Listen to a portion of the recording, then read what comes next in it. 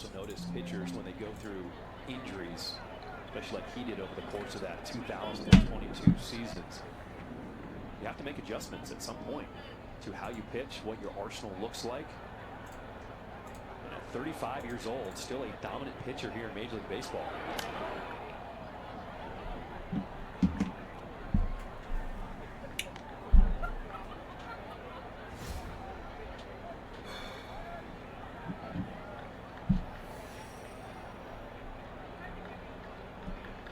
To the count here to Danny Mendick.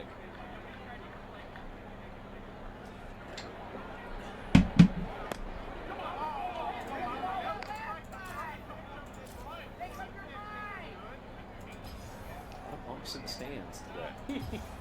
Yes, they're enjoying their afternoon.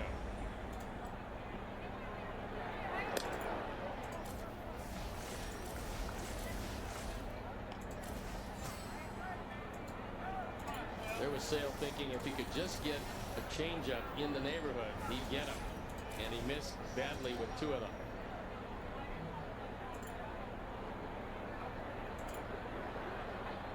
Two.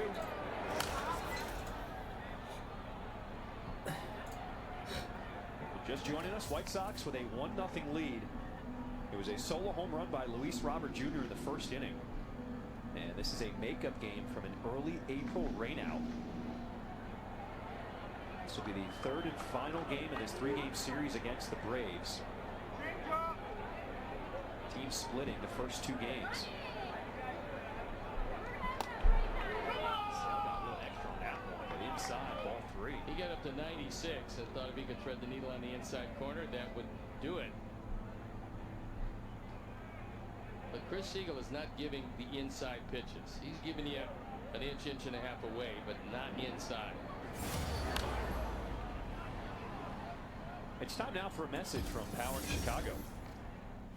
At Power in Chicago, we build more than electrical infrastructure. We build the future. Our trained, qualified, diverse workforce knows electricity. Partner with Power in Chicago and build better construction, better careers, and better communities for generations to come. Here's the payoff to Mendick. Strikeout number 8 for Chris Sale. After 5, White Sox on top 1-0.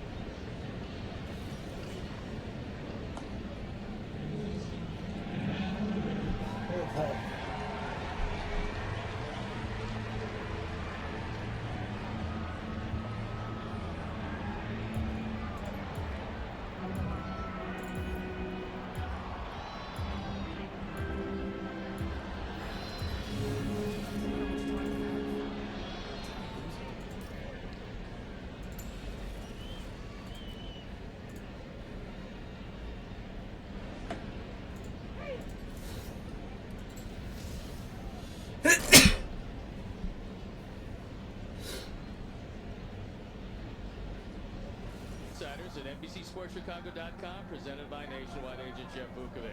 Get to enjoy knowing the Vuk as much as you do the jingle at JeffVuk.com, because Nationwide is on your side. Very nice. Picked up where we left off in early April against the Braves. I remember back then. It was all fun and games when you left after a rainout until today. White Sox do lose the off day today, which means they're in a stretch of 13 games in a row without a break. This one hit well. Out to right center. Tommy Pham says, I got it. Down. Kids autograph sessions are back on Family Sundays. That's presented by Coke Zero Sugar. First 125 kids to enter at Gate 5 will head to a special area to receive autographs from some of their favorite players. Plus, enjoy family-friendly activities. Kids can run the bases and more. To learn more and purchase tickets, visit whitesox.com/Sunday. There's a few days at the ballpark that are just my favorite. Obviously, dog days up there. Yeah. Last night was amazing. Mexican Heritage Night. So many people coming out, sold out. But also Kids Run the Bases Day. There's just something special. It just brings me back to a time I remember going to the ballpark, getting to run the bases. That thrill like you're a big league player. And to be able to grow the game and pass it on to the next generation. One of those special days. Yeah, I mean, that's the biggest thing about having the youngsters down on the field. You get them to fall in love with the game, and then the game perpetuates itself.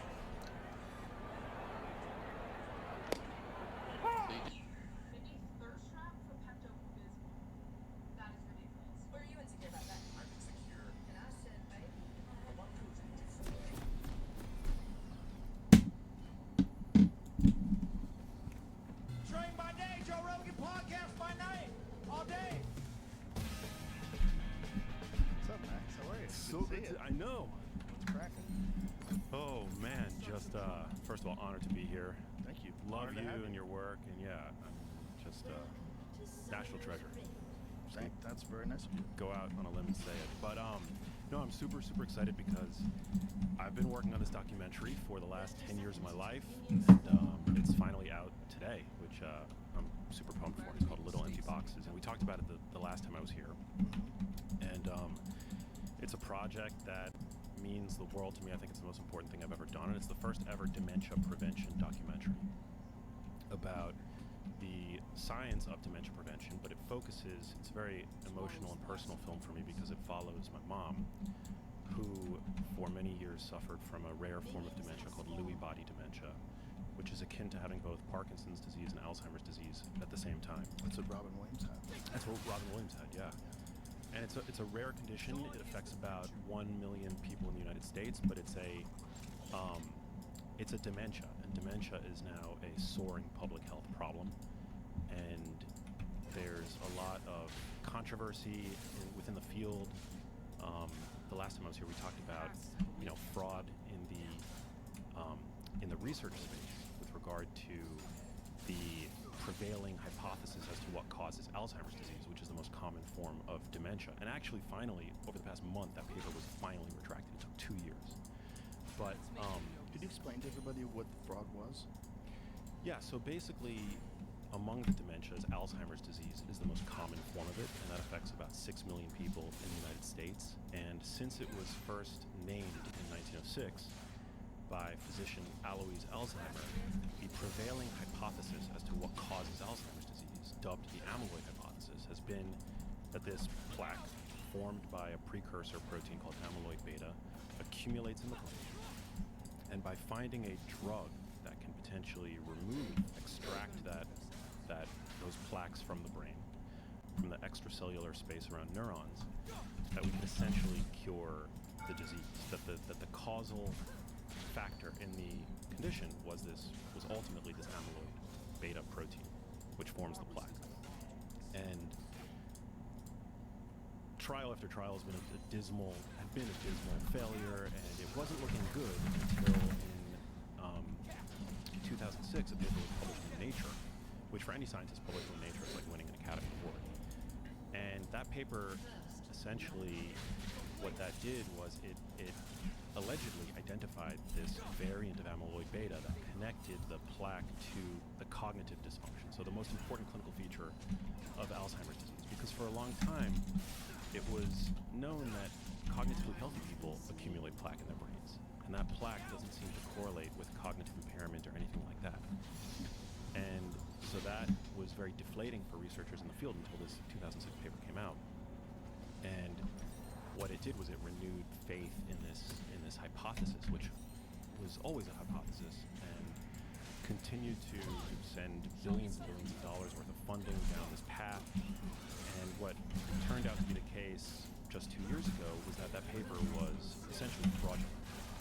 And it represented about 16 years worth of wasted time, wasted money, which was hugely deflating for not just the research community, but also for any patient who's ever suffered from Alzheimer's disease. And the way that the field is now slowly starting to turn, but this is a drum that I've been beating for the past 10 years, is that we really need to start talking about these conditions in terms of prevention. And that's what inspired me to set down this path of creating a documentary with Lucky Boxes. What was the fraud? How did they do it? So basically, in the paper, they identified these proteins that they isolated in rat models of the condition, mouse models of the condition, called A beta star 56.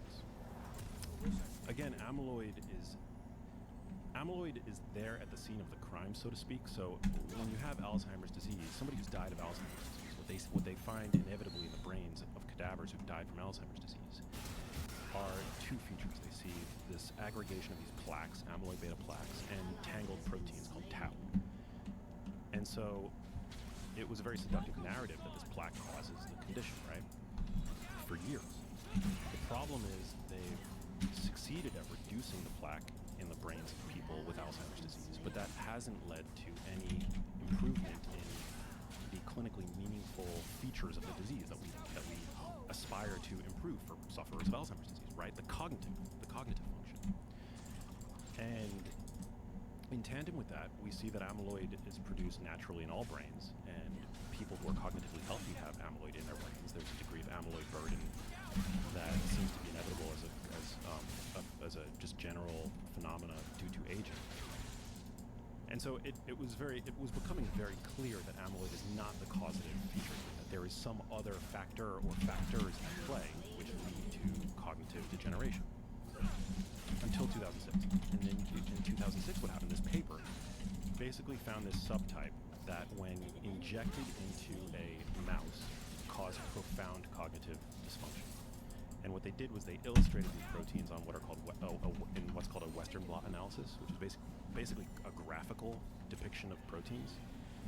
And the peer review process for papers, I mean, people go in and they crunch the numbers and stuff, but they don't look at like imagery, and they don't go through the imagery with a fine-tooth comb to make sure that it hasn't been photoshopped, essentially. But one sleuth, who is a scientist himself, this researcher from Vanderbilt named Matthew Schrag, actually identified that a lot of these images had artifacts that made it very clear that they were faked.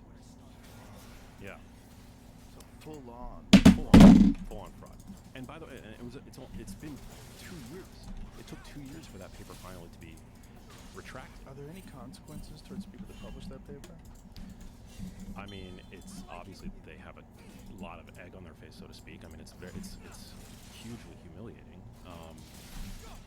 But no, I don't think that They're still employed? The lead researcher still employed. I mean, they're investigating Sylvain Lesny, who's a university of, he is I want to say not Michigan. It'll come to me, but the primary researcher is being investigated, as far as I know. So the primary researcher, they're connecting to the Photoshop? Yeah.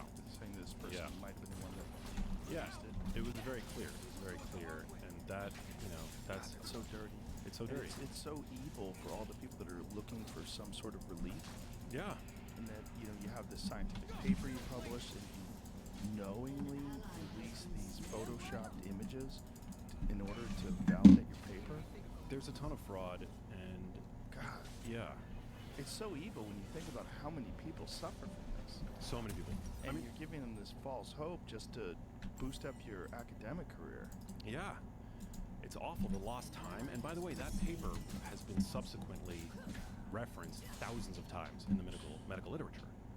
Basically, negating... Hey, Sarah. I mean, Thank you. Countless Hope you're doing well, papers too. have been since published that have referenced that paper in 2006, that Nature paper that was finally retracted. I mean, think about the lost time. Think about the needless suffering. Yeah. And it's my view that dementia, essentially by the time you are diagnosed with dementia, we'll say Alzheimer's disease, you are in late-stage Alzheimer's disease. whether it's mild, whether you were just diagnosed yesterday. This is a disease of midlife with symptoms that appear in late life. And so that's why the field is now slowly, I hope, pivoting more towards prevention. And where the money, I think, needs to go is into identifying that golden biomarker that's associated with the onset of the condition so that clinicians can intervene earlier. Because right now when you catch it, it's sort of like pancreatic cancer, which incidentally my mom passed from in 2018. But it's, pancreatic cancer, most of the time, it's diagnosed and it's too late. The cancer tumor's already metastasized. And so this is kind of similar with Alzheimer's disease. By the time it's diagnosed, you're already very late in the game.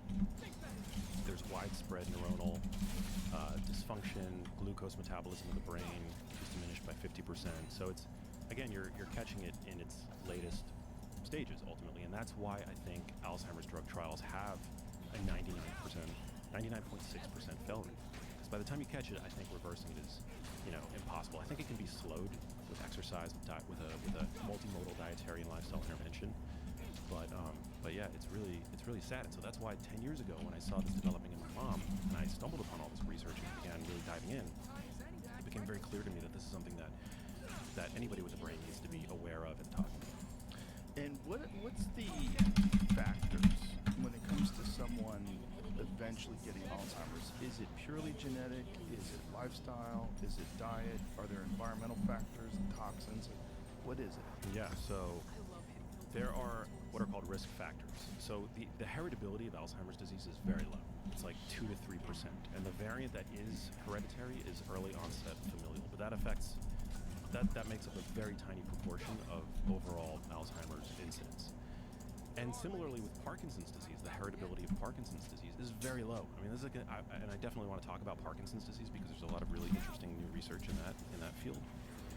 But by and large, with regard to Alzheimer's disease, you have what are called your non-modifiable risk factors, which are your age, you can't change your age, your gender, you can't change your gender, your genes, you can't change your genes, although you can affect how your genes express themselves, which is known as epigenetics. But then you have your modifiable risk factors, which I think is so exciting because these are the risk factors that you have agency over. You can control obesity, hypertension, type 2 diabetes. I mean, these are all nutritionally mediated, obviously, which I love talking about nutrition insofar as it can prevent or reverse obesity. I think that's incredibly empowering. Type 2 diabetes, if you have type 2 diabetes, your risk for developing Alzheimer's disease increases between 2 and 4-fold. They're actually now, we interviewed in my documentary the researcher who coined the term type 3 diabetes. Have you heard that? Are you familiar with that concept? No, I haven't. So it's looking a lot like Alzheimer's disease might, in fact, be a form of diabetes of the brain, which is a mind-blowing way to think about this condition. And in fact, we see that peripheral insulin resistance, so the hallmark of type 2 diabetes is insulin resistance. And we see that the more insulin resistant a person is, the more difficulty their brains seem to have with regard to creating ATP, which is the primary energy currency of our cells. And the researcher who coined type 3 diabetes, her name is Suzanne de la Monte. She's a Brown University researcher, and she is in no way in the public sphere. She's purely a bench researcher. She's actually in my documentary. It was incredible to interview her and speak to her. But it seems that insulin resistance causes the brain to suffer in many ways. It damages the blood vessels. Ultimately, when you have type 2 diabetes, it damages the blood vessels that supply the brain with oxygen, nutrients, energy. But it also seems to impair, there also seems to be an aspect of insulin resistance that reduces the brain's ability to generate energy. So when you first started becoming aware of this, your mother develops this condition, you first start being aware of it, what were the first things that you noticed that started to get you to question whether or not the conventional applications of drugs and things are on the right path? Yeah, I mean, I grew up in New York City, and when my mom first started to show these symptoms. And how did you notice it? What were the symptoms? I was living in LA at the time, and so we would touch base every other day via phone, and she started to complain to me about brain fog. And there was some aspect of what she was sharing with me that I thought was just a natural part of getting older. But ultimately, she revealed to me and the rest of my family that she had sought the help of a neurologist.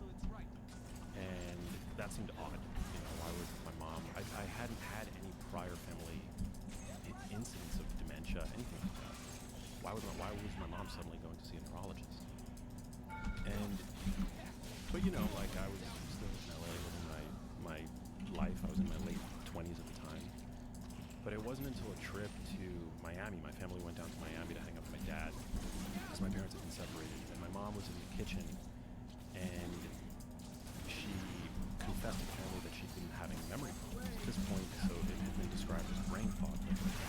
She revealed that she had sought the help of a neurologist, and you know, me and my brothers and my dad, we were in total disbelief that my mom was having anything outside of the could possibly be having anything outside of the realm of ordinary. So we were kind of mocking her in a way, and we said, well, if you're really having such profound problems, what month is it? Or I think it was like what year is it, or something like that. And she couldn't recall. She couldn't recall what the month was, and she started to cry. And at that point, for me, that's when I knew that something was really wrong, that I needed to step in. Because, you know, when you're sick, that's a really scary place to be. It could be frustrating, it could be confusing, and, you know, when you're in these doctor's offices, and you know, oftentimes they don't have the best bedside manner, and they run a battery of esoteric tests. It can be incredibly overwhelming, and it becomes really hard to advocate for yourself, I've learned, as somebody with a chronic illness, not least of which a chronic illness that's affecting your cognition. And so I decided at that point, essentially, that I had to pack up my LA life. I moved back to New York, and I started going with my mom from doctor's visit to doctor's visit. And again, you know, I'm pretty privileged, grew up in New York City. My mom had health insurance, resources. I started going, you know, to all of these different cathedrals of Western medicine, academic, medical insight. And in every instance, I experienced what I've come to call over time diagnose and adios. And a physician would, you know, run these tests, titrate up the dose of a medication that she was already on. One physician actually thought that all of her symptoms were due to depression, right? There's this like idea of the hysterical woman. Today, 1 in 4 women over the age of 40 are on an antidepressant drug, you know? So over the age of 40. Jesus Christ. Yeah. I'm not saying there's no use for them, those kinds of drugs, but they're very overprescribed. That's not, I don't think that's controversial. And so my mom was given one of these drugs without full informed consent, I don't think. I mean, ultimately we tried to get her off of them, which we found out was incredibly difficult to do. Titrating off one of these SSRIs is really, really hard, actually. And it turned out, obviously, to be the case that my mom, that these symptoms were not due to degeneration of the brain. And we went from doctor's office to doctor's office, ultimately culminating in a trip to the Cleveland Clinic. So just imagine, like, we're in New York City, right? We have like multiple hospitals at our disposal. We had to book a trip to the Cleveland Clinic, and it was there that for the first time my mom was diagnosed with a neurodegenerative condition. So she was prescribed drugs for both Alzheimer's disease and Parkinson's disease at that time. And that, to me, was... I've always been a pretty chill guy, but that was the first time in my life I've ever had a panic attack. Just Googling the drugs, like any scared kid would do when their mom receives a life-changing diagnosis. And that was the moment for me that I realized that my life had to pivot, and I had no choice but to dedicate myself to learning all that I could about these conditions. And so you find out about the fraud. How long into your research did you find out that most of what people understood about the condition was based on this fraudulent study? Well, it's not even just the study. It's the fact that these conditions begin decades before the emergence of symptoms.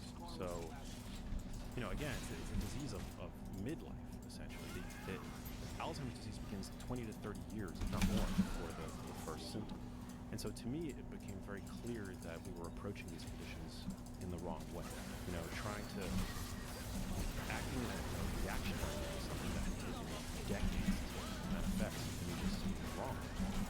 And I stumbled upon the work of a neurologist at Weill Cornell Presbyterian, who was Alzheimer's disease as a preventable condition, which is not something that I'd heard prior to coming across his work. And I realized at that time that this was like considered 10 years ago a fringe idea. Dementia prevention is a fringe idea, except for through the lens of this neurologist who's working within the confines of, rigorous, randomized research, checking all the boxes for scientific credibility. And so to me, it became really clear that this is a topic that I need to help amplify using my skill set as a non-medical doctor, as a non-academic scientist. And I also learned really early on that it's not a genetic condition, there are genetic risk factors, but that we have a say when it comes to our cognitive destiny, that this is not a natural part of aging. I mean, everything in the body as you get older tends to falter in its functionality, like our joints don't work as well, and there is a degree of forgetfulness that I think is in a way a natural aspect of getting older, but cognitive impairment, that's not natural. Degeneration of our neurons, of for example, the portion of the brain that drives movement, the substantia nigra, which occurs in Parkinson's disease, that's not normal. And so it began this investigation for me, trying to understand, because I was seeing the person who had the most to anybody in life, degenerate every day in front of my face, getting worse and worse and worse. It instilled this burning desire in me to understand all that I could and to share it, to the hopes that it might prevent it from happening to others. And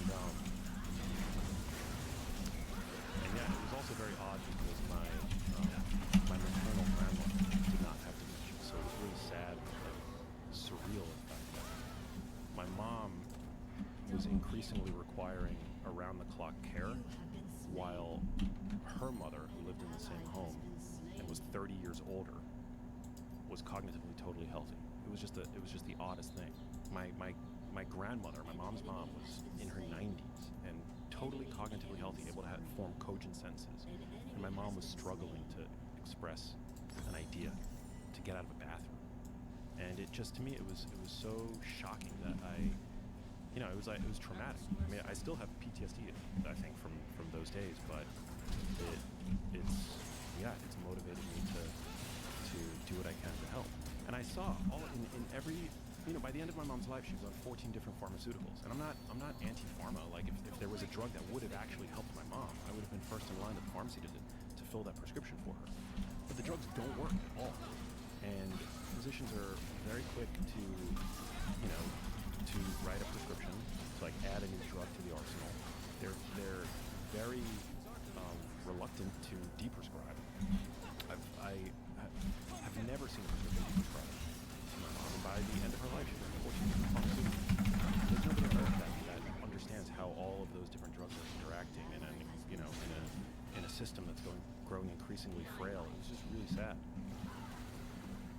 And so I started to investigate these modifiable risk factors, whether it's diet related, which in my mom's case, it may have had something to do with her diet over the years.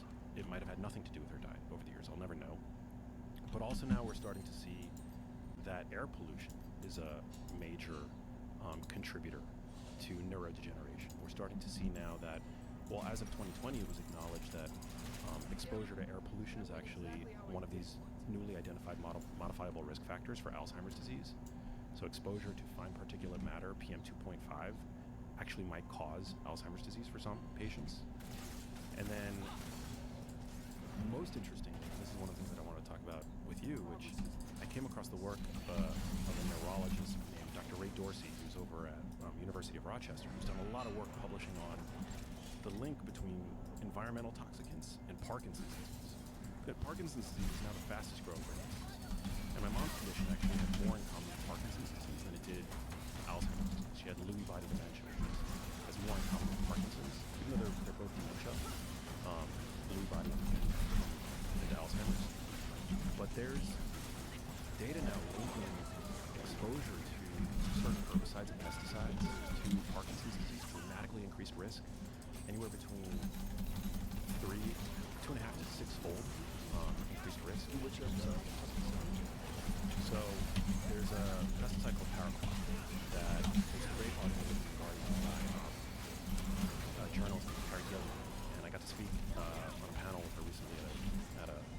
scientific conference in D.C. called Brain and Environment, and paraquat is this compound that it's an herbicide that's produced in China, but its use is banned in China. We import it here. Yeah, it's crazy. We use it here, and occupational exposure to this compound is associated with between 2.5 to 3 times the risk for the development of Parkinson's disease. Related compounds are literally used in mouse models to create Parkinson's disease. And the company that creates it has been under investigation for years, and what has now come to light is that they knew about the fact that these chemicals accumulate in the brain, in brain tissue, and they seem to selectively target the region of the brain associated with Parkinson's disease, the substantia nigra. Wow. It's very scary, and What crops are these used on? Is it specific crops? Is it specific foods to avoid? Or how do you know if those pesticides or herbicides are being used? well, it's the residues and the exposures that you get from eating them is very low, but we don't know what long-term exposure to those low levels is doing to us. I mean, my mother is somebody who never believed in organic produce, right? And organic is not perfect, and natural compounds, some of them are the most dangerous compounds on Earth. So I know, some people listening might say, oh, here we go with the appeal to nature fallacy, but it's very clear that occupational exposure is very hazardous. You have to be licensed, you have to use this stuff very carefully, but some people actually use it to off themselves. I mean, it's a really toxic compound, and we now have data suggesting that it creates this condition, that it selectively targets and destroys dopamine-producing neurons that mediate movement, and it's used in cereal, grains, things like that. Why does cannabis oil have a profound effect on Parkinson's patients? I don't know about cannabis oil, but I can tell you about nicotine. And nicotine is a very interesting compound from the vantage point of Parkinsonism. And a lot of people, love nicotine obviously for its cognitive boosting effects. I'm not going to say that it's a healthy compound. I mean, I think that it has cardiovascular repercussions and the like, but there seems to be and of course smoking is terrible for you, but Cardiovascular with the delivery method, or just across the board? nicotine by itself raises heart rate and it raises blood pressure acutely. Not by much, but presumably, and it's vasoconstrictive as well. So there's some evidence suggesting it impedes wound healing. I will occasionally use nicotine as a cognitive enhancer, but I also have chronic low back issues, and I think that for people with disc issues, this is just a speculation, but I think that it's probably not a good idea to chronically use nicotine if you have disc issues, which are already, your discs in your back are already poorly vascularized, and nicotine is a vasoconstrictor. And smoking, increases your risk for Alzheimer's disease. I don't think that there's that we've identified a relationship between pure nicotine and, well, pretty much anything. The research on pure nicotine by itself is pretty sparse. Most of the research on the health effects of nicotine is confounded by smoking, which is obviously not good for you. But interestingly, there does seem to be an inverse relationship between nicotine use, even via smoking, and Parkinsonism. So people who smoke cigarettes seem to be protected to some degree against Parkinson's disease, which is very odd. And they've shown in mouse models that nicotine actually, when they use some of these mitochondrial toxins, some of these poisons like paraquat, right, or another one called MPTP, which has been used as a street party drug, but it's actually profoundly neurotoxic. It's been shown to create chronic Parkinsonism with just acute use. Nicotine actually prevents that in those models. So it's been shown to somehow protect the brain from, in some regards, against Parkinson's disease. So I wouldn't recommend using nicotine unless somebody, and this is again a speculation, but my hypothesis is that if you were exposed occupationally to some of these compounds like paraquat or rotenone, or there are other compounds that are being directly connected to Parkinson's disease too, like trichloroethylene. I would say maybe nicotine is a potentially disease-modifying intervention in those contexts. So in these, when they've studied patients, was there a noticeably smaller instance of people who developed Parkinson's who were smokers, or was it non-existent? Like, they're just, I'm not sure the relative risk decrease, but it's one of these odd things that seems pretty consistent in the literature, that smokers are less likely to develop Parkinson's disease. by what factor? I'm not sure. I'm not sure the factor, but it's significant. It's significant. But smokers are more likely to develop a whole host of other. Oh yeah, it's terrible for you. Yeah, but that's the interesting thing, is that nicotine. It's thought that nicotine protects this one region of the brain in a significant way. Sorry, have they looked at people that are taking nicotine in different ways, like cigars, gum, patches, things along those lines? Not a lot of the research on nicotine is in animal models, unfortunately. But it is, I mean, it does seem to do, if you set the vascular effects aside, which might play a role in neurodegeneration, because, you know, the brain relies on its vascular network. The brain, you know, is a very hungry organ, and vascular dementia is the second most common form of dementia, actually. But nicotine does seem to have some really protective effects on the brain. It seems to reduce neuroinflammation. It might act in a way as an antioxidant in the brain. I'm not recommending it because there are risks, of course, but they've shown that it seems to be protective in these animal models against these poisons that would otherwise cause Parkinsonism. And some other cool facts about nicotine, actually, because I did do a little bit of a deep dive recently into it, because I do notice a cognitive benefit when I use it. Nicotine. How do you use it? I just use it. I use it like before. But in what form? A lozenge, like a little, lozenge. And I don't have an addictive personality, so for me, I'm not it's not something that I feel compelled to do every day. But I do it before, like, I have to go on like a TV show or do a big podcast or something. And I do see, I do definitely see like a cognitive bit, like it's a stimulant. That's it's pretty well known. But yeah, nicotine also, it has a very short half-life, so its half-life is only about 2 hours. I mean, you compare that to coffee. Coffee's is like 8 hours, so it's relatively transient in your system.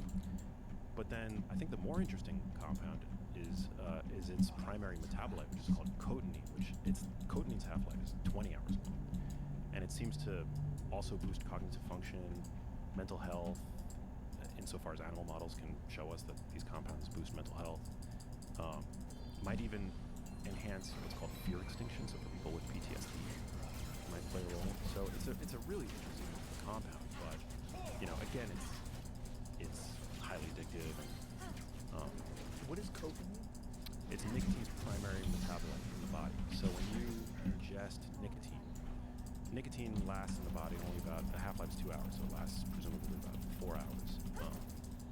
But it converts to this compound called cotinine in the body, and the half-life of that compound is about 20 hours, so it's in your system for a long time. And that compound doesn't have any negative side effects of nicotine. It just seems to do all these interesting, cool.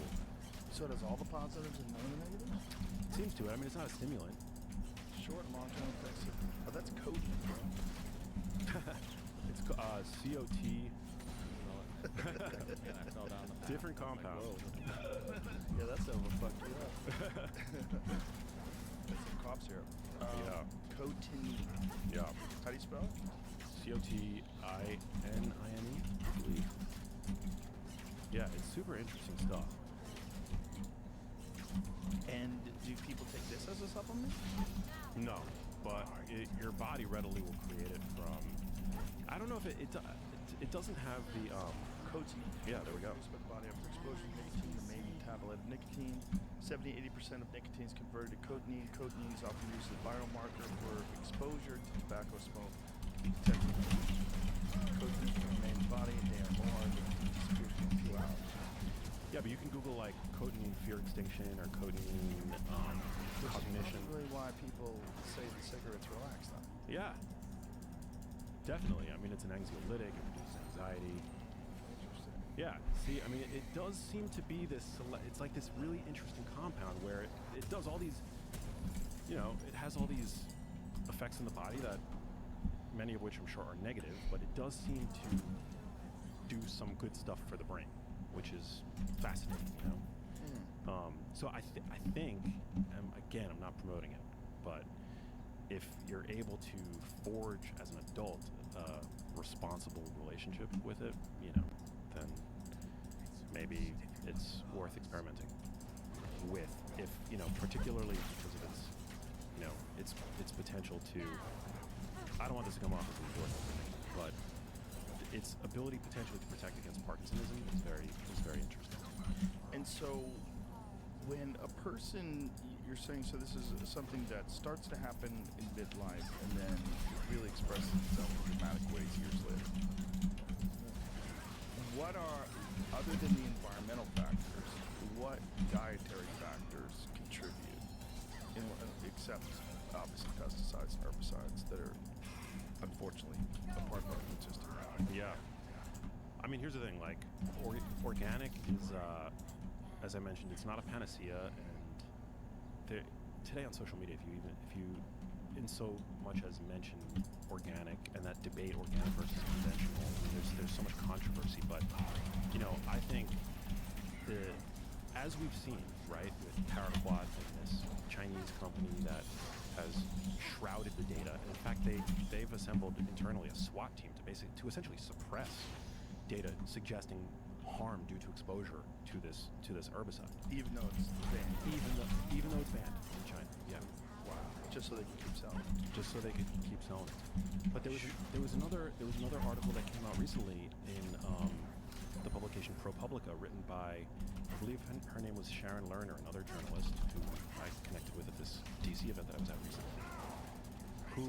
It was this crazy 3M has been hiding the health harms, shrouding the health harms, suppressing the health harms due to exposure to these PFAS compounds that are forever chemicals, known endocrine disruptors. In Band-Aids. Yeah.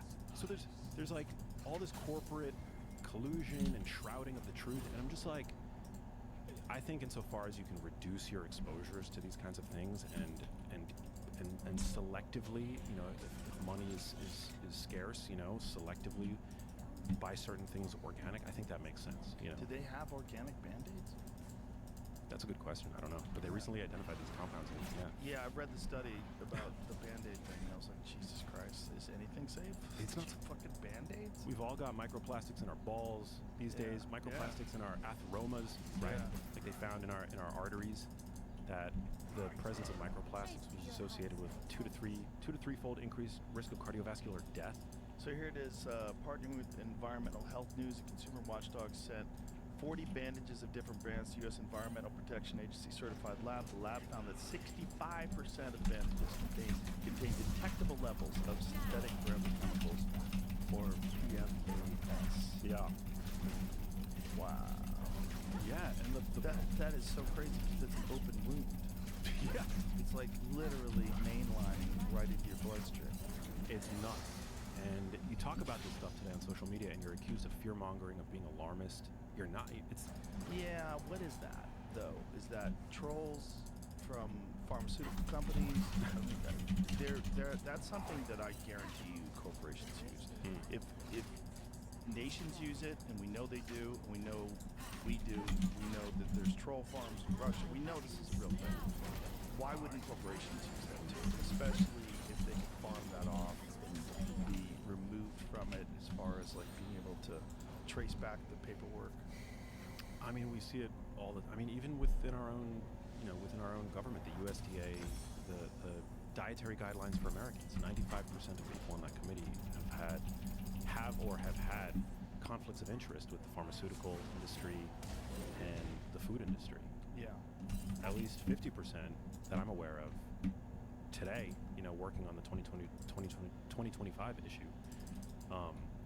We see all the time there's been a number of great journalism done in the Washington Post, exposing how the food industry pays dietitians to promote, a certain ideology around food, that all foods are cool, you just have to eat less and move more, all foods fit, there are no good or bad foods, which, it's hilarious, it's crazy. Yeah, I mean, these companies, they pay these people that are body positive influencers as well. Yeah, so they're basically paying people that are ill because of eating these things to tell other people it's okay to eat these things, and then it's somehow or another phobic, whether it's fat phobic or whatever it is, to not encourage body positivity. And it's stupid. It's just stupid. It's stupid for the people that are getting it. It's stupid for the people that are promoting it. It's stupid for our culture to be inundated with this nonsense and misinformation where we have to sort through it and try to do deeper research and consult people who actually understand what's going on. It's so disheartening that we live in this world that's so compromised by money, that information about key things like your own health is so distorted that it's hard. You talk to people, and so many people have like a basic misunderstanding of what is good and not good for you, and all of it is because of this kind of thing. That it's just so prevalent and it's so confusing. And you're getting expert advice from people, which is one of the wildest ones for me. When you look at Thank you. Cheers, sir. Cheers. Good to see you. Same. One of the things that's crazy to me is that we get expert advice from people that are clearly sick. How many times have you had nutrition or dietary advice from someone who is obese? Yeah. You're fat. You have no muscle. Your body looks like it's just in decay, and you're the person giving advice. Yeah, I mean, most of the social media, personas that I've observed that purport to be experts, or that that seem to have, I don't know whether it's credentialism, a degree of authority. I mean, I wouldn't send a loved one to. It's just gaslighting on a mass scale. Your average person today comes across this ideology that all foods are fine, it's all good, and they try to reduce their consumption of the crap that they're already eating. And they end up failing at that because it's really hard to moderate your consumption of these foods, which have been engineered to be consumed quickly and regularly. And then they feel as though they feel moral failure, and then it just creates this vicious cycle of yo-yo dieting. We're not being honest about the way that these foods impact behavior. And today, 60% of the calories that your average person consumes comes from ultra-processed foods, which are foods that are highly calorie dense. They are nutrient poor. They are minimally satiating. They're uber delicious, and they push your brain to a bliss point beyond which self-control is seemingly impossible. And by the way, it's these ultra-processed foods that are a major route of ingestion for these kinds of chemicals that we're talking about, these industrial chemicals, forever chemicals. Ultra-processed foods are, if you want more phthalates in your body, consume more ultra-processed foods. There was a study that recently was published that found that for every 10% increment in ultra-processed food consumption, pregnant women were ingesting about 14% higher levels of phthalates, right?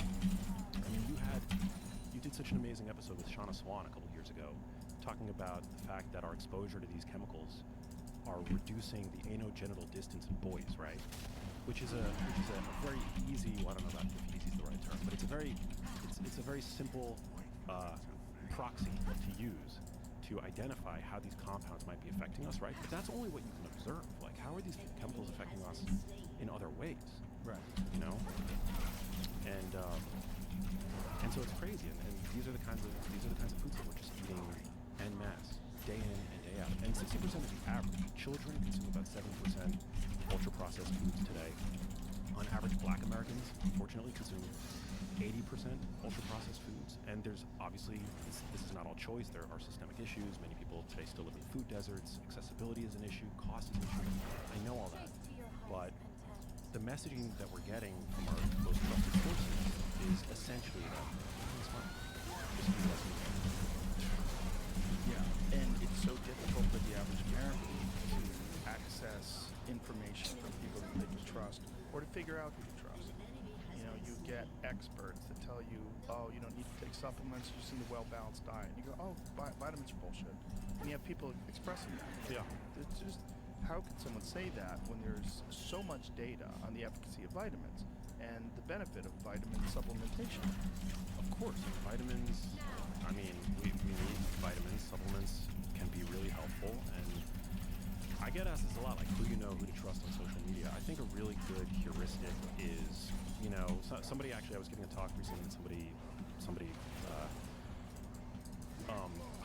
highlighted that one good indicator of somebody who is likely trustworthy is somebody who is willing to present the opposing viewpoint, and not strawman the opposing viewpoint, but actually steelman the opposing viewpoint, like to actually make clear what the opposing viewpoint is, Right. and then to refute that viewpoint. So they're not ideologically connected to the Exactly. result. Exactly. So I try to do that. I try to share where I've changed my mind in the past, or where I've evolved my viewpoint. I try to be clear about things that I don't know. I don't know. You know, I'm also not trying to be one of these people on social media that like purports to know everything, have a magic routine or protocol, you know, for everything, you know, as like some kind of you know, all-knowing arbiter of health information, because I feel like there are still so many unknowns, and I could easily one day develop what it is that my mom developed. I hope I don't. I had a health scare in 2022 that you know, just proved to me that, you know, there is a lot of like luck that goes into this, you know, into this equation as well. My back hurts, I don't know how to fix that, like, you know. What have you been doing for your back? Well, I try. You have bulging discs? What do you have?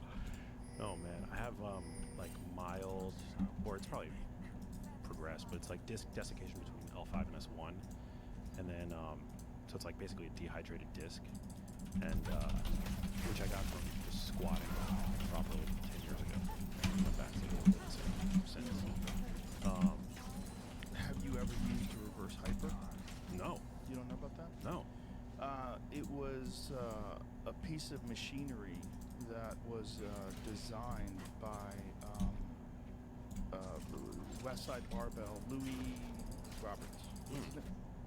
Simmons, sorry. Louis Simmons from Westside Barbell developed this machine that strengthens the back and actively decompresses the back.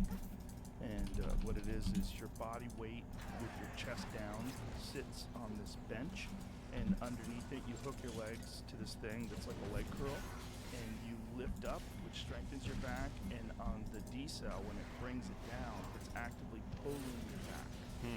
And it's phenomenal. Whoa. It's really good. It's really good at decompressing your back. It's really good at strengthening all the muscles around your back to keep your back stable. This is the machine right here. We have we have the Rogue version of it out there in the studio. I can show it to you after we're done here, but I love it. It's phenomenal.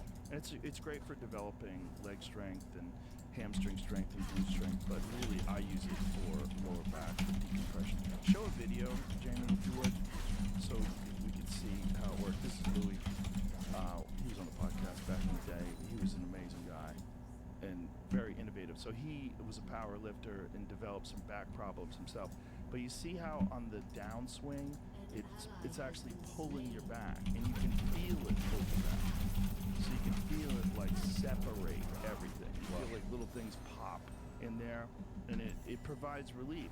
And for him, they were telling him that he had to get his disc fused because he had too much compression. He said, well, what about decompression? And they were reluctant to consider that. And so he's a genius, a fitness genius. And so he designed a machine that would actively decompress the spine while strengthening the muscles around it. Whoa, that sounds awesome. Yeah. Have you done any decompression stuff? I had bought this thing that you like hang upside down on it. That you know, I mean, this was like a couple years ago.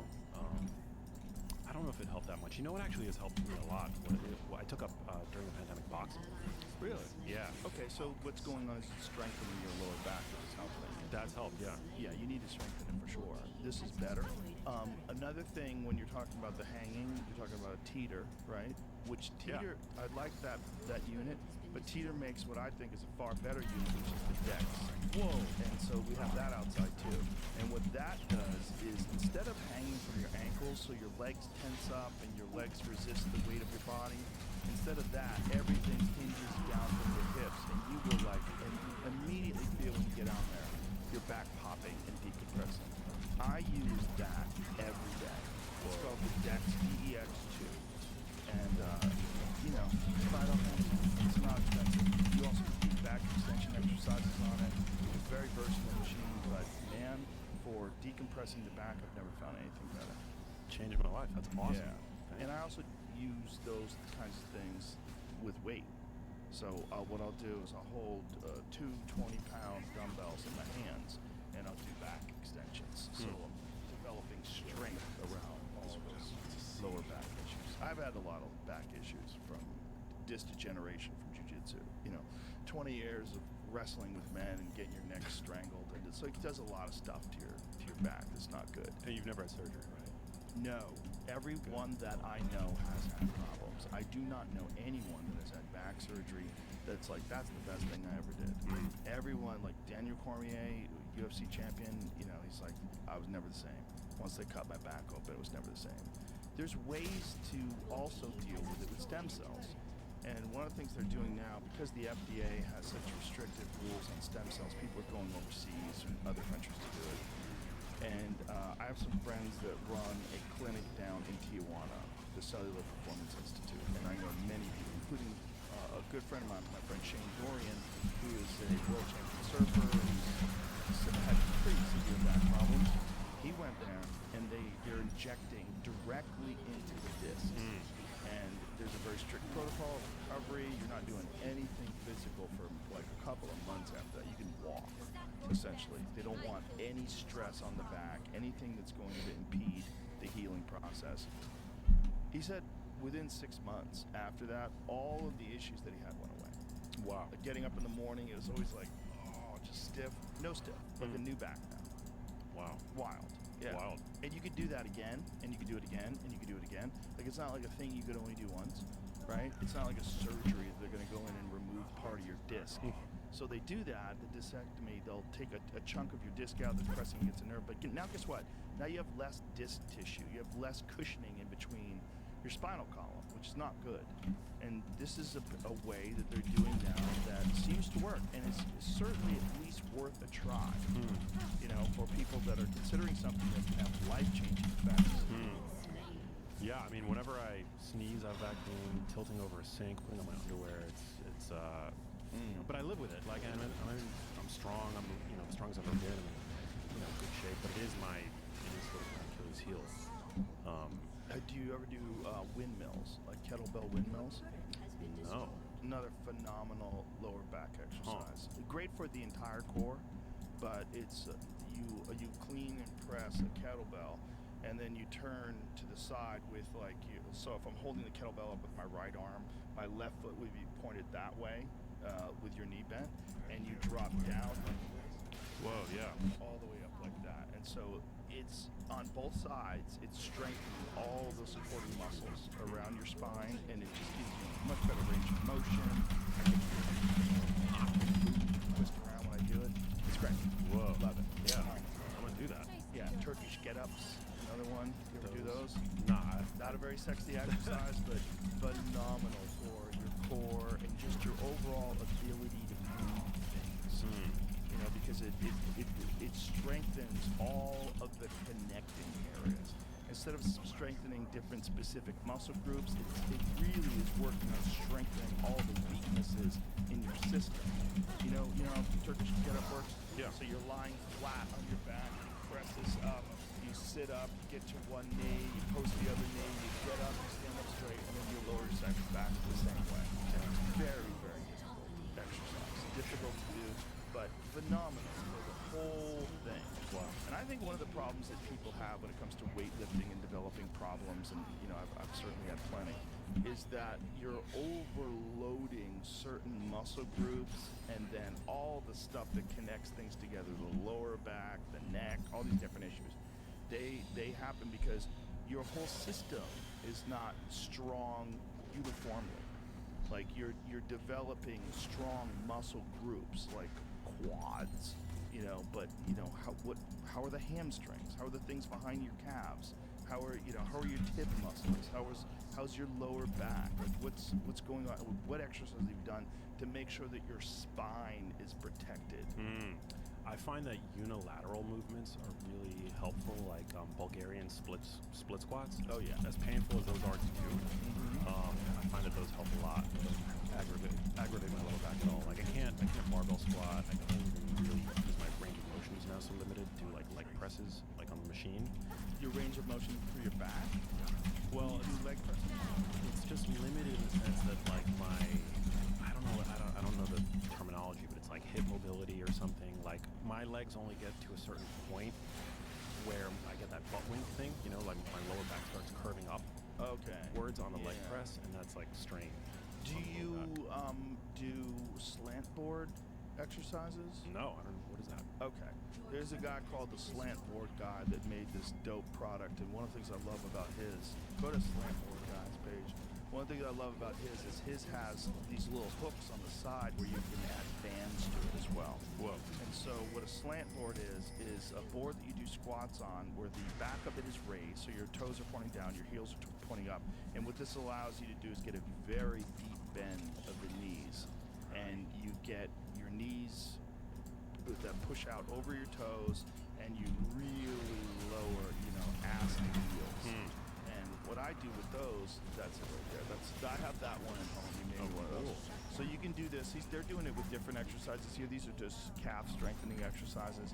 I do them with body weight squats, and one of the things I do them with is goblet squats.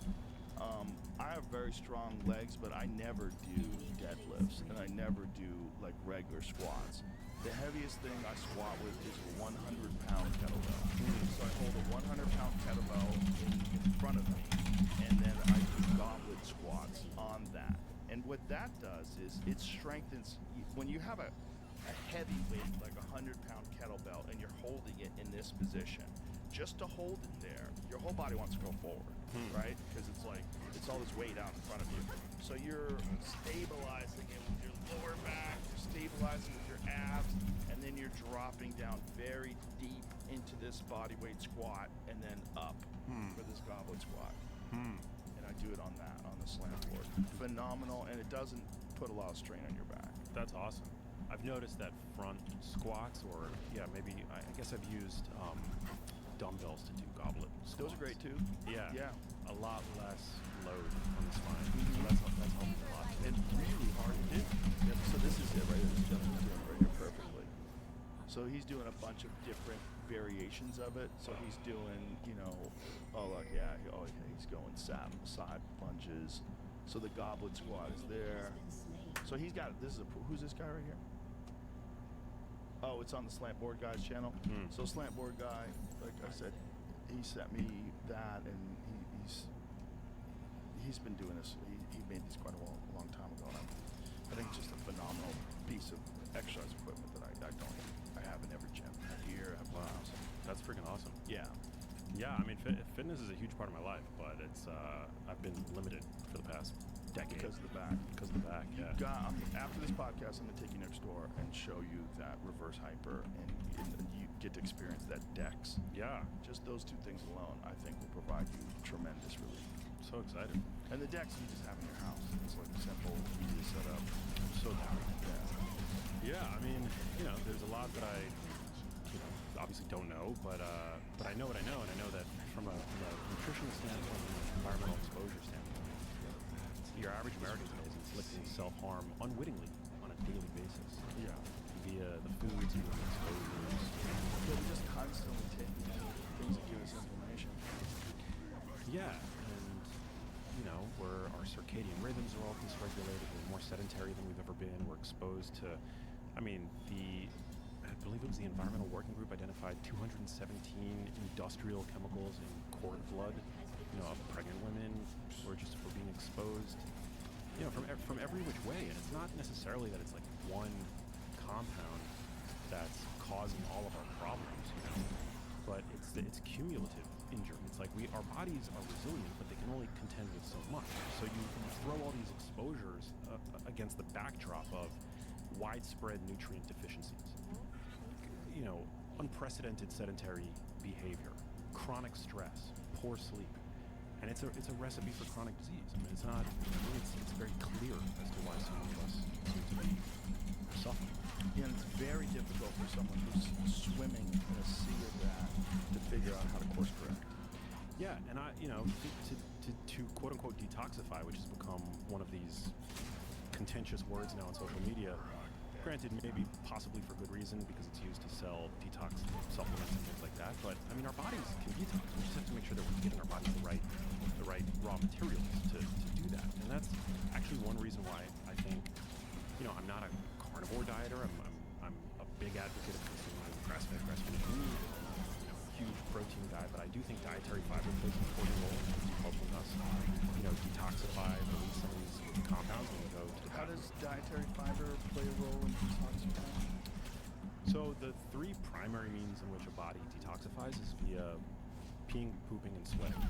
And when you release bile acids into the lumen of the gut, with those bile acids come compounds that the liver has essentially has marked for removal from the body.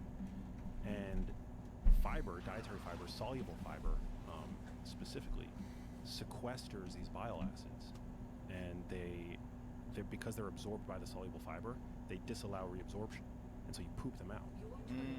That's one of the reasons. That's actually the mechanism by which soluble fiber can reduce LDL cholesterol, ApoB, because it sequesters bile acids, which your liver creates using cholesterol, and so you essentially like poop out lipids, toxins. I mean, if you're not pooping on a regular basis, you're harboring toxins. That's why I think that's probably one of the mechanisms by which fiber seems to be so consistently associated with health span, lifespan, and those observations are not necessarily causal. Like there's healthy user bias there. I think, obviously people who eat more fruits and vegetables today, they likely have other healthy dietary and lifestyle habits. Like that's clear, right? But I do think there's a mechanism for fiber to help remove some of these toxins and the like. And is the idea behind that mechanism that fiber encourages defecation? The soluble fiber, like traps. Basically, bile acids get released into the lumen of the gut, which helps break down fats, right? You need to break down assimilated fats, right? But there's a very small, I believe it's at the end of the small intestine, where these acids essentially would otherwise get reabsorbed, but because they're trapped by the soluble gel-forming fiber, they get passed. And so how is that different than what would happen if you just ate meat and you have these compounds?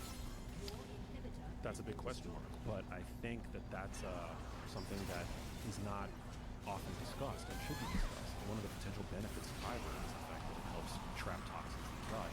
And meat does not? No. Meat is a low rate food. Meat is largely absorbed in the small intestine. I mean, when people, the bulk of stool is made up of fiber, and dead bacteria and cells that have been sloughed off the epithelial layer of the large intestine, small intestine. But yeah, fiber is generally what makes up the majority of the stool.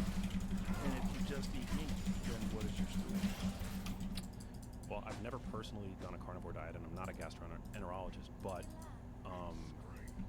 carnivore dieters say that they poop fine, but I think it's a missed opportunity to not be getting fiber in your diet. I don't think that the carnivore diet long is optimal. Short term, and also I will say that people that see reprieve from awful conditions like Crohn's or IBS or whatever these autoimmune conditions are that people who adopt carnivore diets, like I would never say stop doing this diet that seems to be helping you. Like I would never say. Okay, that. see you later. So the primary function of fiber that you think All is right. beneficial versus having a carnivore diet is the fact Love that you you too, can absorb Mom. these compounds inside the gut, whereas if you're just eating meat, that's not going to happen.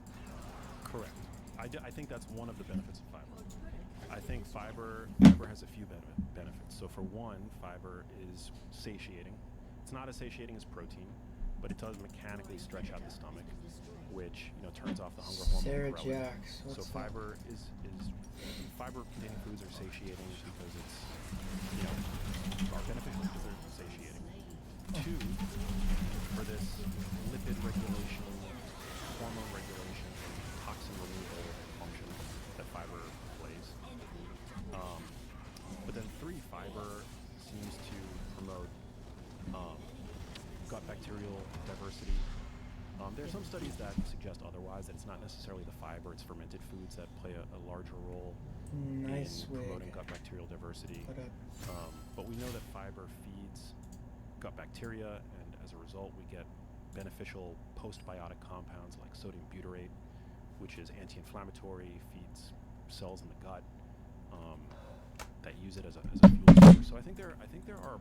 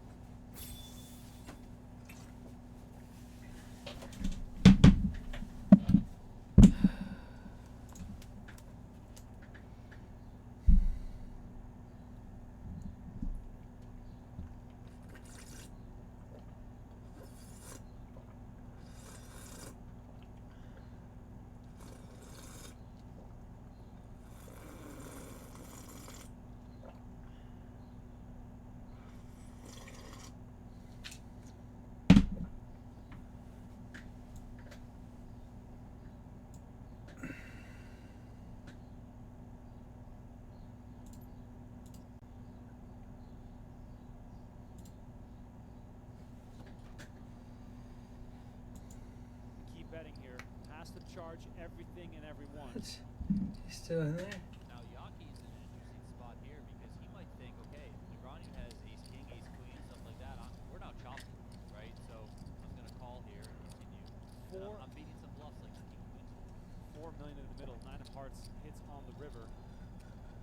And Negroni, who came up starting as a limit hold'em player, fires again on the river.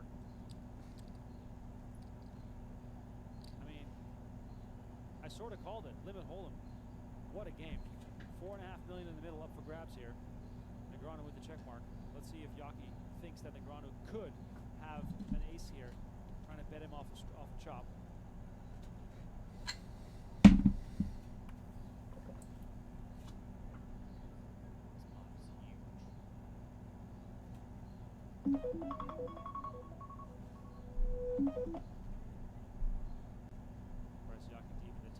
Does decide to let it go, and there it is. Negroni gets to take one down, a big one, and he's back up to 9.1 million.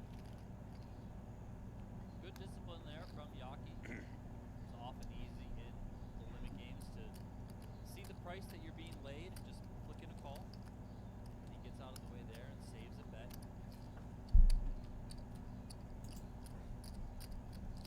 bracelet, like we said, 2013. I find the stat also compelling that his last bracelet in Vegas was in 2008.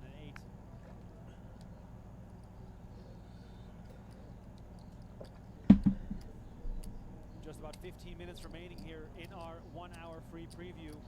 Make sure you get your BookGo subscriptions right now. Ali Nishad, Philip Sternheimer, and Alex Livingston are on the call. A little look through the room here to remind you that you can win your seat to the 2025 WSB main event with PokerGo. If you are an annual subscriber, on any day that we do the draw, you are eligible for that giveaway. We're giving away 3 seats to the WSB main event next year. Just get in there. Get the annual subscription. Surprised you didn't try to do that to Chris. Yeah.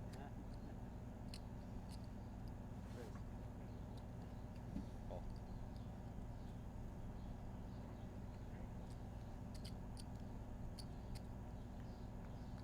Ed in the chat is saying, Ivy broke a 10-year bracelet drought this year. Can Daniel do the same thing? I mean, Wild. it'd be a wild headline if he managed to get it done.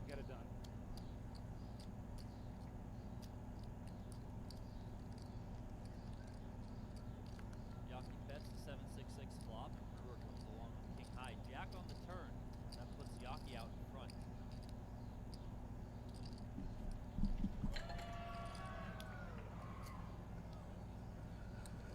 Yaki bets. Brewer gets out.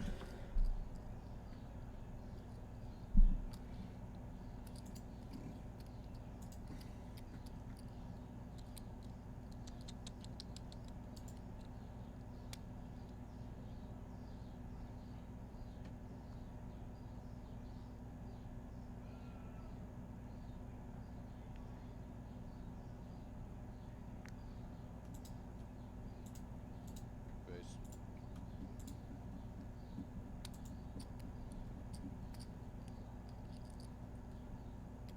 Brewer with a small blind raise. Negroni defense is big. Oh wow. Queen, Jack 8. Brewer flops a flush. Bet call.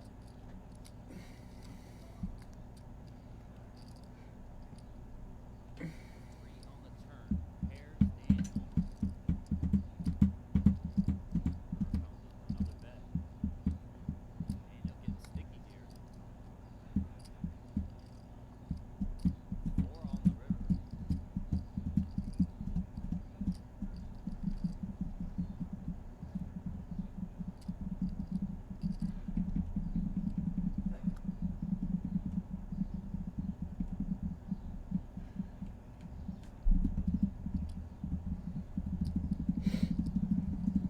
Negroni with just a pair of 3s, but this is limit hold'em after all. A pair is generally pretty good.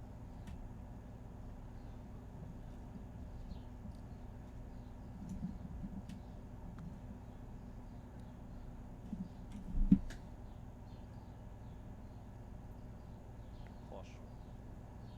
He makes the call, and Brewer announces the flush. Brewer gets back into the game. Negroni drops down a bit. The big winner here, Bryce Yaki, Donnie. Yeah, Brewer and Negroni now virtually tied in chips. Lowest pot I've won today. Yeah. Alright. I'm not gonna go full. Good. First pot he's won This is today. a pretty good one. Wow. Yeah, I mean, Played it great too. I just clicked the bet button every I just time. assumed he won. This sounds like play limit hold'em perfect to me. I was like, you know what I'm gonna do? I'm gonna bet. Yeah.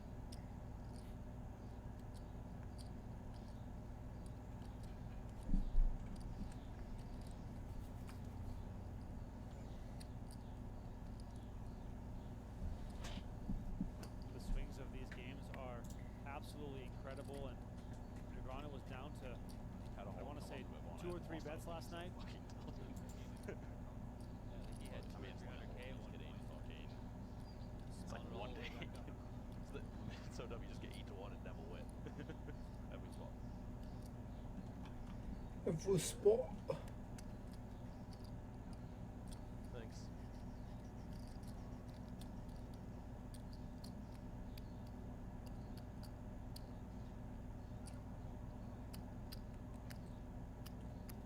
The people in chat are appalled by Negroni calling there with just a pair of 3s.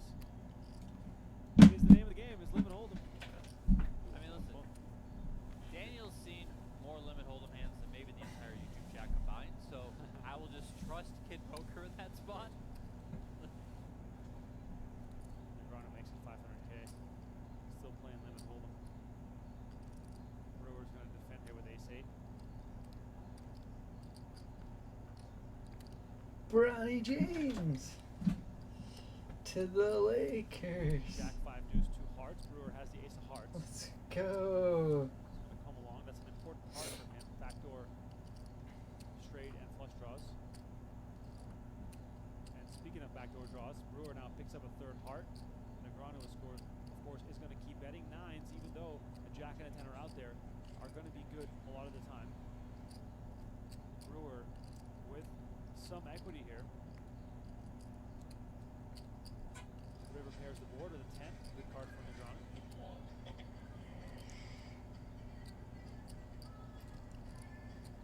Bet again. Could be a card here that makes Brewer think about calling. I mean, he's probably going to barrel some ties, queen, stuff like that. So That line's on the up. Now let's go with the other line. Give him that it out. Goes to John. Brewer saying, I'm not raising, but I might be calling.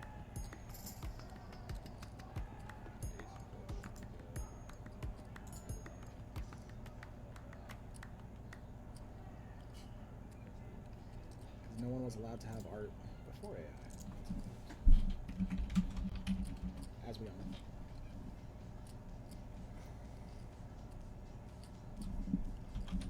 Oh yeah. Hey, Johnny. What's up, man? Good to see you in. Cool. The same way we just looked at Negreanu pondering. I'll take the Brewer title. now You know. doing the same thing, but he Too only kind had of you. ace high. What's up, Johnny? How you doing? Right. so we can hear exactly what he's thinking. Yeah, and of course he's thinking of Negreanu having hands like, River, for example, that This is continue really what I firing. want it to look like. King Queen with the King of Hearts, for example. Concept heavy. Even with just the Queen of Hearts would also be an option. Validate. However, how many combos yeah. are there that are Yeah, straight I bluffing mean- versus combos that go for value? I think a lot more hands go for value. I think here because Marvel you can bet actually smaller just pairs was it for Marvel value. or maybe it was Because DC had you can get calls from had an AI image as a cover of I think of like one of their major series. Gonna get paid off. Might have been Wow. might have been Negreanu Batman. wins a big one And that here. was- Limit that hold up, was and he's back up to 9.3 million. And the little swings just keep Unsettling on for swinging. a lot of comic book artists. Understandably so. Round of applause there. I guess we know who the crowd's rooting for, as expected. Oh my god. If Negreanu someone makes it the heads up, there's going to be hundreds of people watching here. Security guard or two. If you want to get the annual subscription to PokerGo and you want to get the discount, use promo code WSOP24YT. Yeah. $20 discount on the annual. So I don't think AI is gonna tape any bananas to the walls anytime soon. Main event coverage, so Or make you that can treat it machine like a that pay-per-view, is what I tell sweeps people. up all of the Get oil that pay-per-view looks for like the big blood. fight. You know, this is the big fight. The only difference And is they're it they're goes on waiting the for next you. 15 days, 20 days, whatever it is. Every single day we have poker action. Main event is Big going only to guy. be epic as always. I don't know how If you like big golf owns or if you you are, like but that's the what I'm UFC working or on whatever right the case now. may be, the tennis channel these days. And then he's got a So much big snake great content to support, and we love Which delivering it all that for head. raising some awareness I went of no our reference content in on that one. to the YouTube channel.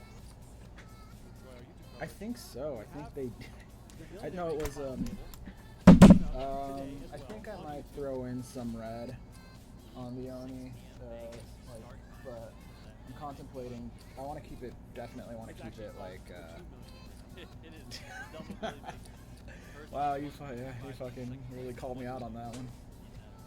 Maybe this guy. Bryce Yockey here in no limit, boost to 7 single draw, raising the Also button. some yellow for this. Like, if I'm gonna color it, I do want the eyes to be like kind of gold, yellow gold. As you can But see, Yockey on a so bluff here, far just trying to it's- win the blinds and antes. It's like when I did the big Negreanu dinosaur. doesn't really have a very bluffable hand from my perspective. Yeah, I would think so. Like when I did the big dinosaur over here. I don't know if it's gonna show it. Anyway, it's like I was considering coloring it, and then once I finished One here. Yockey's all of it, I'm like, I don't want to look at this anymore.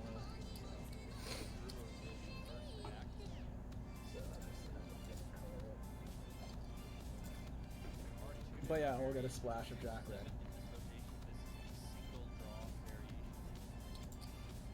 It's kind of,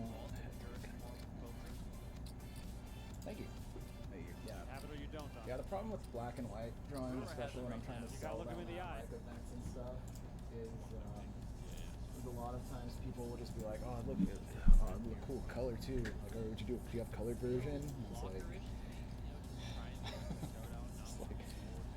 no, I might color it digitally though and do prints because I need to do I need to get prints done. Like, I need to just. I've been saying that for literally years, but every time it's just like finding a print shop and then making something that's actually good to print at a print shop. It's like I'm probably just gonna end up going the route of like just do regular CMYK. Just sell them. But thank you. Like, I don't know, man. I like black and white. It's great. It's great, not completely like every now and then I feel like it completely fucks something up. Got a few more hands left here on our free preview. Like Donnie mentioned, we are doing the Million Maker tonight. The final table starts. Especially like right now, because I don't have any like I don't have any good colored. I have some good colored.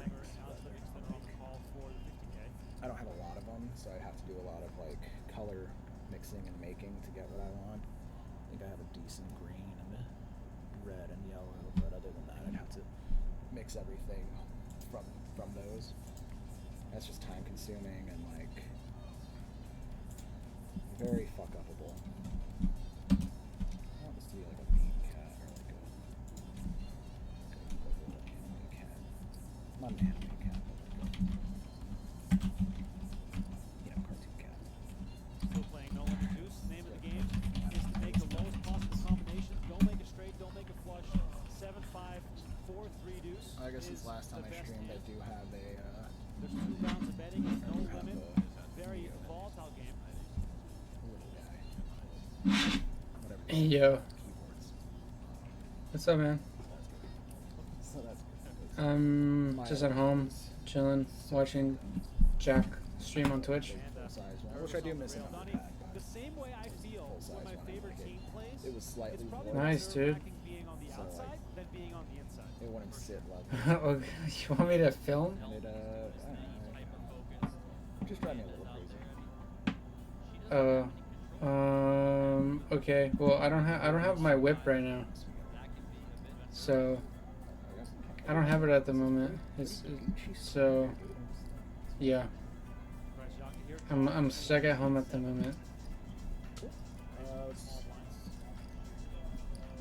Nothing. One final pass on I just don't have it at the moment. Then we're gonna lay down some grays with marker. I think I have enough Prismacolors Yes. to get the colors At the that I moment. want in on this. And then I don't know. We'll see if we can't party hardy. Yeah, that's the goal. I think I'm gonna keep these cats as like kind of ghosty outlines. Yep, it does. Like I don't need it to be. I don't need it to be crazy. Well, like just like a week. No. For those of you watching, I don't know what I did. I just made it so that What? it was lighter and I could actually see. I could still see all the lines that are important. Nothing, bro. It's just getting fixed. I didn't just erase them. I've had people be like, "Why did you erase all of that?" Oh my god. All right, man. Sounds good. Thank you. All right, bye. Because it's. That's 1.25 mil. Brewer. That's a bluff catcher, you know. Not an easy spot. That is your paintings. Chris Brewer, the proverbial blender.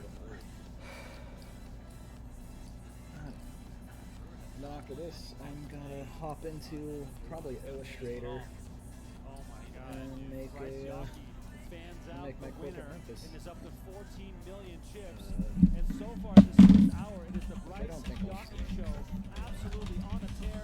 Laid the groundwork during Harlem and Omaha, and now takes a big one off That's of gonna be Chris a lot Brewer. of me trying to remember how to And if the grinder knocked how to do Brewer out, very simple things in he'd still be shorter than Bryce Illustrator Yockey. and then forgetting how to do them and then doing it the long way and then immediately remembering how to do it the easy Last way. hand, maybe we'll squeeze in 2 more. Let's see how it goes. Much love and respect to everyone tuning into us.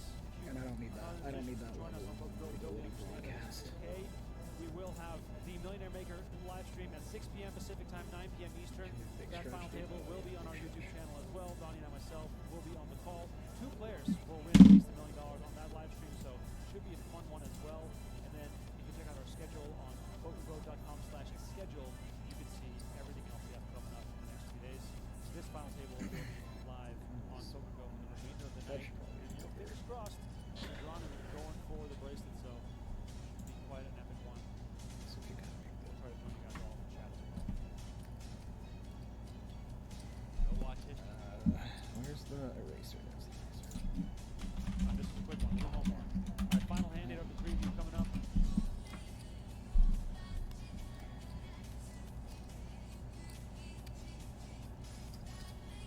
Oh, thanks, man. It's the. Keep it scored. Next game will be Hitter Better after double play limit. Thanks for appreciating my music choice. It's Future Funk. So, the Cadillac. Future Funk Mega Mix. I think there might be one that like Twitch's copyright claim will pick up and will mute it a little bit, but for the most part, like you could get away with like playing these since they're all just remixes and like. Let's go for the button. He's really looking for a nice moment here. Get his chips in, found 4.1 million. But yeah, this is. Yeah, it does suck.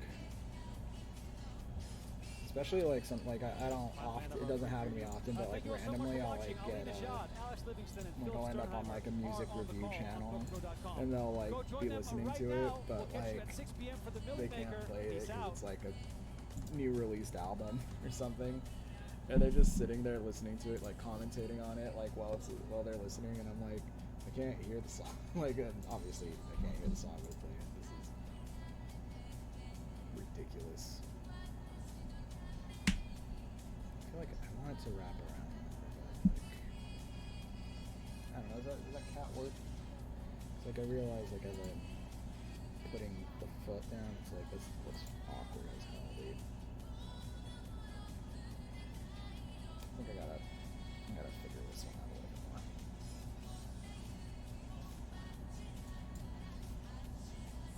Long boy cat. Yeah, well, that's what I was going for, but like I don't think I made him.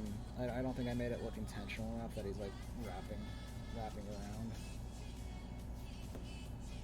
So let's see. Let's put the cat's head down here. Let's make it facing up. And then I gotta like really figure this out. I can't believe I'm actually drawing right now. Ugh. Actually solving a problem. God, like keep the tube going. You know who's good at this kind of shit? Flowers. Flowers was good at this kind of shit. He's kind of just good at everything though.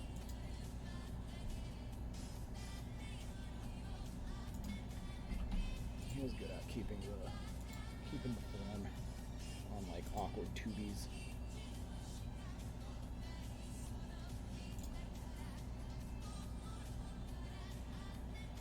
Jays in the past, they can really swing the passes. Oh right. This year, not so much. It's pretty much been Vladdy Guerrero. Everybody else has been dealing with injuries. They've not been performing offensively. But Guerrero, when you make a mistake, out over the plate, has plenty of power. 10 home runs on the year. He's always been a run producer, and he's the one hitter in this Blue Jays lineup the Yankees are going to want to pay attention to the next couple of days. And by the way, he's got good numbers against Rodon coming in. You see what he's done? Okay, there it is.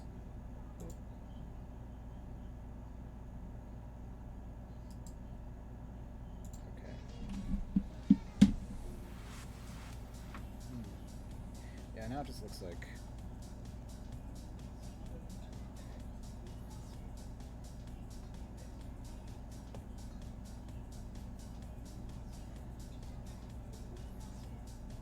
as long as that means you don't have to draw an arrow. Right, yeah. I guess that's a good way of looking at it.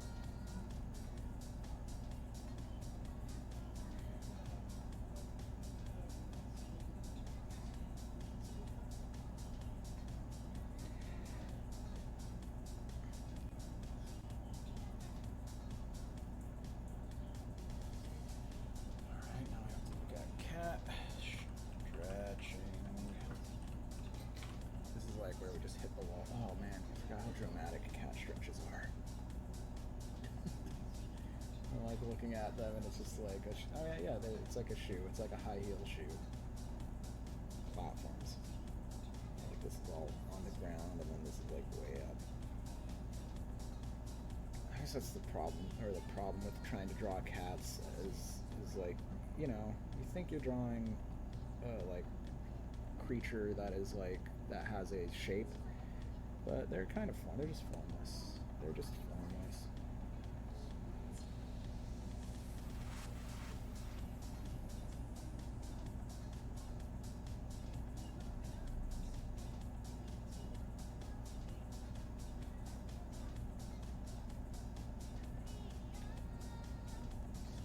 Very realized. Wow. Wow.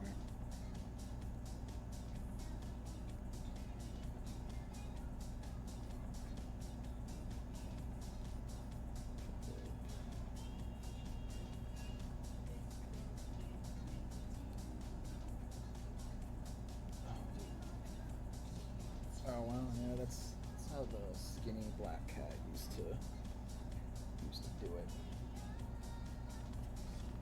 Where's the thing? Where's my things?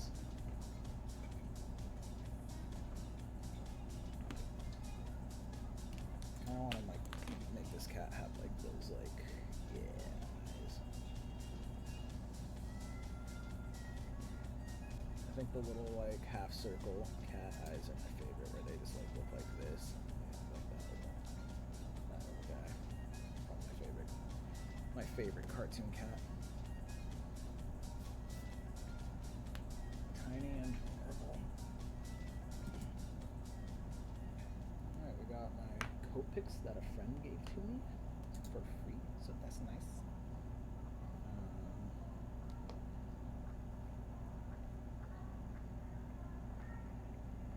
Let's just do this real quick. So that I draw or color over these, because I want these to be pretty nice.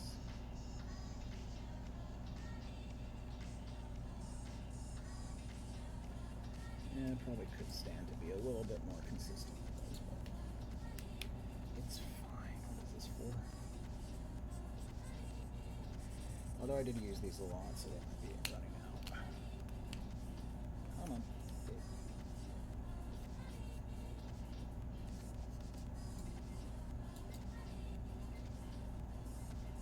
Yeah, what did I use? I used these to draw the possum, and I used these to draw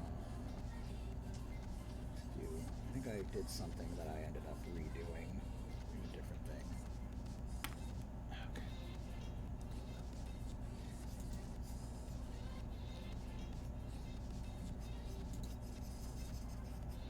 And then I'm going to go over this if I have a proper color and print color over it, kind of get more color out of it. But this is actually kind of, you know, it's a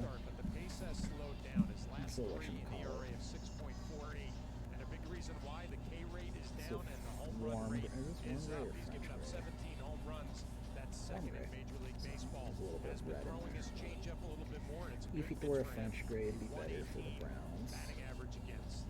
Let's check out the defense behind him, presented by defender David Schneider in left, Dalton Varsho in center, George Springer in right, Ernie Clement in third with Bo Bichette. It's great, but it maintains old friend at second, Vladito at first, and Alejandro Kirk. Same with Long Gray. Cool Gray is kind of your more metal gray. Let's take a look at the keys to the game, brought to you by your local Kia dealers. Well, there's got to be more than a two-man show for the Yankees. It's been Soto and Judge. The rest of the lineup has to contribute. And speaking of Judge, great numbers against Barrios coming in, a .414 batting average with 4 home runs. That includes the postseason, so that's a matchup to watch. And if you're looking at the other side, just stay away from Vladdy, the big bat in the middle of the lineup. Love that shot in the sun as Judge is coming up. Is that your dugout? Or you're going to say you love my keys? Well, I loved your I loved your keys as well. I did. And we are underway with strike one. Anthony Volpe swinging through a 93-mile-an-hour four-seamer. You know, the Yankees looking to get back on track after with these intense colorations, man. City Field. Yeah, it's not the best paper for markers. Usually you want to like way smoother, like almost like plastic finish kind of thing. But you know, we'll get the job done.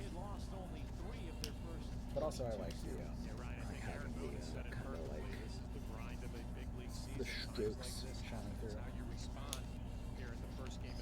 What a song that Reptilia was. I like the inherent sort of texture, personality of the device used to show through it. Dwelling on results, good or bad, from this group as Volpe starts the game off with a single to center field.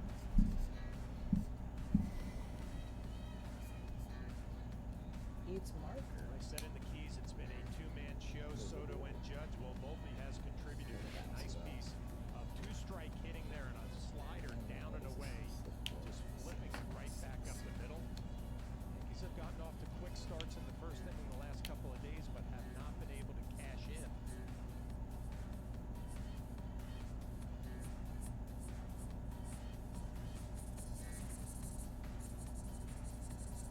Here's Juan Soto. I'm kind of in the quiet part of the stream. I'm just kind of coloring. Yeah, it's a pretty good vibe. Strike on the outside corner. And then he's 0-1 to Juan Soto. One thing to watch in this Been game. at this for an hour and 20. Nice. Starts for Barrios were outstanding at 2.8 ERA. Good go at it. His last three he struggled. Yeah, I kind of want to like find a niche, like a good little chunk of time that I can call my own. You know, start being a little bit consistent. I think like maybe like three to four, 3 to 5 maybe, depending on how long I want to run. Just, you know, I feel like getting in on a good chunk of time with consistency. Probably gonna be healthy, not just for the channel, but for me as a person. Stay away from it here to Soto. This is brush right. Okay. This is the 4. Justin foul ground makes the catch for the first down. Generally, I like the chisel. I like the chisel more than the brush. The Yankees. Feels like June in Toronto, and that is a good thing, John, because June in Toronto is glorious. 68 degrees, a nice crisp air. I feel like I'm just not disciplined enough to really make the brush work to its fullest. I like brush. I think they're great for doing stuff quick, but like I just don't have the like hand discipline to like really get the most out of it, I guess. Like the amount of focus it requires from me to get a brush to like work well, kind of not worth it, in my opinion, for the type of stuff that I do, for the type of work that I want to achieve. But every now and then it's good to go back and try it. Just to try it. And also Meredith talked during the pregame show about which way the wind was blowing. It's not the easiest place to get a feeling for that.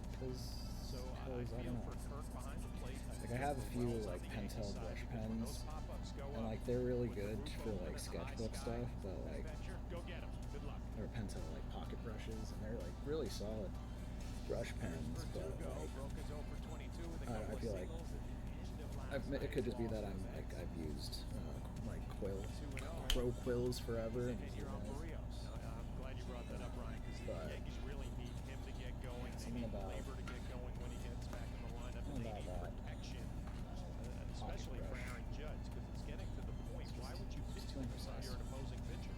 Or rather, I'm too imprecise with it. So badly because that'd be the way to look at it.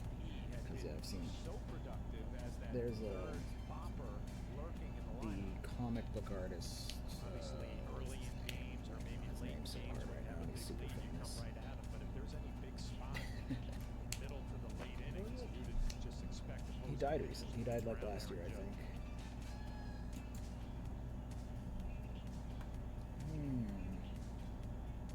Brian Adams.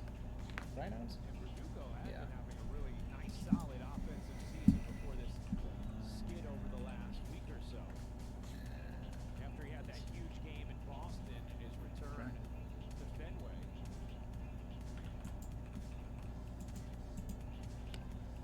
Now misses away, and it's 3-1 on Verdugo with the rookie Ben Rice on deck.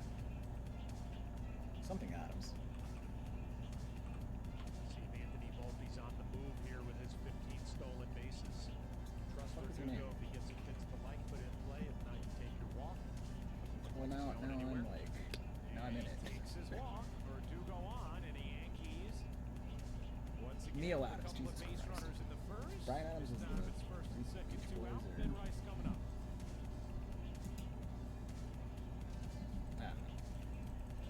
Who cares? Anyway, he used a very specific brush type tool that looks like a massive pain in the ass. And he said it was a massive pain in the ass, and like few only like a handful of people use it because it's such a fucking pain in the ass, and he's one of them. Or he was one of them. And I guess I'm brand. There's no history between these two. Does he come right at Rice or pitch them carefully early in the at-bat? Neil Adams. Neil's one of those names that I just like, will almost never remember if their name's Neil.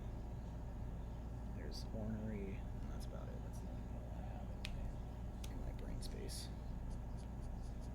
He's still Ornery. Rice still seeking his first extra base hit. 6 singles through his first 8 big league games. It's getting warm. Takes that one I down. gotta. Middle, 1-1. Let's check the temperature. John talked about the Yankees with 85 good degrees. numbers against the Rios. 5.21 ERA against them in his Not great. career. Check on Volpe. Oh, did I fork up? I think I might have forked up by making this that color. It's fine. We'll figure it out. I think I kind of colored myself into a hole right here. I mean, it'll we'll put ink on it and differentiate, but like Down the line, Clement. because these are the same color and then this is the same color and Then realized Schneider wasn't going to go for it. everything's falling apart, guys. We'll see Clement pull up. This is how it happens. Says, oh, you got it? Oh, you don't? Okay, I do. Inning over. This bit rate being inconsistent is killing me. I don't know why it's inconsistent. It's like cable, dude, or internet. My ISP, they charge me so much, and they raise the rates every year. It's almost $100. It's like $84.95. And it's just like, that's just so high. It's so much for completely unchanged service, unimproved service, you know. I mean, at least the one thing I could give them is that it hasn't gotten worse, which is more than you can say for most things. Is that it hasn't gotten measurably worse, but, you know, kind of a damning with false praise moment.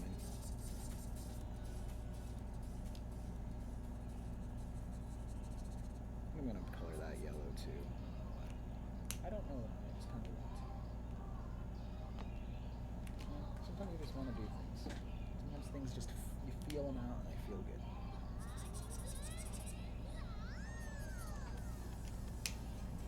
So I was trying to learn how to draw anime the other day, just because I realized like I don't really know how to draw it at all. I'm not good at it. It's a relatively simple style. So, depending on what anime you're drawing, of course. I'm like, something that would be good to sus. Yeah, very sus. I just want to draw Hatsune Miku. But yeah, so like, I have this somewhere. But No, you know, I like you know, I like that 80s anime look. Who doesn't? Such a vibe. But yeah, very sus. Sus indeed.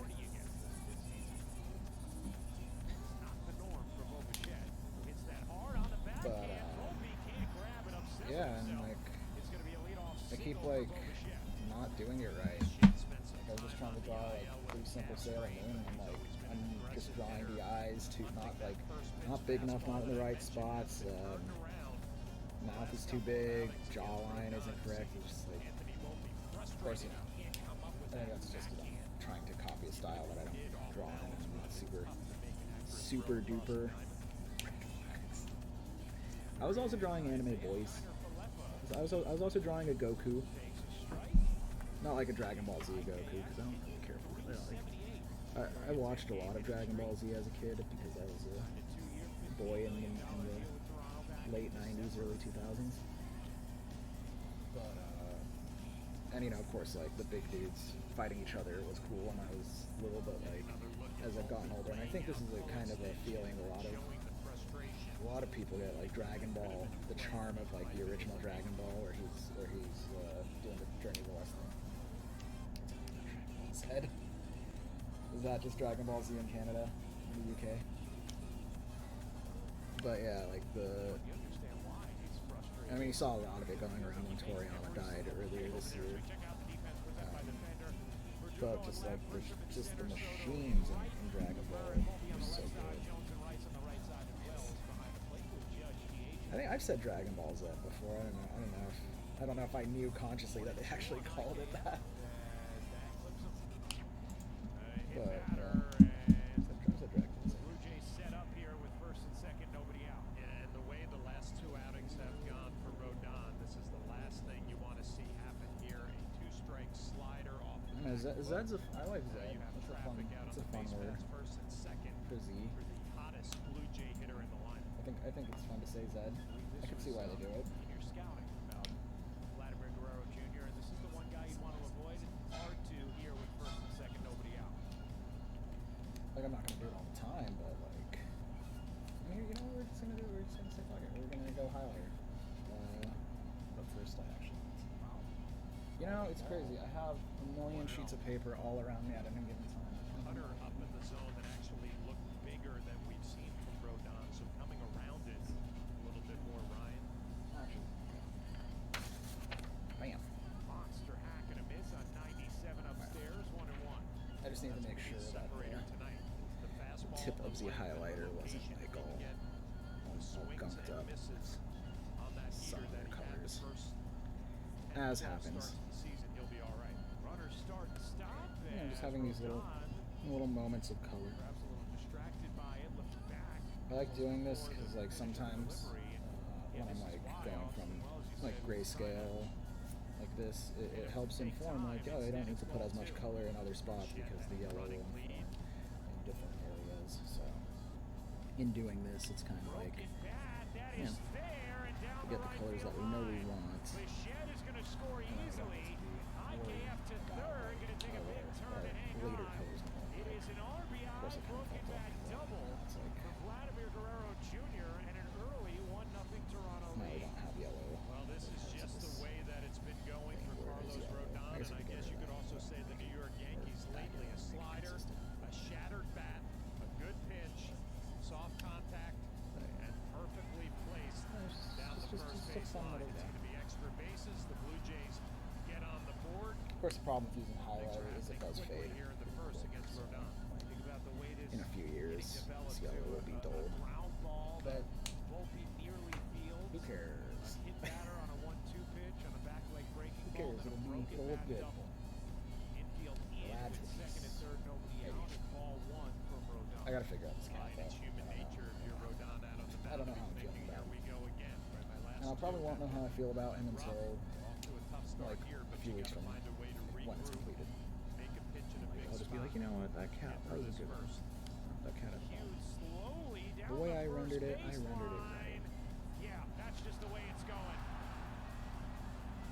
Turner is safe.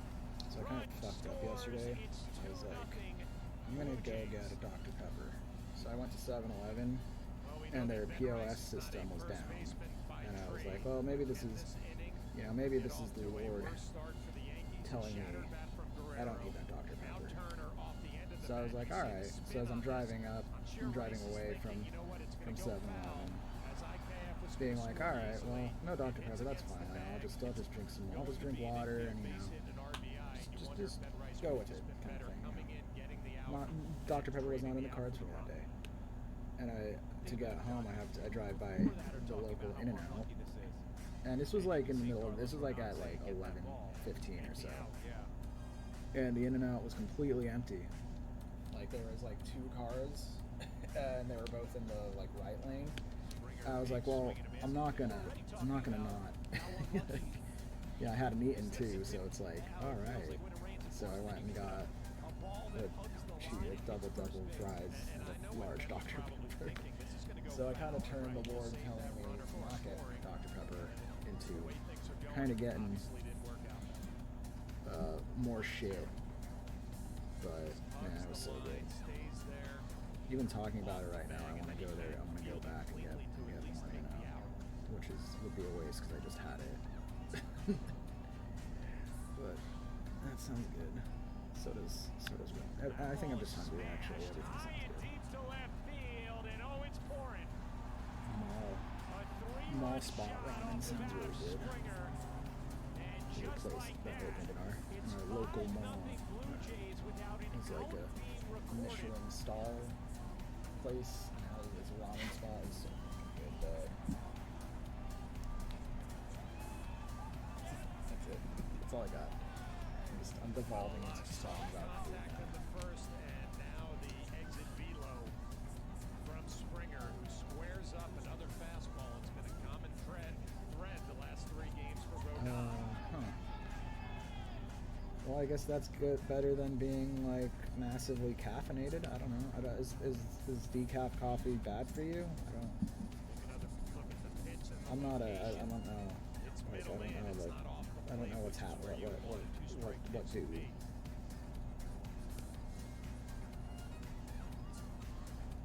And if the mission is to.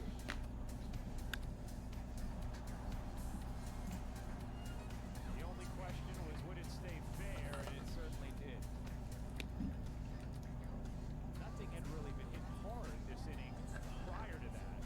But John, you mentioned it. That has been a massive problem for Rodon early in his last few starts. Just getting Kind of thinking like, should I go darker on the side of talked about it before the game, mentioning a lot that the location wasn't really where he wanted it to be. I'm already doing that now, so. It's middle end. It should be corner in off the plate. And a guy like Springer starting to heat up a little bit lately. Oh, that's TFTI. I'm just kidding. Yeah. The worst thing that can happen now is I kind of like messed up by getting the like Viper. Not really messed up. I just really enjoy what I get there so much that like trying anything different, just like it just feels like too much of a risk. Because I'm like, damn, I really like when I go there, I'm like really craving the thing I got. So unless I go like, and I don't go there too often. But I should not. But I should go more. third start in a row where he's struggling. That being said, a few weeks ago. Trying to keep those demons away as well.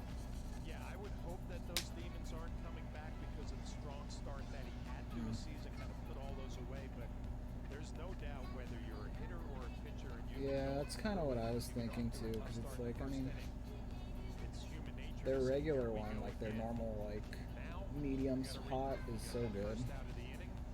It's like perfect. Basil cheese. I did not know they had a basil cheese one. Grounded hard to first. Ben Rice backs up, knocks it down, and That sounds weird. That sounds real weird, actually. It's the green. Jays are going to want to take a look at this. Marcio was hustling down the line. Right. Like Rodon got him, yeah, he did. And a look at Rice, kind of gets eaten up by this ball, but hangs in there. Nice athletic play by Carlos Rodon. will say one negative thing about this ramen place, in my opinion, and you know, people's opinion may differ. It's not even on the ramen place, but since it opened up, people are starting to talk a lot of shit about Shinsengumi that I don't think is justified. I personally don't think is. Rice, a catcher by trade, learning all the nuances of playing over there at first base still. Not an easy transition to make, Like I can understand people big league being over Shinsengumi, sure, because it was, you know, it's kind of the default. But like, yeah, like Andy Liu was saying, you're already doing that. I don't get it. It's good. It's real good. But I think since this one came out, there's a good one close by. I mean, there's plenty of good ones. Apparently, the one in the like plaza next to the CVS in Aldi and Rose in Arcadia. Apparently, that one's really good. Whatever. I forgot the name of it. Well, we talked about the fastball being hit lately in his last 3 starts, but also. Why are you guys talking shit about Shinsengumi? See, that's a fastball right down the middle of the plate. Hitter like Kirk is going to take advantage of that mistake. Haters. 18 runs allowed for Rodon in his last 9 1/3 innings.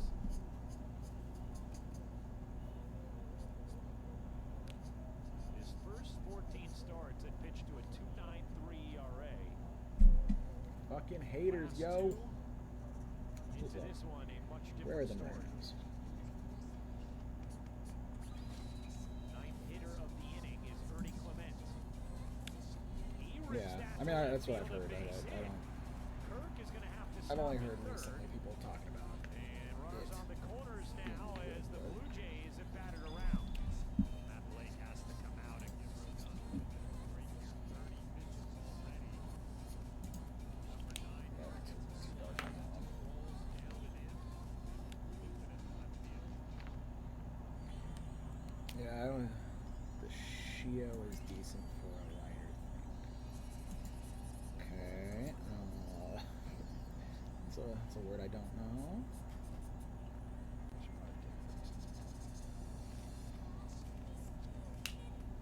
I don't know. I guess I'm too uncultured. I don't have a vast array of ramen knowledge.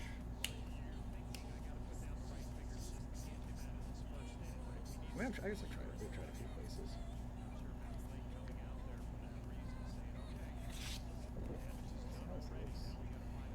I think once I ink this, it'll really start to look Gucci swagger.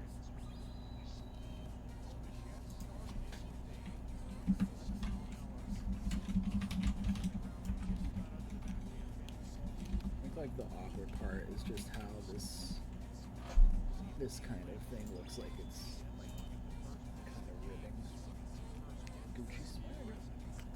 This is Zola.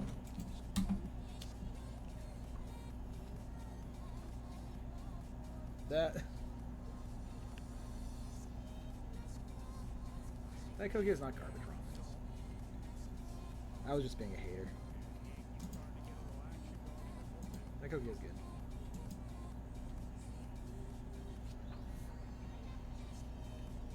I was being a hater. I'm willing to own up to when I'm being a hater.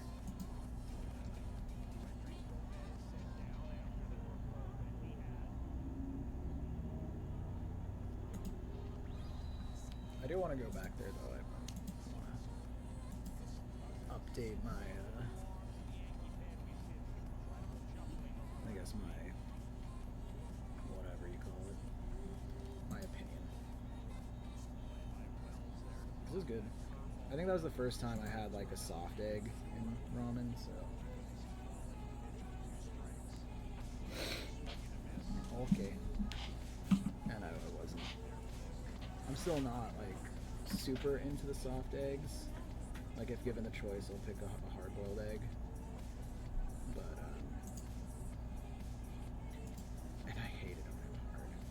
I didn't hate them. It was good. It was weird. I probably hated them hard.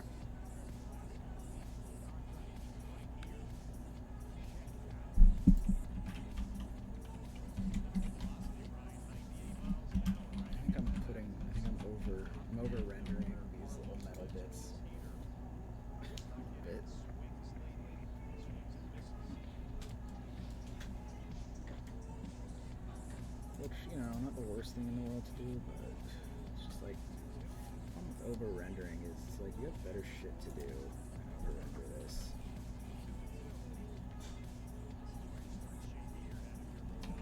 In your drawing.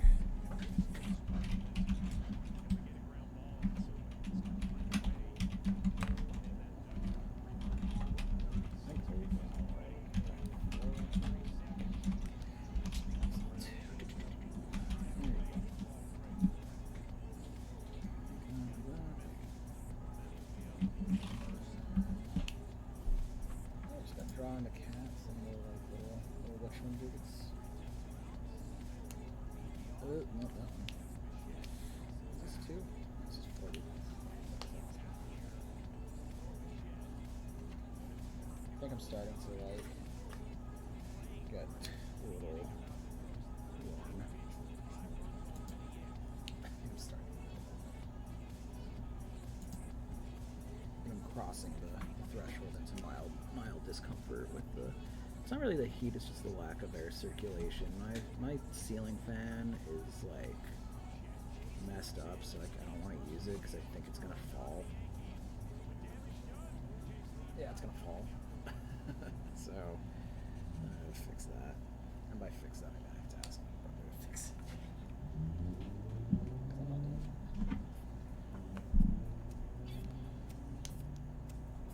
Put it up. Fucky.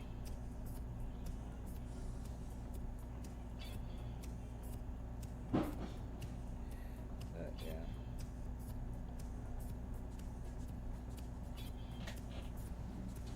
Yeah, I mean, that's pretty much what it is. I was just talking about that the other day.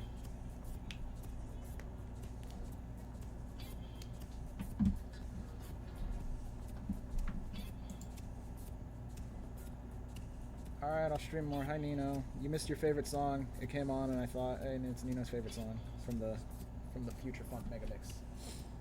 Oh, damn it.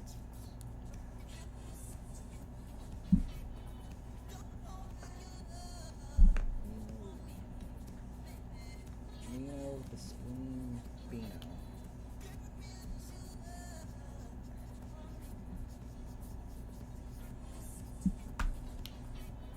I think I'm gonna try to go for 3 times a week on the stream. That's my goal. That is my goal. My desire.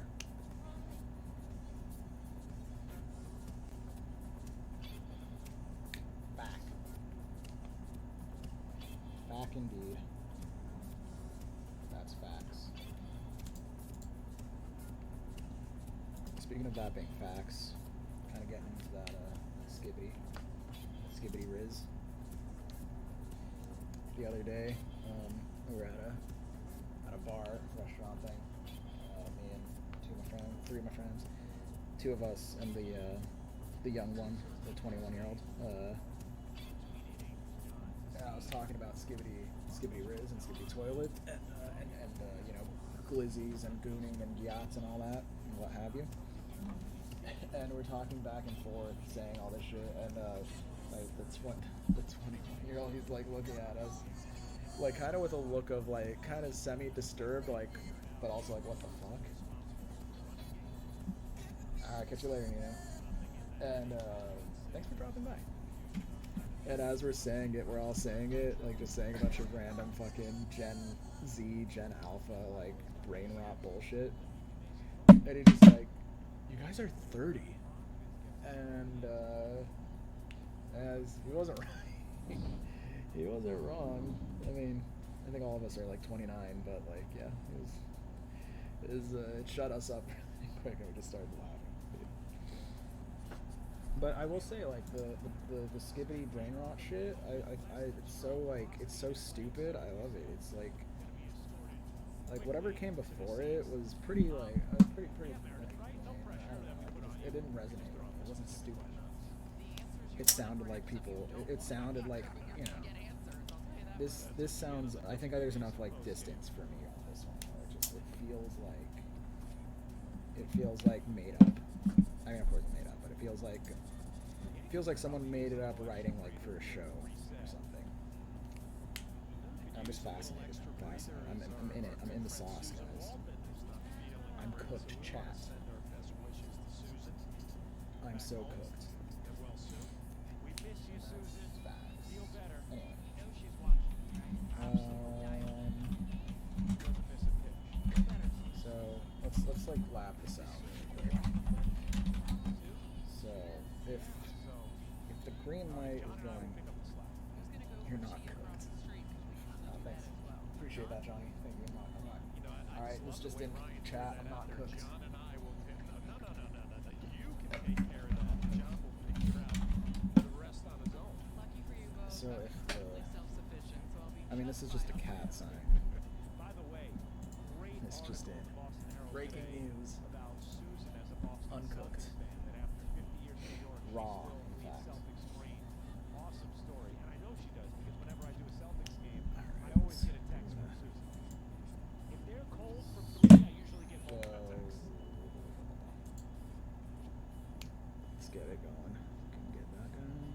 So after the couple of That works for me. fans were dealt with who came on the field, back to Me work. and works for 2-0 me. on Austin Wells. Just to We'll reset make it how like the Blue Jays red, scored in yellow, that first probably occasion, like a just joining us. blue light or It blue wasn't light, a lot of green hard light. contact early in the inning. You had a ground ball light, single and just it's got like by comes Volpe, down a this hit way, by so pitch they on a cross two-strike this breaking way. ball. A broken bat double for Vlad Guerrero No, Jr. don't cross. So it'd be a red And light. then a trickled ball down the line off the bat of Turner that Ben Rice rolled thinking it was going to go foul. It hits the bat. I think I got It's this 2-0 already after that. And then George Springer, the big blow, a 3-run home. Now, Ryan, with all of that being said, there's Springer with a 3-run home run. Yankees in I that think I'm gonna dugout. do It's a this little Phil, reevaluation time. and Things call have it- not gone call it well. stream Mets for beat up today. on them 2 days at City Come Field. back And they're tomorrow. down 5-0 already. Wrap this guy up, or There are a lot of people maybe be not paying tomorrow, attention. actually. How do No, you actually, I respond could to probably this, get it right? tomorrow. What's your answer going to be over the next probably 8 like a innings? slightly, maybe like a 2 p.m. start. Might be the Grinding out at move bats, tomorrow. grinding away, creating 2 traffic, p.m., trying 3 to fight p.m. your way through it because it's 2 a p.m. grind to for 3 everybody in p.m. that dugout kind right of now as a vibe. club. It's Friday. And I got Wells plans. able to work a walk. A one-out base runner What those plans are. for the Yankees. Hey, the MLB Ballpark app will complete your next visit to your favorite ballpark. Buy and manage game tickets, redeem offers, Yes, I do. access exclusive content, and much more. Download the MLB Mhm. Ballpark app today.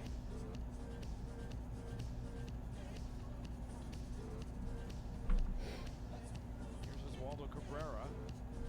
Good at bats last night. Back in there Yes, you tonight, do. but at third base with Alright, DJ so LeMahieu just tomorrow getting I'll the day. probably add in a little bit of Was asked color, whether not or too not much. LeMahieu not playing Like, was yeah, along the same lines of what we've seen with I try Labor, and he said, no. Try to get in here. DJ just getting the day after a really late night. Yankees Oh, I didn't put my didn't watermark get into up in Toronto the till corner. after 4 in the morning. I'll do that later. Carlos Rodon Maybe new watercolor. Anyway, so that'll be it for me today, chat. And a lefty on the mound Gang, tomorrow night for the players. Blue Jays, so you'd expect DJ to be back in the lineup tomorrow night. Yeah, I gotta figure out what my branding's gonna be. Legends. That's what that guy does. Carl Jobst. the 1-1.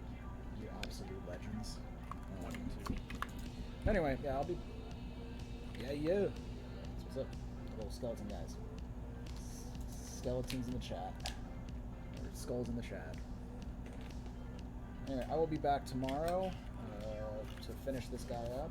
Right now we got most of the pull done, and then we'll just boop, and then figure out what we're gonna do with this cat at bottom, and then we'll call it Perfectly done. painted on the inside Otherwise, in corner. the future, And Cabrera my return down on strikes. Well, he has made a living Should through his probably career start throwing next the week if front I don't hip finish this two-seam over the weekend. fastball. I'll You see be Cabrera thinking it's wrapping going to be up off the, the plate inside. the It runs back to the onion. corner, clips the inside part of the I plate. gotta figure out how I'm gonna Makes even Kirk's get job this behind on the plate camera pretty easy, logistically, framing because that it one. has to be flat for the 10 seconds. So Here's Trent Grisham. I'll probably just. So that'll probably be next week's mission. Depending on if not, I have plenty of other drawings to be working on. Otherwise, as I get back into it, I will be figuring out what days work best for me at what times, and I will try to get a consistent schedule going. Beyond that, thank you for playing, and by playing I mean watching me now on Grisham. figure out this light post thing. Anything else? You follow me on Instagram mostly. I have a Twitter. I don't really ever use it anymore because Rios it's, in year 2 of a 7-year, $131 it's million our X. extension. All of it's Sour Cherry Jack. Find me there. 2028. All my art's Grounds around. out the second. Yeah, thank you for Through an inning and a half, Blue Jays joining me 5. on my return Yankees stream. nothing. Good night, good evening, good morning. Have a wonderful time. Bye. Bye.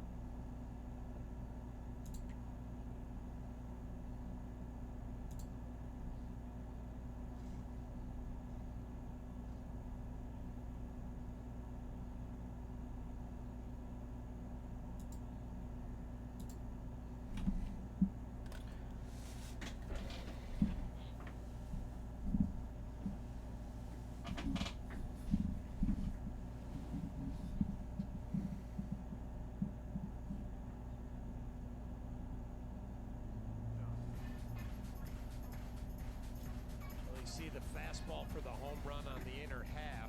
3 four-seamers, 2 sliders, and the curveball. 6 hits allowed. And Rodon back out there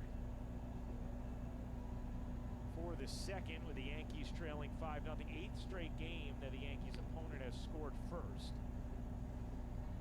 Yankees actually have the best record in baseball when that does happen. Just 1 game under 500 when they yield the first run. Gonna have to climb out of a 5-0 hole. It starts with Rodon keeping it right here. Here's Kiner Falefa. Take strike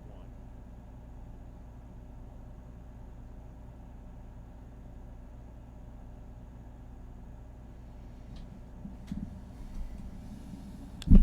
Kiner Falefa jolts that down the left field line. If it's fair, it's gone.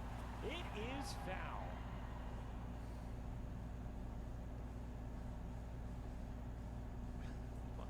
That look says it all right there. If you're Carlos Rodon, like, what is going on here? Fastball to IKF, again, gets there easily. The only question, fair or foul?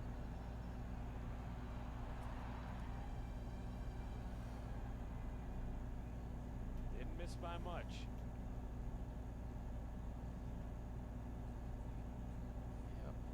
That says it all.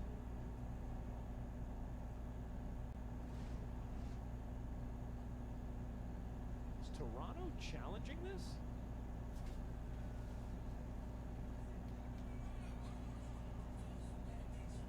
Perhaps the umpires are just reviewing it on their own.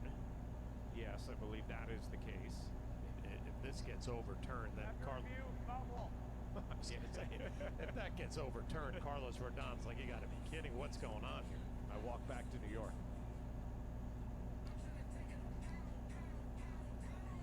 Saw it right there, a little shake of the head, and said, come on, let's go. Try to find a way here. Well, and John, obviously, the Yankees are going through it right now, and there's the reality of, hey, you're in the 5-0 hole, but it's the second inning. You keep it right here. There's a lot of innings left for your offense to get back in this game. He does the same thing. 1 and 2 again on Kiner Falefa and hits him with a down and in breaking ball. Well, obviously, we've talked a lot about the fastball, and now going with the slider again to IKF and a bigger break off the back foot. But where's the cutter gone, right? At the beginning of the year, we were talking about this cutter doing a great job keeping right-handers honest and getting some swings and misses with the lefty. And I think there's been one cutter tonight that he was around, and it was almost like a small slider, right? So obviously he doesn't have a great feel for it. The changeup was a good weapon in his last outing, went to it a little bit more. We've seen one of those. Guerrero flicks it out to center. There was another changeup, and he retires Ladito on it. And again, you're not going to have all of your stuff, all of your good pitches every outing. He's trying to figure out, what can I go to here to get a swing and a miss, or at least some soft contact?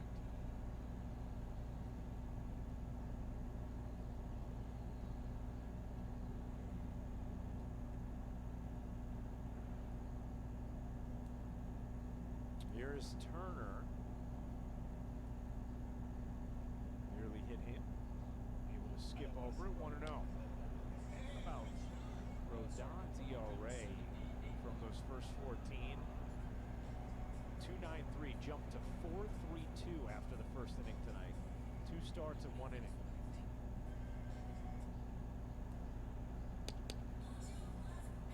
Crackling fastball down the middle. 1-1.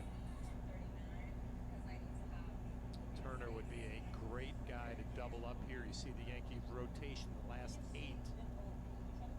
It's so good before that.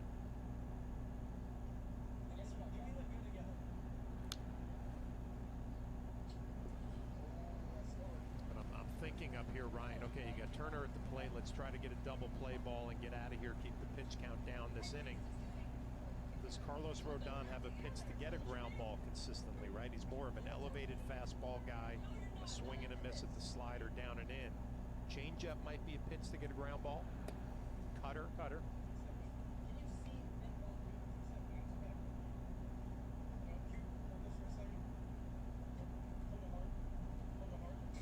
Used the change for that second strike on Turner after retiring Guerrero on one.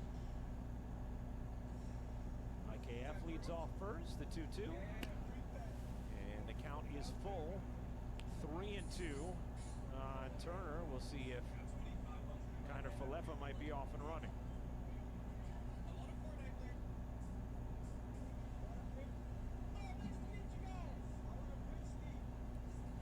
Ball 4.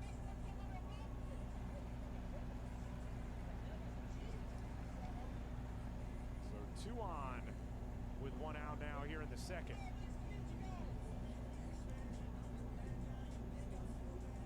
The walk rate has been up a little bit for Rodon as well over the last few starts.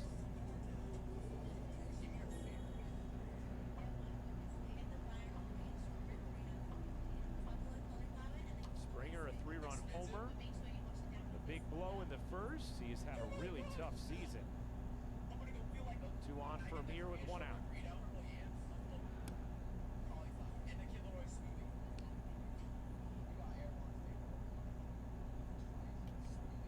Moved out of his customary leadoff spot in mid-May. 3-time All-Star, 2-time Silver Slugger.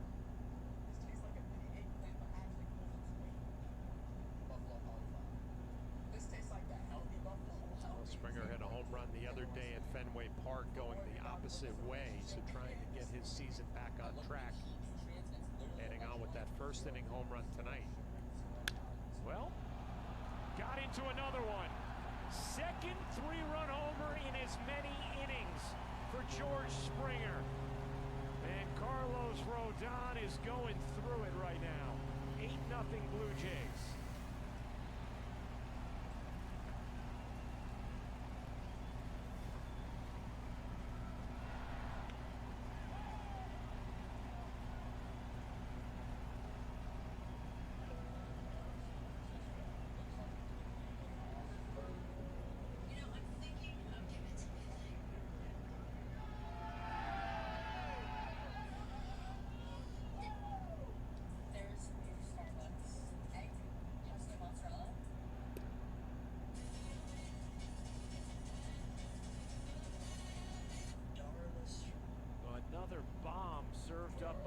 Rodon to Springer. Rodon is a fastball pitcher. Springer is a fastball hitter. The location has not been good for Rodon tonight. Springer, 2 fastballs, 6 runs driven in, 2 home runs. See, I don't even think he's like. I don't even think he's. Feels like too. Rodon, Too much hesitation here. So he's saying like I want her to be dead set on me. I don't want her eyes to look at another guy. She's watching get out of control. Exactly. They've gotten out of control now. All players You just see it. It's at bat trying to rebound. It's off speed for a ball. Off speed for a ball. Quickly behind in the count. So this is now what it's a 3-1 count. You have to come in there. This is like the what's stopping you from taking that down next the right step. field line. Yeah. Not him. No. I know. Yeah, I'm saying. Oh man. Fastball hitter against a fastball pitcher, but when you throw it right down the middle, you see the reaction of Rodon, you can see the reaction of Wells and Springer enjoying the flight of his second home run tonight. Damn, that can't be good. That's not good. It hurts. It hurt, you know? Yeah. Let's settle in. Swinging a Are we miss. taking off soon? Schneider's down on strikes. Another look at the location, right down the middle. I wish. I used to go to like modeling agencies.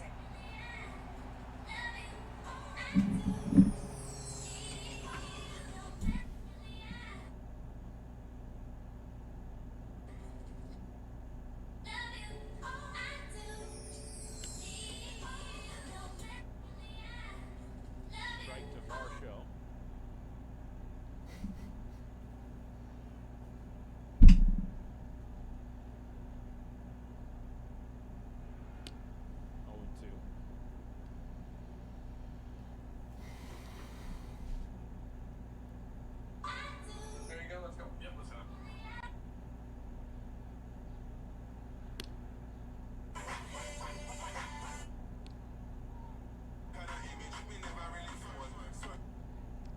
Nobody warming in that Yankee bullpen, so this is on Carlos Rodon.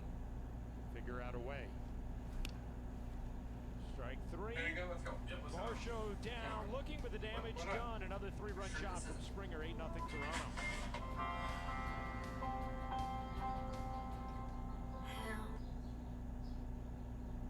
Just $1. I can tap it right here. Alright, you guys accept freak pay? Yeah. Here, let me just give it a try, okay? I know you know the method, but let me try, right? What does that say? Approved! Yeah, that's a new method. You never seen that, have you? You never seen that, right? The fucking dog shit! Hey, be real. How much you got on that parlay? How much you got on that parlay? How much you got on that parlay? Hey, I know you got something on it. Hey, be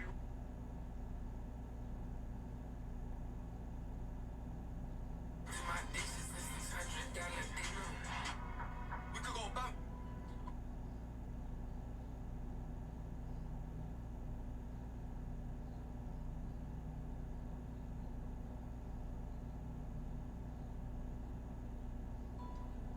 We're not all leaving, so we can all make it 3. Sorry, I'm gonna adapt. Okay, I guess. Got this.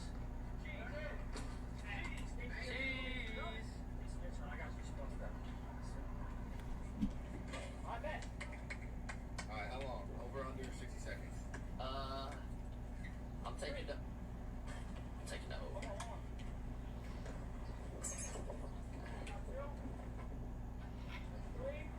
Ice cream.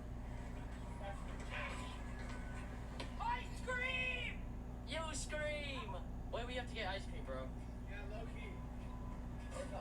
Hurry, bro, we gotta get ice cream, please. This is all on you. Oh, the ice cream comes over. No. Ryan Rucco, John Flaherty, Merrick Maratz, our entire ES Network crew. Unity by Hard Rock. 3rd inning. And 8-0. The Blue Jays lead the Yankees. On another tough night for Carlos Rodon. George Springer. He was like, I'll give you 10 G's on top. Already. But He's Volpe got things started in the first with a single up the middle. Taking it back against Barrios. Really took out Juan Soto there, too. This is between innings. Carlos Rodon coming in. Are you surprised, huh? I always take care of the side chick, too. But then she... You would think, John, at this point, But I just became a Yankees Billy. would just leave Rodon out there for a couple of minutes to save the bullpen. Would you say? How much? Volpe down on strikes. I was talking to some guys on the field before the game, and we were talking about starting pitching and the responsibility. You know, and back in the day, it was a responsibility. I got to go 6, 7 innings. Maybe that's gone away a little bit, but I think in a game like this, if you're Carlos Rodon, hey, let me go out there. Let me try to figure this out. Let me try to save the bullpen, work on some things moving forward, and at least give a couple of innings off of the bullpen tonight.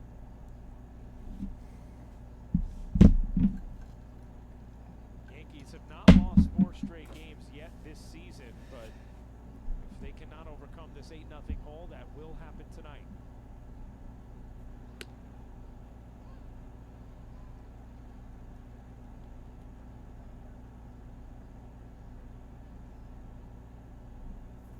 Now, the one thing we know, John, is when you're down this much, Aaron Judge probably gets some better pitches to hit. Talked about it before right now with the state of the Yankee lineup, and in those tight games, you know, obviously Judge has always pitched carefully, but even more so with the injuries and the way the offense has struggled behind him. But 8-0, obviously pitchers approach it a little differently. Judge right now on deck.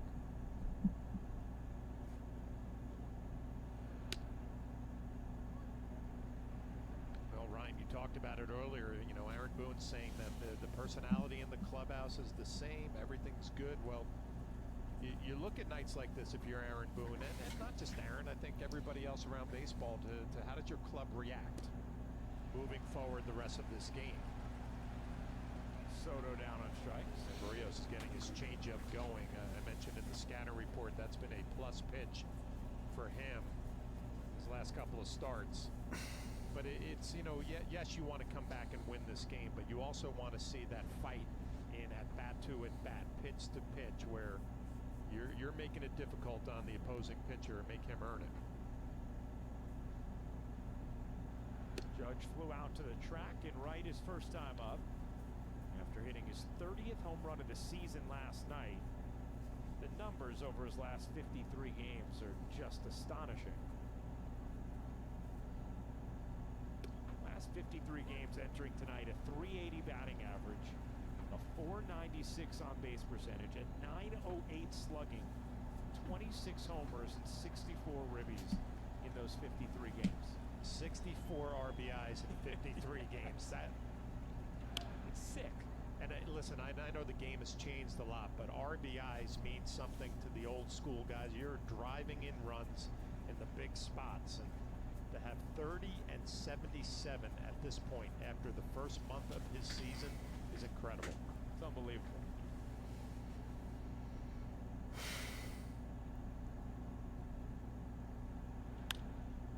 If you take just his home runs since April 27th, he would be tied for the Major League lead. He literally spotted the entire League of Month. If you spotted the entire League of Month, he'd still be tied. And you see the 54 extra base hits through 82 team games. Some incredible company. Just Ruth, just Garrick, just DiMaggio, just once for each of them, and now Judge.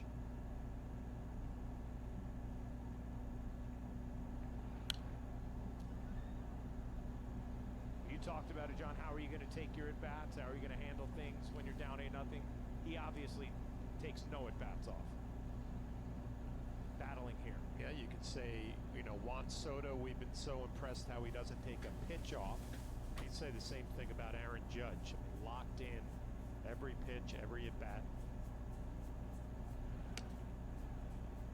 That one just misses. 1-2. When you're Aaron Judge up at the plate, that's a ball. It's down and away. Barrios wanted it, doesn't get it.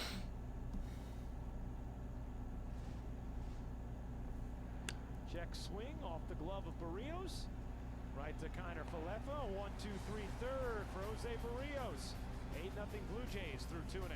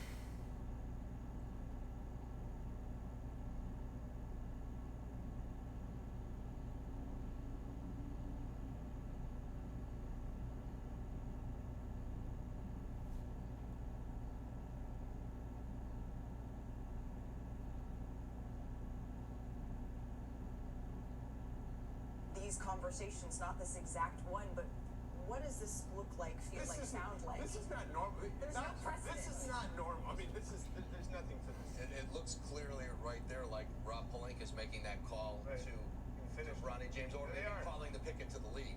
Yeah. Well, they're listening to us talk about it in the background. Yeah. And look, Rob Pelinka there, clearly a decision has been reached. Handshakes all around for Rob Pelinka there with new head coach J.J. Redick. The decision...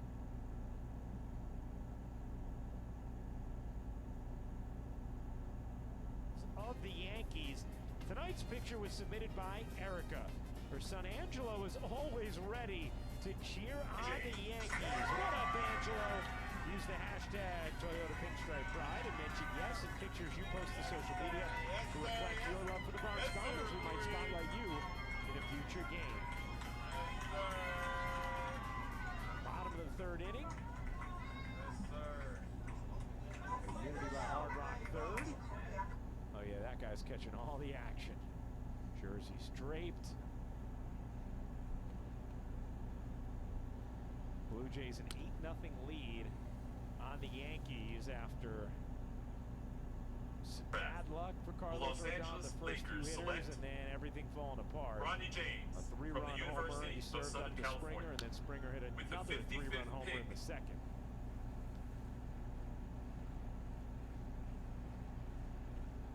I thought it was interesting, John, the point you brought up in between innings about Rodon, because a lot of times I think when we see a starter staying in here in this situation, we think of it from the team standpoint of, hey, we need you to help out the bullpen. You're going to have to eat a couple innings here. We know it's a tough night, but we just need you.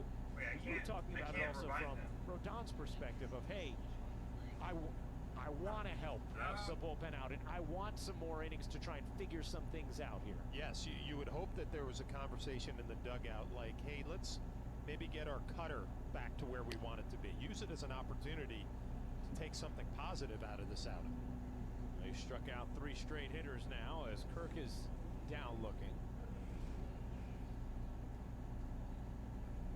Fastball again, not perfectly located with 2 strikes. Kirk looking for something off speed.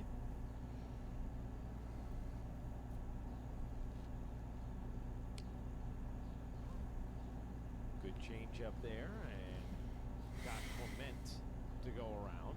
Yeah, I'm sure, fans listening at home are going to say, wait a second, he's losing 8-0. How can he take something positive out of this? Well, a good changeup located down and away. Maybe you take that into your next outing and say, I have another off-speed pitch I can throw for strikes and a fastball count. Whatever it is, the little victories that you can try to pick up here the next couple of innings.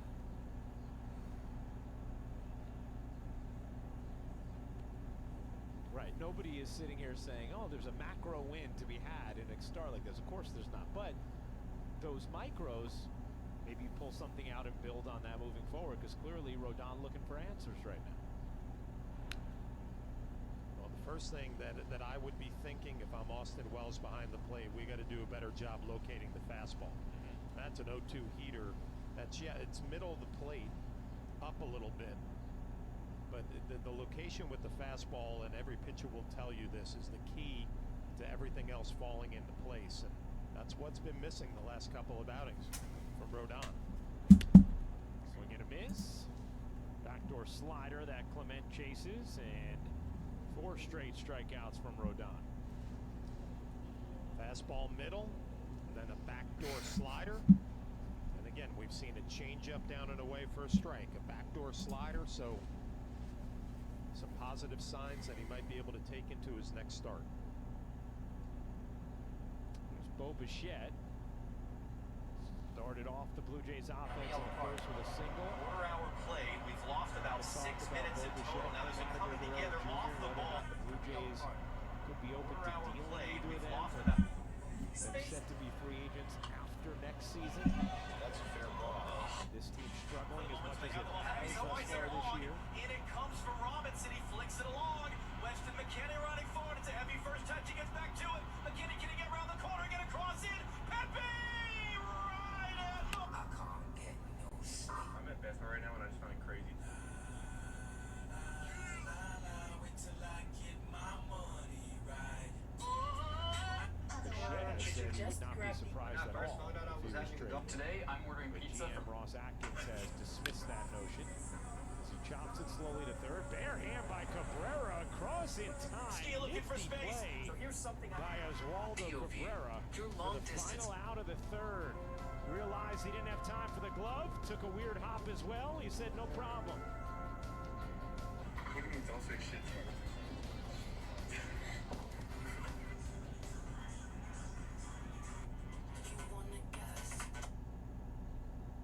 I lost my restaurant.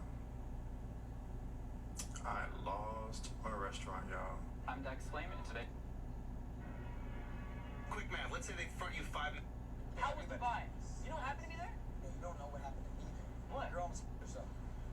Wait, you're what? Because I fucked her for 18 hours. She got so obsessed, bro. 18 I hours? took 5 honey packs, and I was her and her best friend just I've never tried the honey pack. crazy. How was Dubai? You know what happened to me there? You don't know what happened to me there. What? You're almost yourself. Wait, you're what? Because I fucked her for 18 hours. She got so obsessed, bro. 18 I hours? took 5 honey packs, and I was her and her best friend just I've never tried the honey pack. crazy. How was Dubai? You know We gonna keep playing eye tag, you gonna holler at your boy. what? $2, dude. I'm never coming to Target High again. What did we do? Dude, we just dropped a band at Target, dude. We came here for like 5 things. Alright, eat with my hands because it just makes me feel more like a man and just about.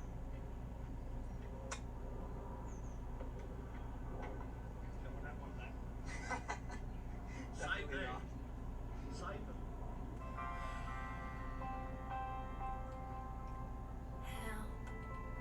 700 and fuck. Yeah, so it's 7:55. The draft starts at 8. Are we gonna like jet ski and stuff? Yeah, Damn, bro. I can't swim. Oh shit, that's disrespectful. Let me stop standing on. bro, you like 5 years old, you can't swim? I can't swim, so I'm gonna have to wear Game a life. highlights and the latest Yankees news. Don't miss out. Join the ultimate sports community today. What a beautiful catch it, shot, you keep huh? it. Cadillac scoreboard, watch out. the Blue Jays. Alright, ladies, if you catch it, you keep it. Is that not breathtaking? Just glad everybody made it to Toronto. Ooh, there was all kinds of travel issues getting there. The Yankees didn't get into the corner last night. Meredith and I both had Can you try one more time? I'm so glad you actually dropped changes them of on empty, airports, but you the dropped your flights. drink. A lovely dinner in Toronto last night. Just gonna say, there's one guy that got here, felt good about it, had no issues. Plenty of sleep. Woke up early. Thinking about you guys though all day. Yeah. Ryan, I feel like he's just rubbing it in. I don't think he was thinking about us at all. No, he wasn't. He was thinking about that dinner he had. Well, sometimes you know you just get into town early, give yourself a little bit of extra time to prepare for the 4-game series. And I thought for sure I was gonna see you in the studio alongside Jack Curry last night. Heyo. Took me off the schedule. You know, you only play the schedule that's put in front of you, Meredith. Hey, when they take you off, you don't put yourself back on. Certainly do not. Lesson learned. Verdugo walked his first time after singling his final 2 at-bats last night.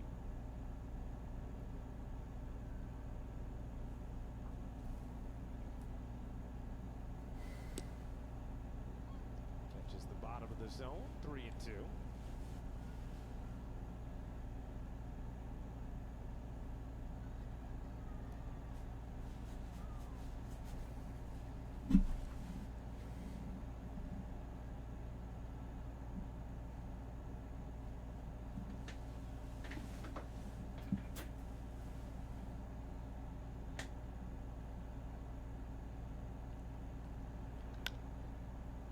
Fly ball, shallow left.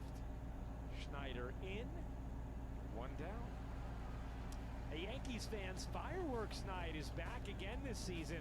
Come out to the stadium on Wednesday, July 3rd to watch the Yankees take on the Reds and stay after the game for a post-game fireworks show courtesy of Baby Ruth. Tickets are going fast, so get your tickets today at Yankees.com.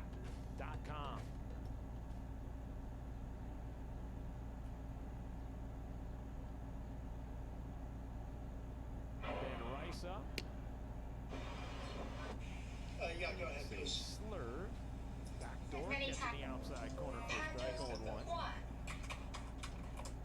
Here are advanced luxury wallets at every price point. Starting at the bottom, this is the palm tree wallet. Very convicted in being a quality big league hitter throughout his career as he grounds out here to first. Are you ready?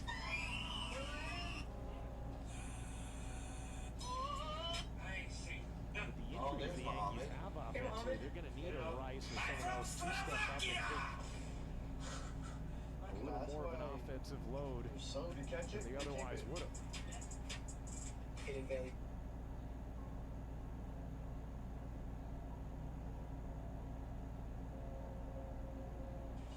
Come over here, Bella. Say hi, Neon. Hi, nice to meet you. Give me a high five. Oh, yeah. What happened to her eye? Oh my God. So this is Andrea. You wanna sit down? If you don't mind. Jones rips that into right center. Varsho back and makes the catch. He's an outstanding center fielder, and he caught up with that one beautifully. 1, 2, 3 go the Yanks in a 10-pitch fourth.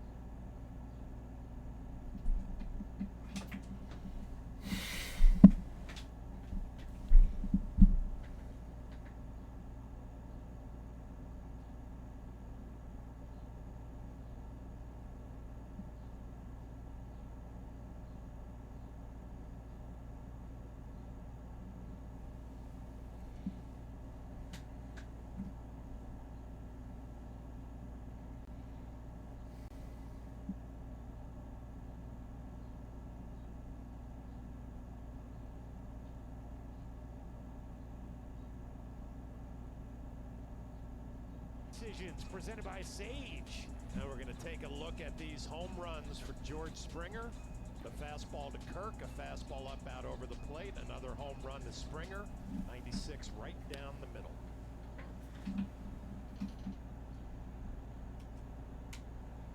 Nothing Blue Jays. The bottom of the fourth inning, first game of a 4-game set. Rodon worked a 1-2-3 third after giving up those 8 runs in the first 2. Stay away from the slider down and in here. He's hit Kiner Falefa 2 consecutive at-bats with 2 strikes on sliders down and in. Fastball up and in. Again, it's the small positive steps, Ryan. A fastball in off the plate with 2 strikes sets up maybe something backdoor away. There you go. Yeah, we're pitching a little bit now. Yeah. And that's what you're talking about, of the little things that you might be able to pull from and try and build on. I would already say the changeup is a better pitch now than it was at the beginning of the game. Yeah. Line drive, Volpe picks the hop, fires a one-hopper to first, not in time, as Kiner Falefa beats it out for an infield single. And an 11-game hitting streak for IKF. Review that. See Anthony Volpe shaking his head. It's kind of an in-between play because IKF gets jammed. I don't know if Volpe thought it had more steam on it, but once he was back on his heels, he was going to have a tough time getting enough strength on the throw He's out. to get IKF.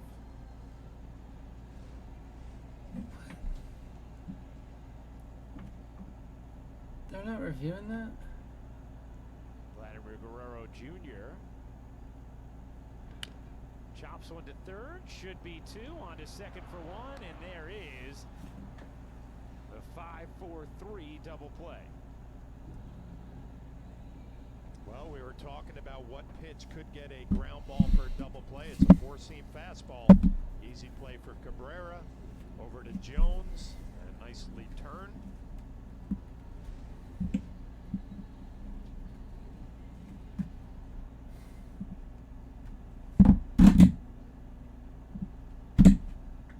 There's Justin Turner, had a red-hot April, has cooled off since. Rodon at 83 pitches.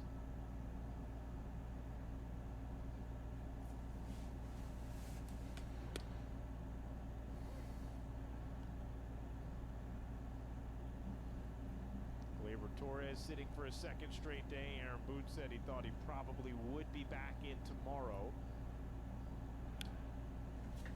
Talked about how confident he was that a resurgence was coming for Gleyber and how important he is to the Yankee offense.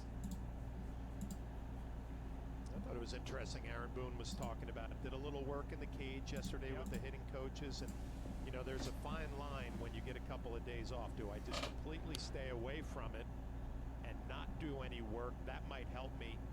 But, I mean, all these guys are competitors, and they're saying, I want to figure out what I'm doing to get right.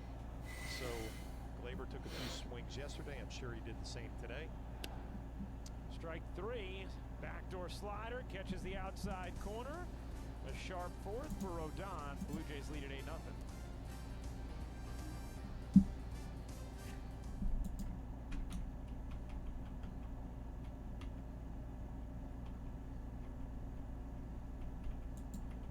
A nation at war after that brutal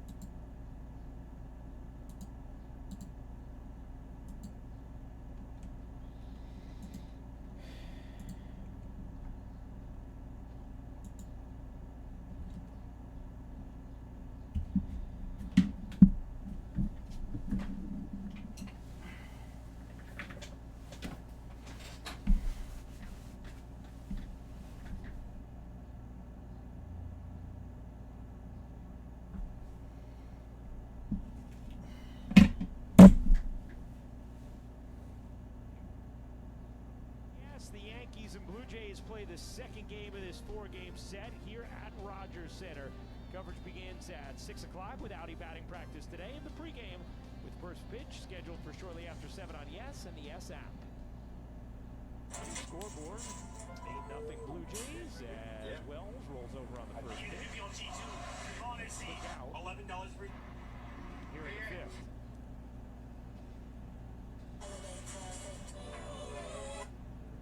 Everything I say is true. Welcome to a day in the life of a Picasso option. Here's Oswaldo Cabrera, struck out looking his first time up. Yankees with the 1 hit thus far. And it was the Anthony Volpe single to lead off the game. It's got my older brother. Next to Z-Bar or Spun.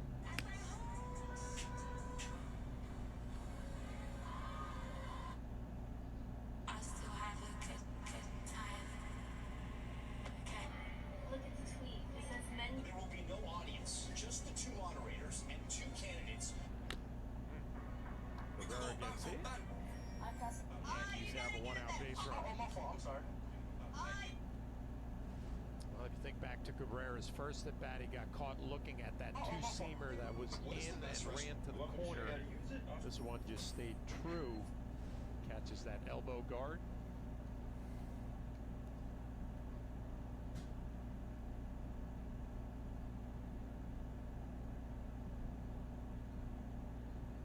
There's Trent Grisham. Grounded into a fielder's choice, his first time. Traveled us from Venice to Damn, getting pieced up by Neon.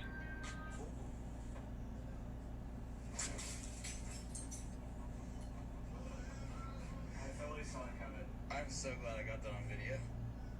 So you're late. Oh my God, does look oiled up. It's good. It's great.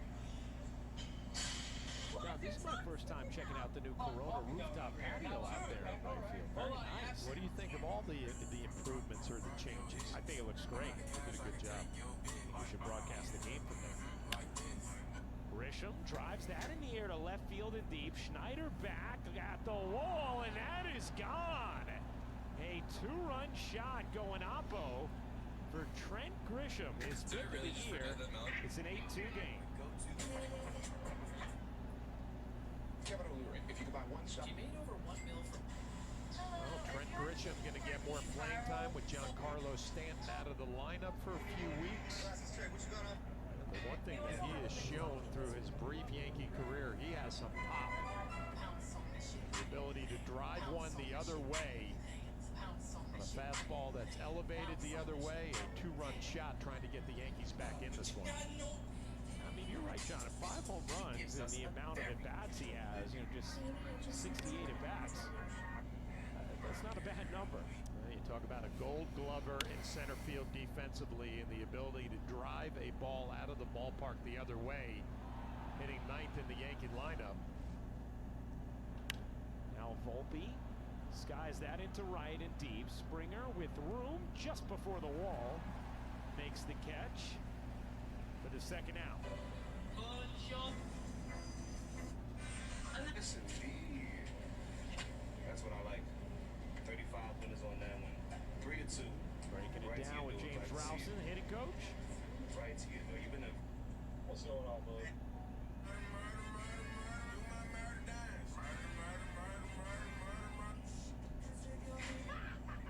Sephora Hall.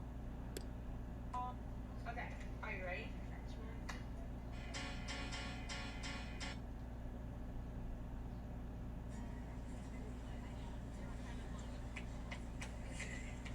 When I see people struggling to strike their...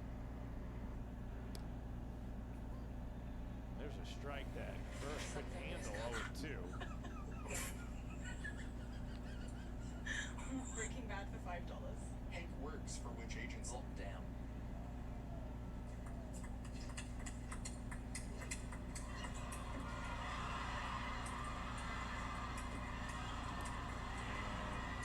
Don't see many swings like that from Soto. A week off for Pat. He struck out for the second time tonight. But the Yankees are on the board thanks to Trent Grisham showing the pop. This time, Oppo. A 2-run shot. It's an 8-2 game.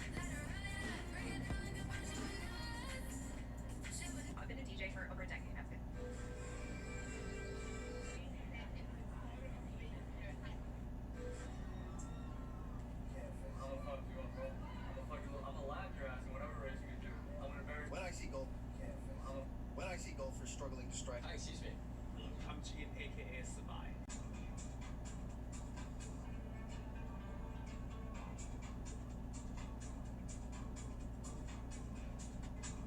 Gonna do some summer skincare. Not a lot of lunch. If we go behind the podium. Hey everyone, me and my cousin Pete. I'm looking for a man in finance. I'm looking for a man in finance with trust fund. So everyone's been commenting. Las Vegas.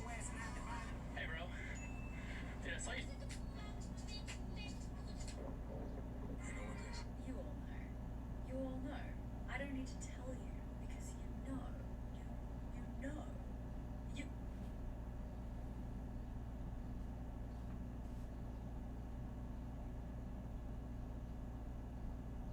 These are my AI.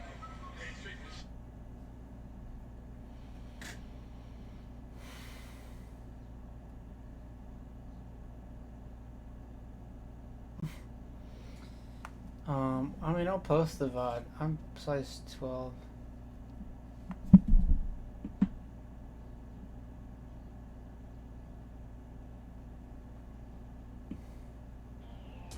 Let's go around the majors. Shohei Ohtani, he's pretty good, huh? RBI in 10 straight games. Dodgers record. Texas Rangers 15-26 since May 10th. And Gunnar Henderson hitting .444 over his last 7 games with a massive OPS. He has 26 home runs, which is second to Aaron Judge. Speaking of home runs, George Springer has a couple of 3-run shots tonight. How about that, John? Went to the cutter there. And a little cutter, exactly what it looked like at the beginning of the year, just enough off to get a swing and miss. You know, Ryan, as you were going through that graphic around the majors, I just think there are so many teams that are going to be looking at themselves saying, who are we coming up to the deadline? And you mentioned the Blue Jays. They're in an interesting situation. Bichette and Vladdy another year on their contract. Do you just write it off this year saying, okay, it's not going to, we had so many injuries, maybe we run it back again next year if we're healthier? Blue Jays have a lot of tough decisions to make. Grounded up the middle, another hit for Springer as he is on to lead off the bottom of the 5th. Exit velocity presented by Spectrum. The George Springer home runs, they were both launched. 104.7 at 391 feet in the first, and 109.1, 434 feet in the second. A career high 6 ribbies. He does have one career 3 home run game, September 22nd of 2019, as he's running here and fouled straight back. It's interesting, John, you bring up the decision the Blue Jays have to make, because you know, this is a team that did go to the playoffs each of the last 2 years. Yep. Swept in the wild card series, but went. And if they feel like they can retain both Guerrero and Bichette, wouldn't you want to keep them around as your core, even though the group has not fully lived up to expectations, even as they have started to get deeper into their career? You know, they miss a Teoscar Hernandez, a Lourdes Gurriel. The rest of the offense hasn't quite puffed up behind those two in the way they used to, as Schneider smacks a single to left, and first and second, nobody out here in the 5th for Toronto. Yeah, good swings back-to-back at bats against Rodon here in the 5th, and had to work so hard the first couple of innings. You wonder if he's getting to the end of his rope. 95 pitches.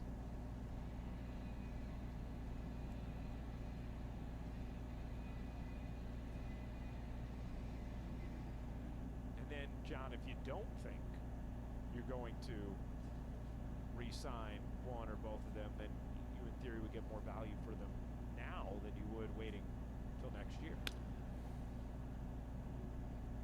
Meredith? And Ryan, Ross Atkins, their GM, actually spoke to the media today, and he was asked about what they're going to do at the deadline about those 2 guys, what the future plans are, and he said fans should still have faith, because the biggest thing is they've had that of them together, many coming up from the minor leagues. They feel like they can still turn things around. Now, what they do on the field is obviously going to dictate what they decide to do at the deadline. Right now, he hopes his team focuses on each at-bat, each individual pitch, and take it game by game and trying to claw their way back into it. One thing he did say, a lot of talk has been around John Schneider and what they were going to do there. He gave him a vote of confidence today, saying he believes in him. It would be a different story if he wasn't prepared and the team wasn't prepared. But right now, they're comfortable with him at the helm, and they believe that they can still turn this thing around. Thank you, Meredith. You did work on the system, right? Yeah. Okay, so that's the season where y'all predicted Donald Trump, right? Don't believe those. For the first out, and Aaron Boone's going to let Carlos Rodon leave on a positive note, finishing on a strikeout after another tough outing for Carlos Rodon.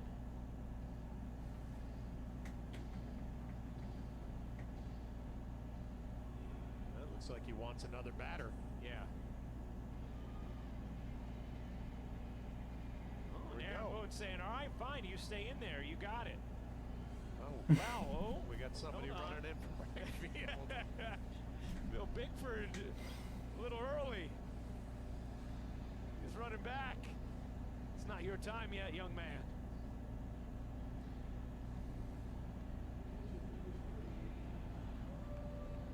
You don't see it often. Really, Kirk, bro? You want Kirk? All laps down in the pen. I could use some levity right now. This guy's gonna fucking hit a home run off you.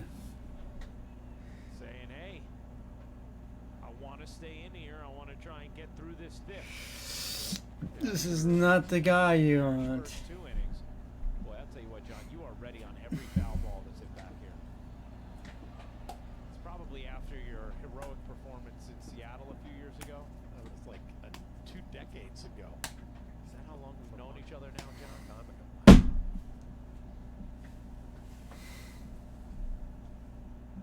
You know what? We've known each other for 18 years now. So, yeah, 2 decades. I like this from Rodon, though. Yeah. What did you think of that? Hey, the reaction. And you know, obviously there was some miscommunication with Bickford coming in the game, or thinking it was in the game, but just the fact that, hey, I want to give you another out. I want to keep going. You know, just would have been very easy for him just to say, okay, I did, you know, what I could, and you know, Aaron's going to take me out of this game. Fighting for another batter and try to build on what he's done the last couple of innings. 2-1 on Kirk.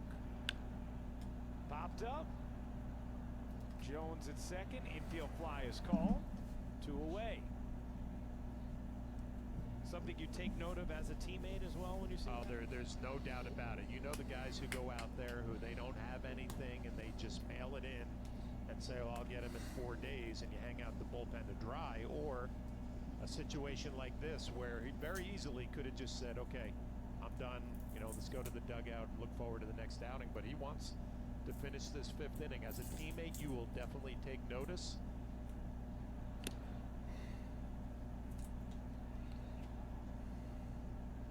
Trying to finish it strongly here against Clement with 2 on, 2 out. Blue Jays scored 8 runs in the first 2.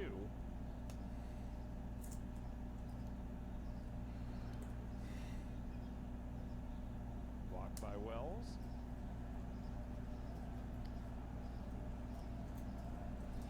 Rodon with 8 strikeouts in this game. Eaten up by a couple of George Springer 3-run homers. 1 and 2. Good slider there. You know what, Ryan? Every player in that dugout for the Yankees knows that this game will humble you at some point if you play long enough. And Carlos Rodon is going through that right now, like a lot of his teammates are. So you appreciate the fact he wants to fight through this. Chop to short. Rodon able to fight through and get out of it. Wanted to stay in. Rewarded his manager's faith and muscles through 5.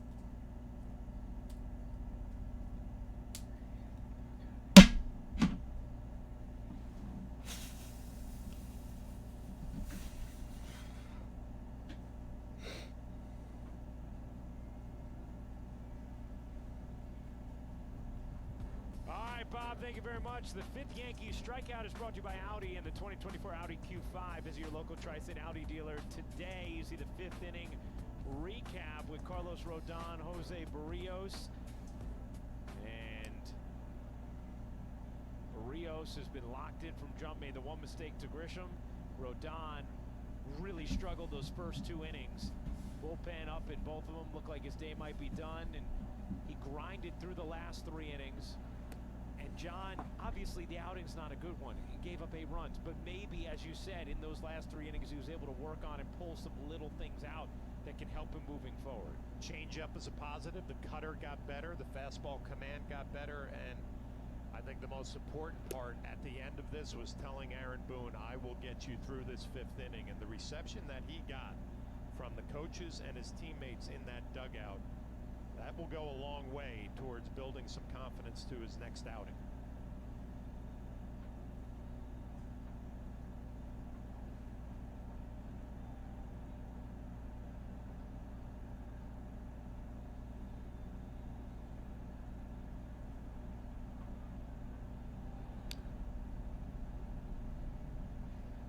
Two and two on Judge. Here it is. Manager appreciates it. Look at all the teammates, coaches waiting for him. They appreciate a guy who's going through a tough time right now, but fighting his way through it, not giving in. And he'll be sitting on that dugout right now, going through it pitch by pitch. What do I need to do better? What hurt me? What's going to help me? But at the end of this, when he goes back to that team hotel tonight, he's going to say, I gave it everything I had to try to get back on track. And you hope if it's Carlos and the Yankees, it's his next outing.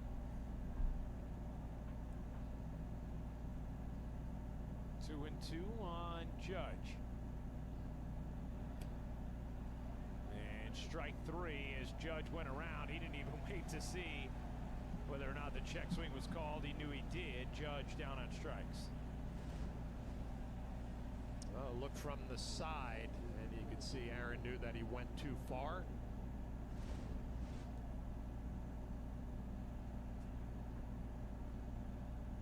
Build some equity with the umpires, right? Tell them, hey, when I go too far, I'm going to let you know. So when I stay here, it means I haven't.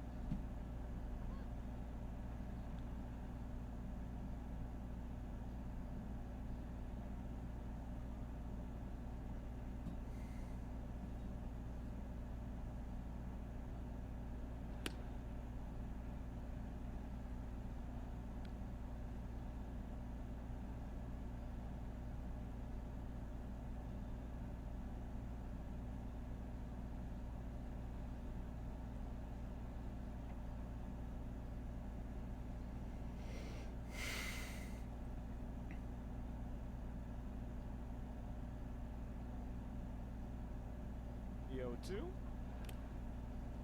Tipped and held on to for strike 3 as Verdugo down on strikes. All right, John, time for Name That Yankee, brought to you by Prevagen, the #1 pharmacist recommended memory support brand. Over 1,300 hits, 279 home runs, and 847 OPS with the Blue Jays from 15 to 18. Time with the Yankees at 22 and 23, and then the Brewers after that.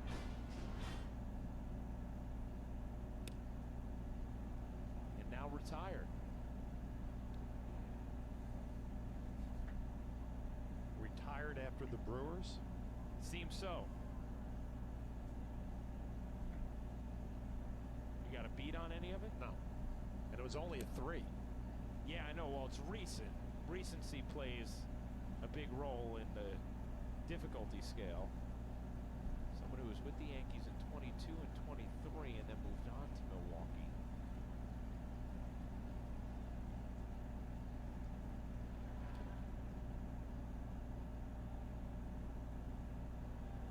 We know this person, John.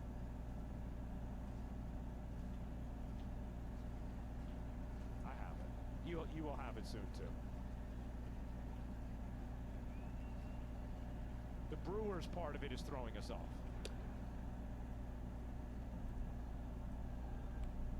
Think Oakland, think Toronto.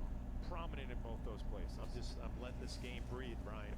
Just letting it breathe. I had a great producer tell me a long time ago, you can let it breathe. The 2-2. It's 3-2 on Ben Rice.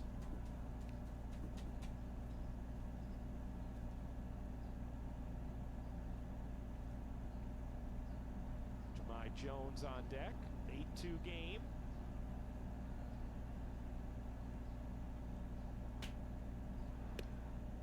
And Rice works a walk. Seen him show a keen eye through his first few games. Shows it again there. 2-out base runner for the Yankees.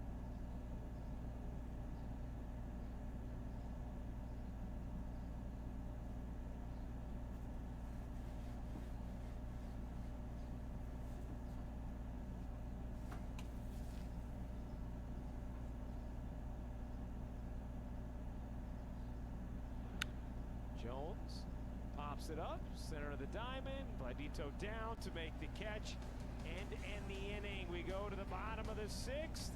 It's 8-2 Blue Jays.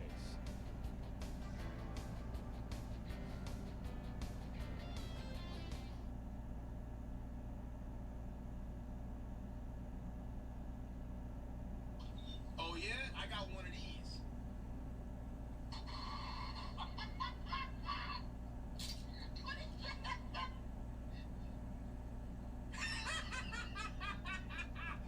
Fuck you and drop dead, nigga.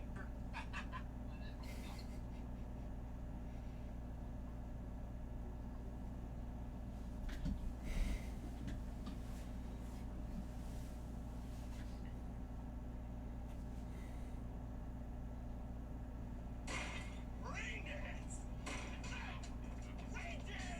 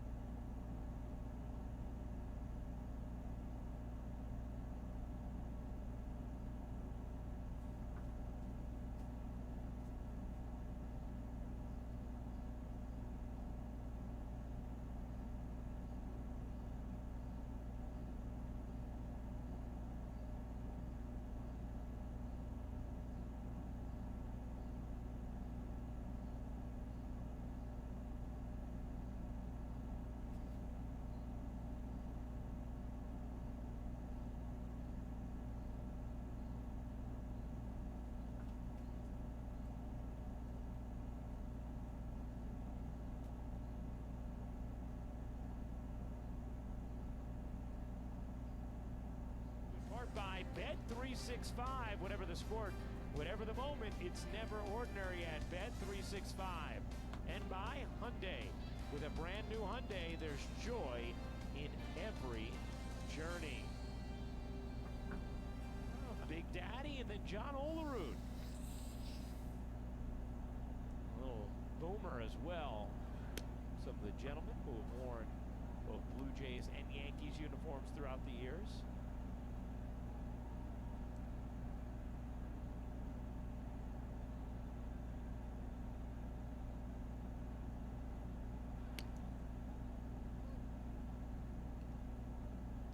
See the numbers for Phil Bickford in his limited appearances, but a 2.93 ERA at AAA. Strong strikeout numbers there as well. Chop to second, Jones, 1 down.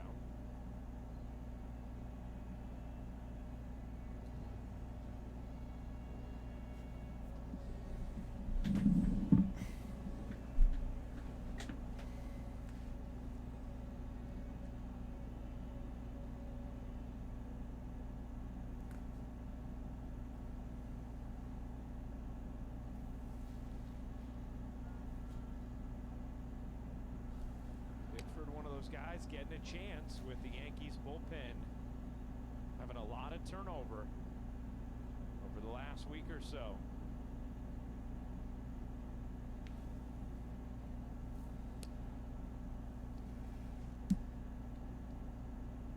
Well, one of the quickest ways you get in that circle of trust when you come out of the bullpen is to fill up that strike zone, get ahead in counts. Managers and pitching coaches love to know what they're getting out of their relievers as far as filling up the strike zone. AAA this year, the 2.93 ERA you saw, 27 and 2/3 innings, 35 strikeouts. 2-2 on IKF.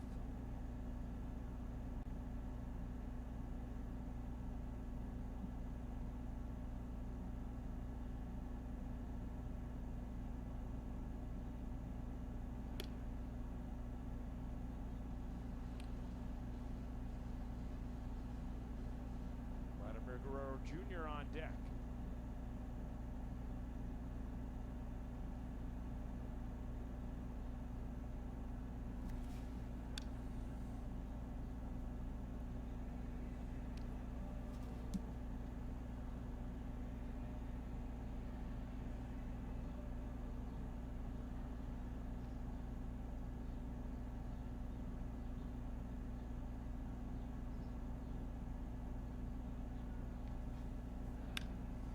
Little looper to first, and Rice makes the grab. 2 down. And Ryan, one arm they'd like to get back in that bullpen is Scott Efros. He saw some action tonight in AAA. He threw an inning, 18 pitches, 13 for strikes. He faced 5 batters in that one. 1 ground out, 2 strikeouts, 3rd appearance for him on his rehab assignment so far, moving to AAA this time around. Aaron Boone said he still needs a few more outings until they will consider bringing him back, but the fact that he's continuing to throw and feeling good afterwards, certainly a good sign and could be a nice piece in that Yankees bullpen. Ryan, you mentioned the fact they've been very much in flux lately. Aaron Boone admitted that it's been a little challenging trying to figure out who he can use in one situation to get outs over the last couple of weeks. That's the Montefiore Einstein injury report.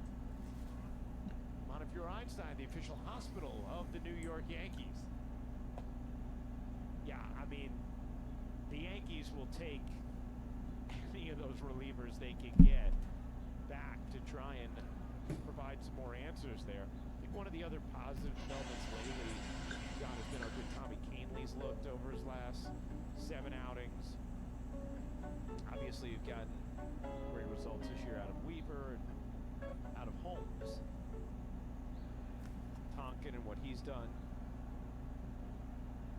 But looking for some more, and it'd be nice if you got some of those trusted give it that pieces hot back.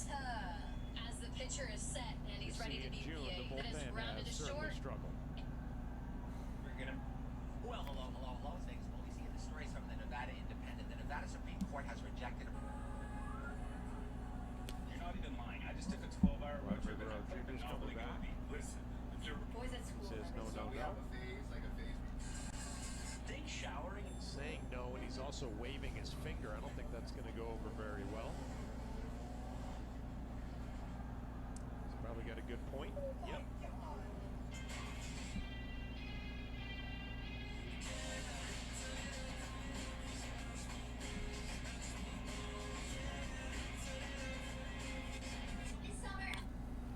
Guerrero hits a towering fly ball. Deep to left. That ball is going to be gone. Verdugo was tracking it. It was up there forever. And eventually, it came down over the wall. 11th home run of the year for Guerrero. Ryan, we talked early on with the roof open here at the Rogers Center. It's tough to get a feel on if the ball's going to be carrying, if the wind's going to be swirling. You see Verdugo looking up at the big board in center field to get another look at it. Fastball in off the plate, just pulls his hands in and gets just enough on this one for his 11th home run of the year.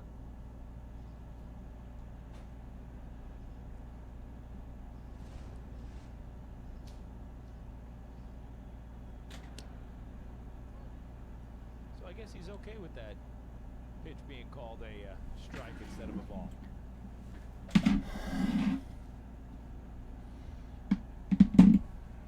Turner 1 for 2.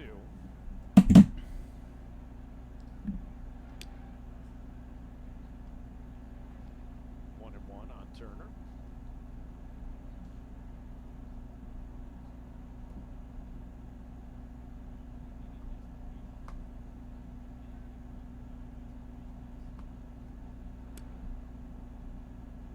Two and 1.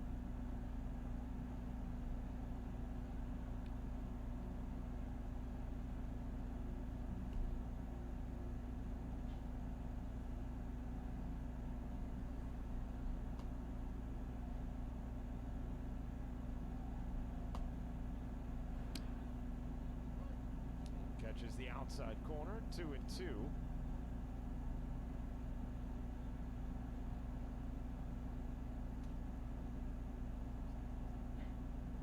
Jeremy Rehak been very consistent with that pitch. Outside corner to righties tonight. 3 and 2 now. On Turner.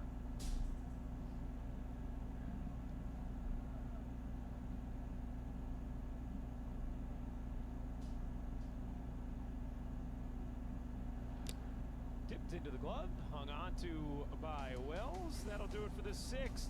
Blue Jays add one more. It's 9-2.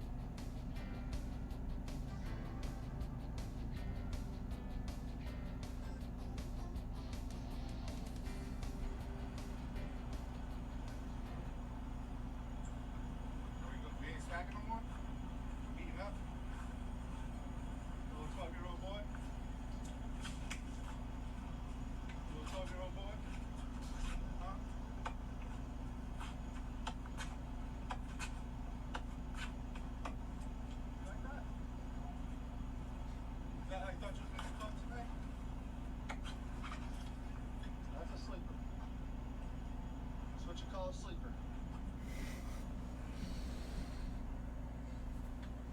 You gonna do this again?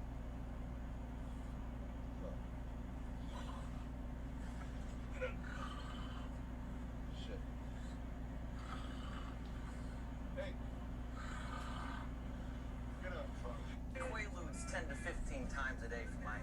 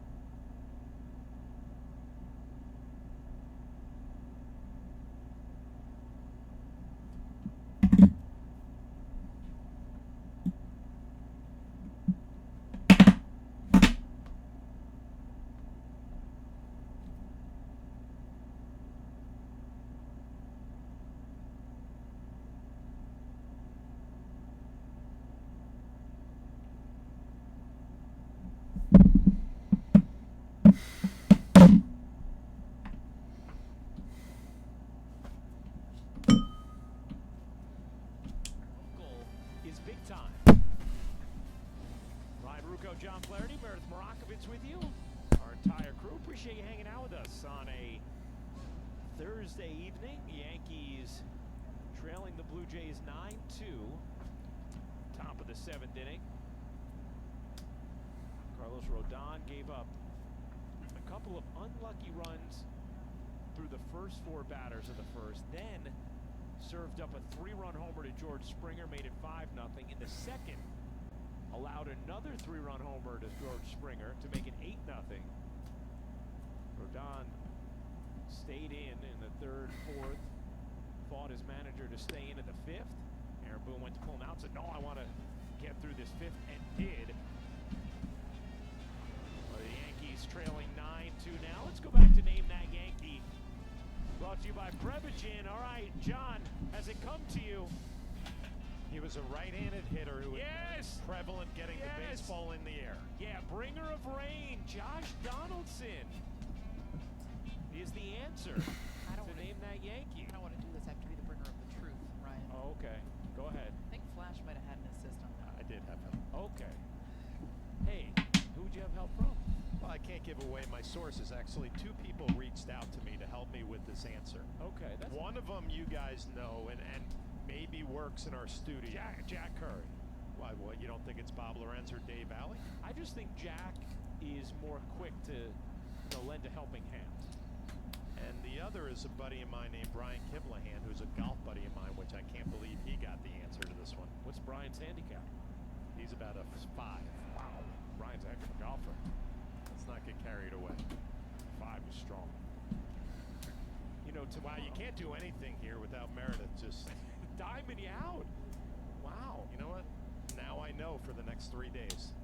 The tone has been set on game 1. You just got to put your phone on the other side of your laptop, closer to me than her, and then she won't see who's texting. But I'll admit it. There was a couple of minutes there that you saw. I saw Jack's name come up on my phone, and I knew the answer was behind that text. And I waited a couple of minutes. He did wait. He thought about just trying to come up with the answer on his own. Wasn't going to cheat. And I couldn't do it anymore. I couldn't resist.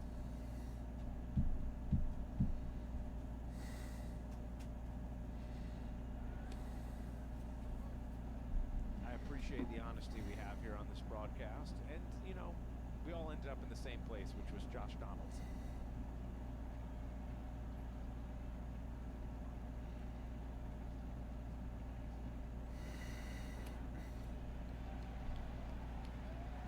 Grisham goes around. 1, 2, 3 go the Yanks in the 7th. A 9-pitch inning. Through 6.5. Oh, yeah, the bringer of rain. The trivia answer.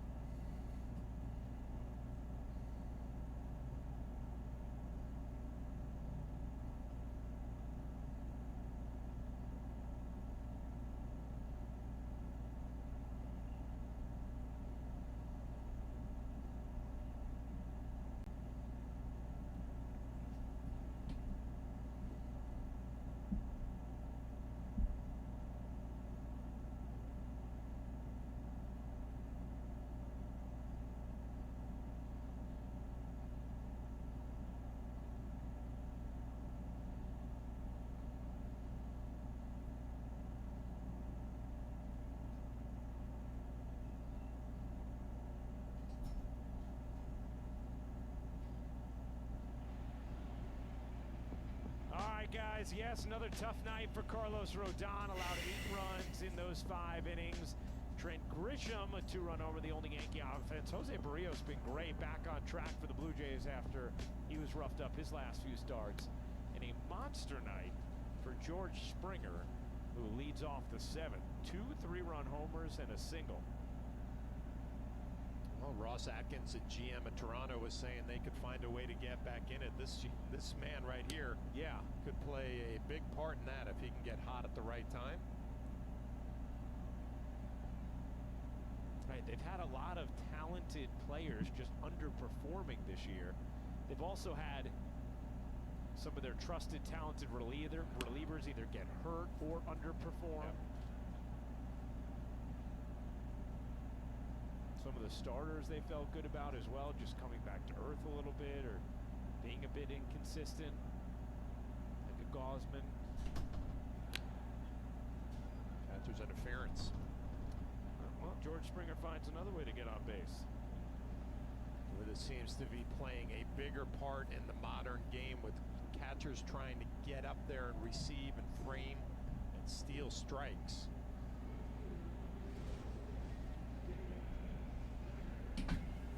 Clearly got the glove. John, would that hurt your left hand as a catcher when you get clipped by a bat? Well, you know, it really depends on where it gets. So Austin Wells there looked like it got like the end of the glove, so probably not so bad. But if you get a deep swing, that could get the back of your hand.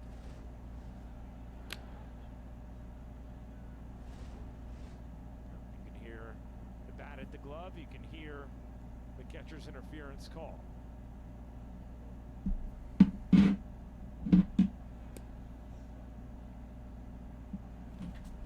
Ryan, old school receivers and catchers would always let the baseball travel to them. Yeah. And try to obviously present it in a good way to an umpire to try to get a strike call. But the modern receiver, you're really reaching out and underneath and back up to the strike zone. We're seeing that catcher's interference really become a big part of the game. How do you think you would have handled that, John, if there was emphasis on that with you behind the plate? Well, I would have loved it, because I always felt like that was something that was a strength of mine that was never measured back in the day. But you really got to get a feel for where you are in relation to the hitter, and you can't cross that line, you know, where it becomes, okay, if I'm reaching out for a low strike, I'm putting my glove in a position where there can be contact, and that's probably the toughest part, right? You set up in a good spot, but when you reach out in front and underneath, could be contact. And there was that time from Wells.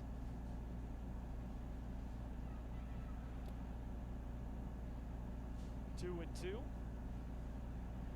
Davis Schneider, who has been getting more starts in the outfield and is in the top 10% in the MLB in barrel rate, top 15% in not chasing pitches out of the zone.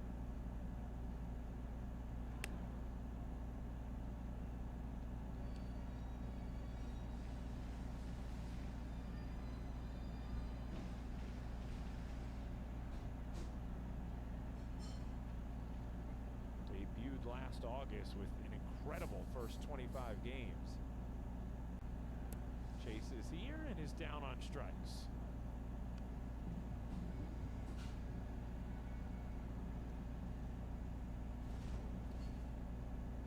Look at the slider from Bickford. That'll be the last pitch that he's going to deliver tonight.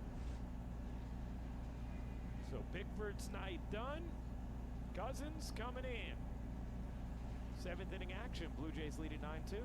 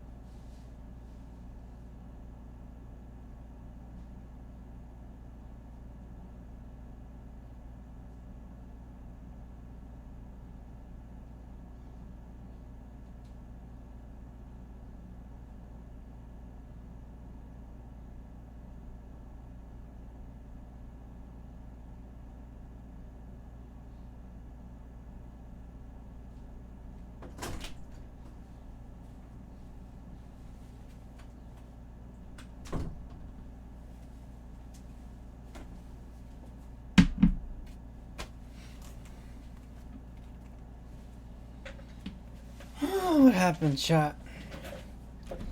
What happened?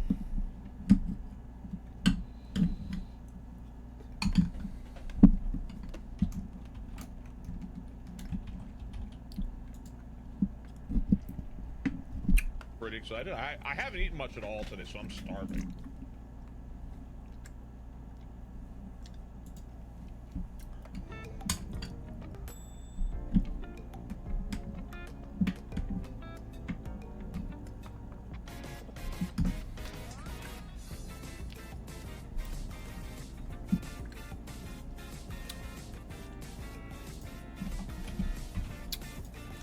Blue Jays lead it. Bro, this is fucked. This is sick though. Yeah, you can just kick it in here if you want. You can just hang out. I might have to post up. Bro. You ever use this bathtub? Oh, it's not jet. Broken. Wait, have you ever used this stuff? No, because You've never used this stuff. It's broken. You gotta get it fixed and then get the jets fixed. No, I know. A couple innings away I know. from their first 4-game losing streak of the season. Mm-hmm. They hit, bro. Hey, you see the two mirrors in front of each other? No. Oh. No, you did. No, I never told you. Go back. Tell me again. Dude, stop. Did you not hear about the hot tub jet story? Basically, back when I was a kid, I would go into my family's like community hot tub. Like a well used. It was like my family's community hot tub. Yeah, it was very hot. He's got a good look at Aaron Boone there. You see some There we go. activity in the Blue Jay bullpen. I need to go to the bathroom again. I need to go to the bathroom again. Manager, right? Here we When go, you yeah. stretch Yeah, like bro, this, I've when been- things aren't going the way you'd like, and do you just You keep wanted the to feel course, stay something. steady every day, with your body language and your actions saying, we're fine. Dude, that's so weird. Or do you say, hey, I think it's time. Dude, that's really weird, bro. Talk about things. No, And you usually those gave us team some meetings are for when you don't see the effort day in and day out. I don't think Aaron feels that way right now. Got to be confident that this is just part of a big league season. You'll find a way to get through it.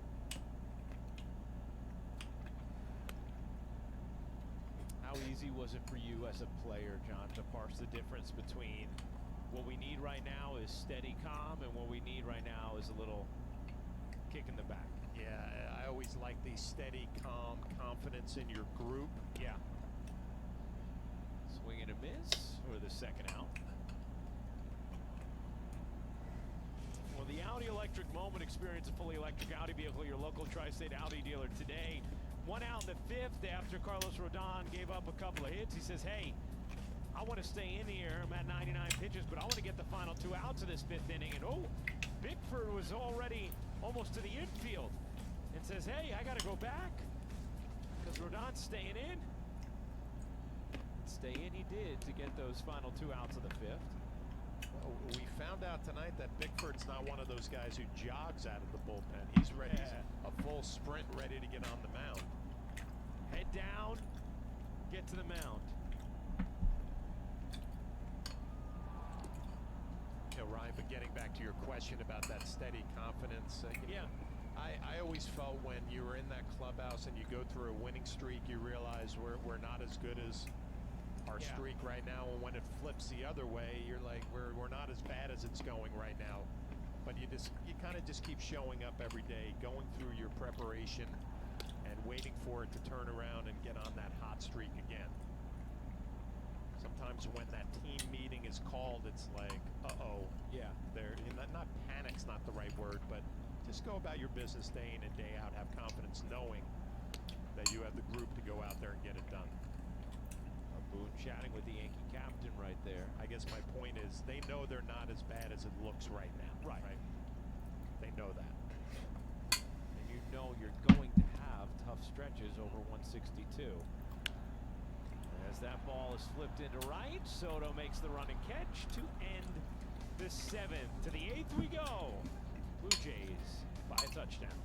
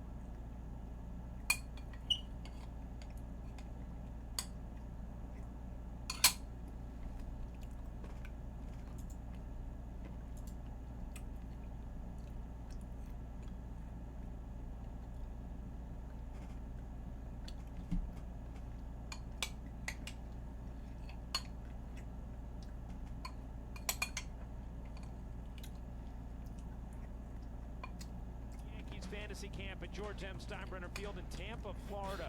With former Yankees by your side, you'll play ball on the same fields the big leaguers use, with your own uniform and locker. Space is limited, so scan the QR code today for more information. I mean, these guys just, true Canadians.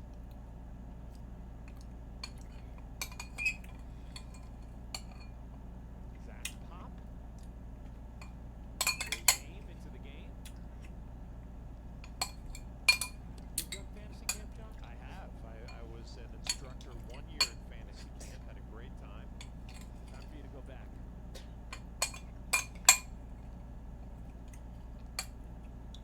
You know, Meredith's gone down. Justin Shackle's gone down. Well, I can proudly say that I did not blow my hamstring out in fantasy camp like some of our yes network colleagues. Yeah, Shaq did it in his first at bat.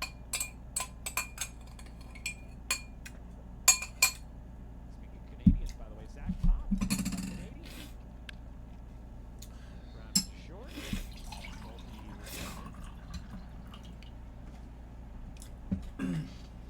Meanwhile, the Blue Jays with a 7-run lead have to be pleased with Barrios and his effort tonight. Rebounding after a couple of rough starts and really did a good job with the left-handed hitters in the lineup. Except for Grisham and that 2-run home run. Soto 0 for 3 with 2 strikeouts. Didn't look comfortable in those at-bats against Barrios either. Which is always noteworthy because he almost always looks comfortable.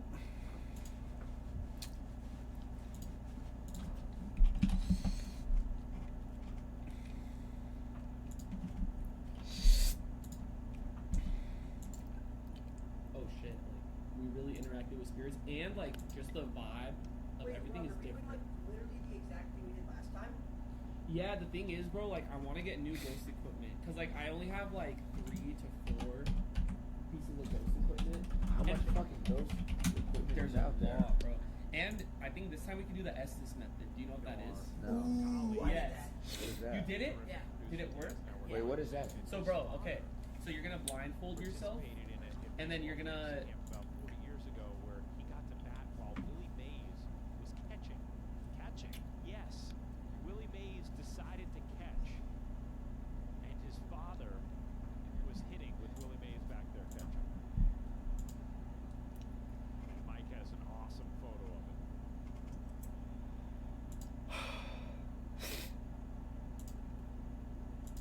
On again, I just wanna party, turn it on again.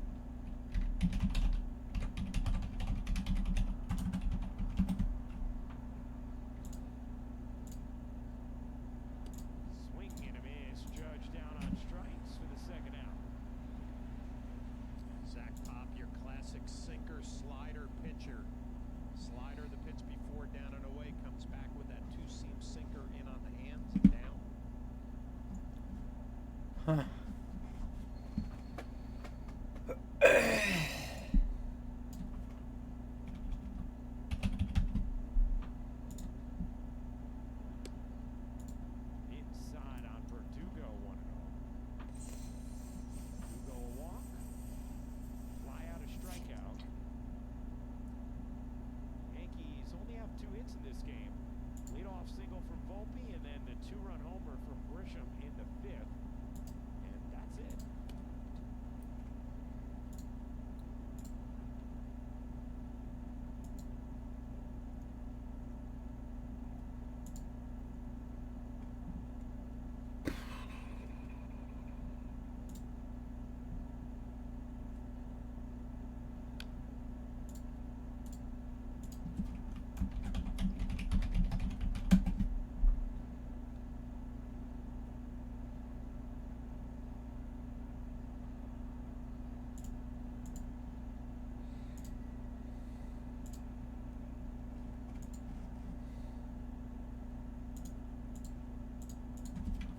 Orioles already won tonight, so a Yankee loss would put Baltimore back in first. Yankees have held first place in the AL East since May 14th.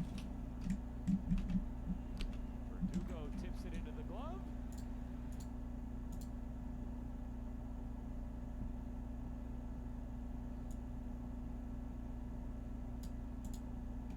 He's the one that killed people with the bad water, including hundreds of thousands of people dying, and also killing our citizens when they come in. We are living right now in a rat's nest.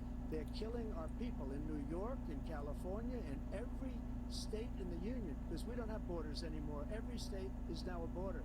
And because of his ridiculous, insane, and very stupid policies, people are coming in and they're killing our citizens at a level that we've never seen. We call it migrant crime.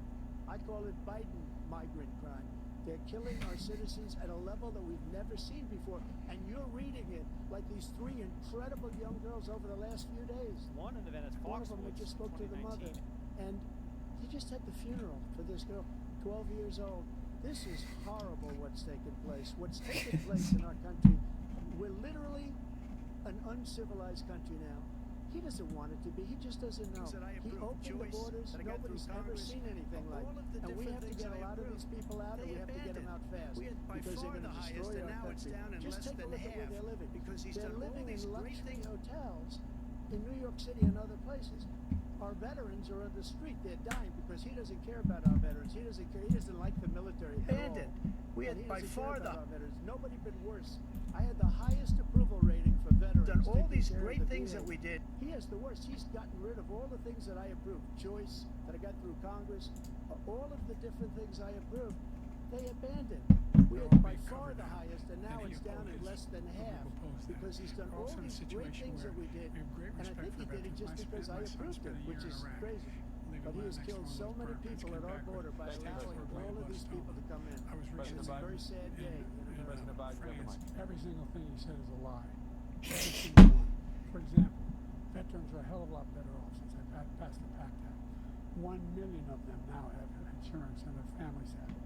Their families have it because what happened, whether it was Agent Orange or burn pits, they're all being covered now. And his group opposed that. We're also in a situation where we have great respect for veterans. My son spent a year in Iraq, living right next to one of those burn pits, came back with stage 4 glioblastoma. I was recently in France for D-Day, and I spoke all about those heroes that died. I went to the World War II cemetery, World War I cemetery, refused to go to. I'm in a cemetery, or I'm talking about our veterans, because nobody's taken better care. I'm so glad this came up, and he brought it up. There's nobody that's taken better care of our soldiers than I have. To think that I would, in front of generals and others, say suckers and losers. We have 19 people that said it was never said by me. It was made up by him, just like Russia. What the fuck? And he brought it up. There's nobody that's taken better care of our soldiers. Look at than I Biden's have. face.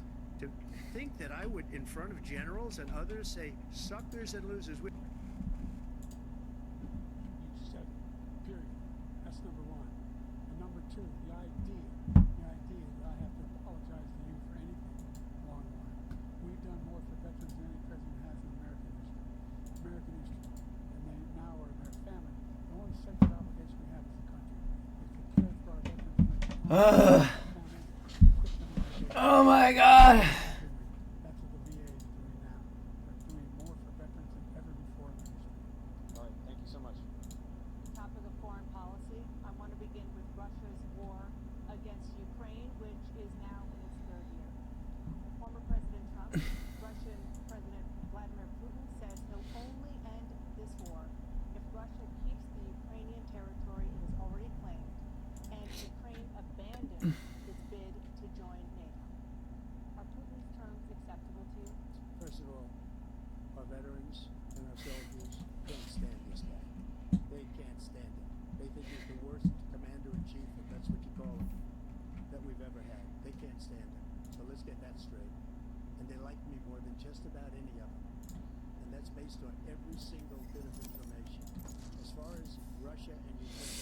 Let's lock in. The president that knew, that was respected by Putin. He would have never invaded Ukraine. A lot of people are dead right now, much more than people know. You know, they talk about numbers. You can double those numbers, maybe triple those numbers. He did nothing to stop it. In fact, I think he encouraged Russia from going in. I'll tell you what happened. He was so bad with Afghanistan. It was such a horrible embarrassment, most embarrassing moment in the history of our country, that when Putin watched that and he saw the incompetence, that he should have fired those generals, like I fired the one that you mentioned, and so he's got no love lost, but he should have fired those generals. No general got fired for the most embarrassing Match moment found. in the history of our country, Afghanistan, where we left billions of dollars of equipment behind. We lost 13 beautiful soldiers, and 38 soldiers were obliterated. And by the way, we left people behind too. We left American citizens behind. We left When people. Putin saw that, he said, you know what? I think we're going to go in and maybe take this was his dream. I talked to him about it, his dream. The difference is he never would have invaded Ukraine. Never. Just like Israel. They have never no been idea how invaded heartless I am. in a million years by Hamas. You know why? Because Iran was broke with me. I wouldn't let anybody do business with them. They ran out of money. They were broke. They had no money for Hamas. They had no money for anything. No money for terror. That's why you had no terror at all during my administration. This place, the whole world is blowing up under him. President Biden? Never heard so much malarkey in my whole life. That's not real. We're in a situation where, let's take the last point first. Iran attacked American troops, caused brain damage for a number of his troops, and he did nothing about it. Not when he was president. Here they attacked. He said they're just having headaches. That's all it is. And he didn't do a thing when the attack took place, number one. Number two, we got over 100,000 Americans and others out of Afghanistan during that era. Number three, we found ourselves in a situation where, if you take a look at what Trump did in Ukraine, this guy told Trump, do whatever you want, and do whatever you want. And that's exactly what Trump did. To Putin, encourage him, do whatever you want. And he went in. Listen to what he said when he went in. Match found. It's part of the old Soviet Union. That's what he wanted to reestablish. Kiev. And he, in fact, didn't do it at all. He wasn't able to get it done. And they've lost thousands and thousands of troops. 500,000 troops. They have no idea how heartless I Go am. back to my original question, which is, are Putin's terms acceptable to you? Keeping the territory in Ukraine? No, they're not acceptable. But look, this is a war that never should have started. If we had a leader in this war, he led everybody along. He's given $200 billion now or more Billion. to Ukraine. He's given $200 billion. That's Billion. a lot of money. I don't think there's ever been anything like it. Every time that Zelensky comes to this country, he walks away with $60 billion. He's the greatest salesman ever. And I'm not knocking him. I'm not knocking anything. I'm only saying the money that Billion. we're spending on this war, and we shouldn't be spending. It should have never happened. I will have that war settled between Putin and Zelensky as president-elect before I take office on January 20th. I'll have that war settled. People being killed so needlessly, so stupidly. Billion. I will get it settled. I'll get it settled fast before I take office. President Biden, you have a minute. The fact is that Putin is a war criminal. He's killed thousands and thousands of people. And he has made one thing clear. He wants to reestablish what was part of the Soviet Empire. Not just a piece, he wants all of Ukraine. Billion. That's what he wants. And then do you think he'll stop there? Do you think he'll stop when he takes Ukraine? What do you think happens to Poland? What do you think happens to Belarus? What do you think happens to those NATO countries? And so if you want a war, you ought to find out what he's going to do, because if in fact he does what he says and walks away, by the way, all that money we give Ukraine for weapons we make here in the United States, we give them the weapons, not the money at this point.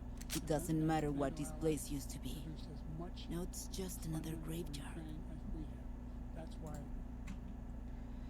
Billion. Let's win.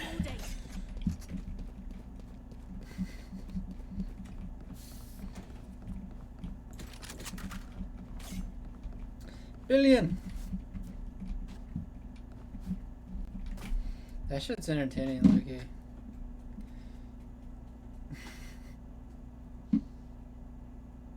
Fox News. Created a humanitarian crisis in Gaza. President Biden, Guys, you reluctant, put guys. forward a proposal. Are reluctant. Number one, everyone from the United Nations Security Council straight through to the G7 to the Israelis and Netanyahu himself have endorsed the plan, which has 3 stages to it. The first stage is trade the hostages for a ceasefire. The second phase is a ceasefire with additional conditions. The third phase is the end of the war. The only one who wants the war to continue is Hamas. Number one, they're the only ones standing out.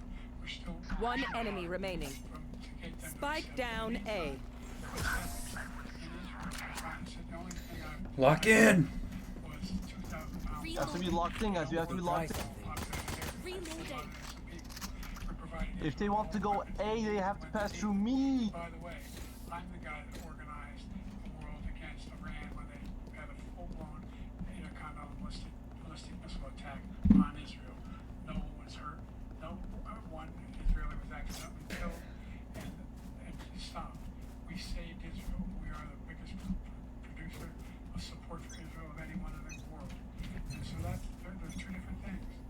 Hamas is not allowed to be continued. We continue to send our experts and our telling people as to how they can get There are B, guys. There are B. you don't have to do it. I thought you were locked in. Oh, wait, Spike Rene's locked in, down Rene. B.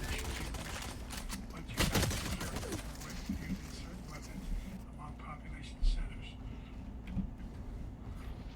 Let's get back to Ukraine for 1 second. We have an ocean separating us. The European nations together have spent 100 billion or maybe more than that less than us. Why doesn't he call them so you got to put up your money like I did with NATO? I got them to put up hundreds of billions of dollars. The Secretary General of NATO said Trump did the most incredible job I've ever seen. Lock in. They wouldn't have any. They were going out of business. Guys, they're not passing A. Don't worry, they're not passing A. I got A, guys. I got A. I got A plus.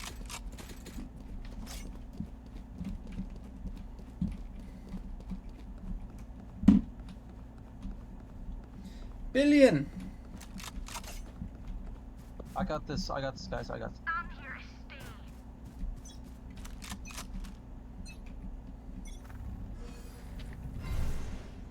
Still in sight. Oh, there B again? Big mistake. Rain is there. Cutting their vision. Rain now. Lock them in. Cook them. Cook them. Cook them up. Cook them up.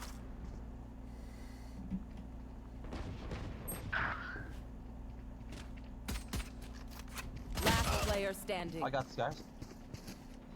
I'm locked in.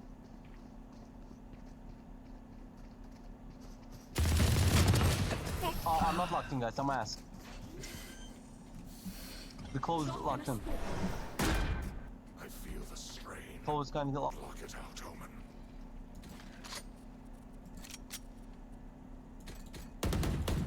Reloading.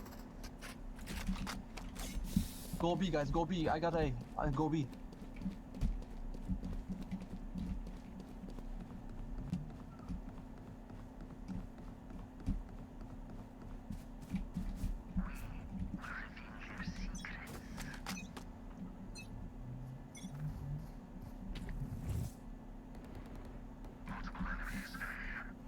Cutting their vision. Come back, Omen. Come back to me. Come back to me. My camera is destroyed. We gotta lock them in. Don't.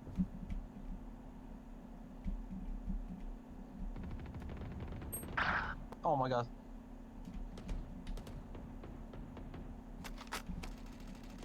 Rainer, give some back shots, Rainer. Back them up. Still in sight. Last player standing. You had your fun. Spike down My A. turn.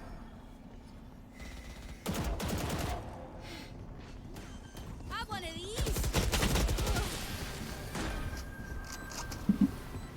Damn. Phoenix. Guys, we are kind of getting cooked, but it's okay. Keep that furnace burning, okay?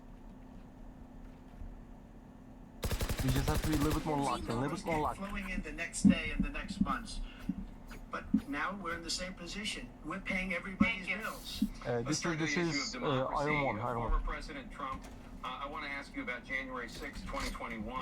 After you rallied your supporters that day, some of them stormed the Capitol to stop the constitutionally mandated count of electoral votes. As president, you swore an oath to, quote, preserve, protect, and defend, unquote, the Constitution. What do you say to voters who believe that you violated that oath through your actions and inaction on January 6th and worry that you'll do it again? Why do they too many believe that? What do you say about January 6th? On January 6th, we had a great border. Nobody coming through, very few. On January 6th, energy and food. On January 6th, we had the lowest taxes ever. Last We had player the lowest standing. regulations ever. On January 6th, we were respected all over the world. All over the world, we were respected. And then he comes in, and we're now left at. We're like a bunch of stupid people. What happened to the United States' reputation under this man's leadership is horrible, including weaponization, which I'm sure at some point you'll be talking about, where he goes after his political opponent because he can't beat him fair and square.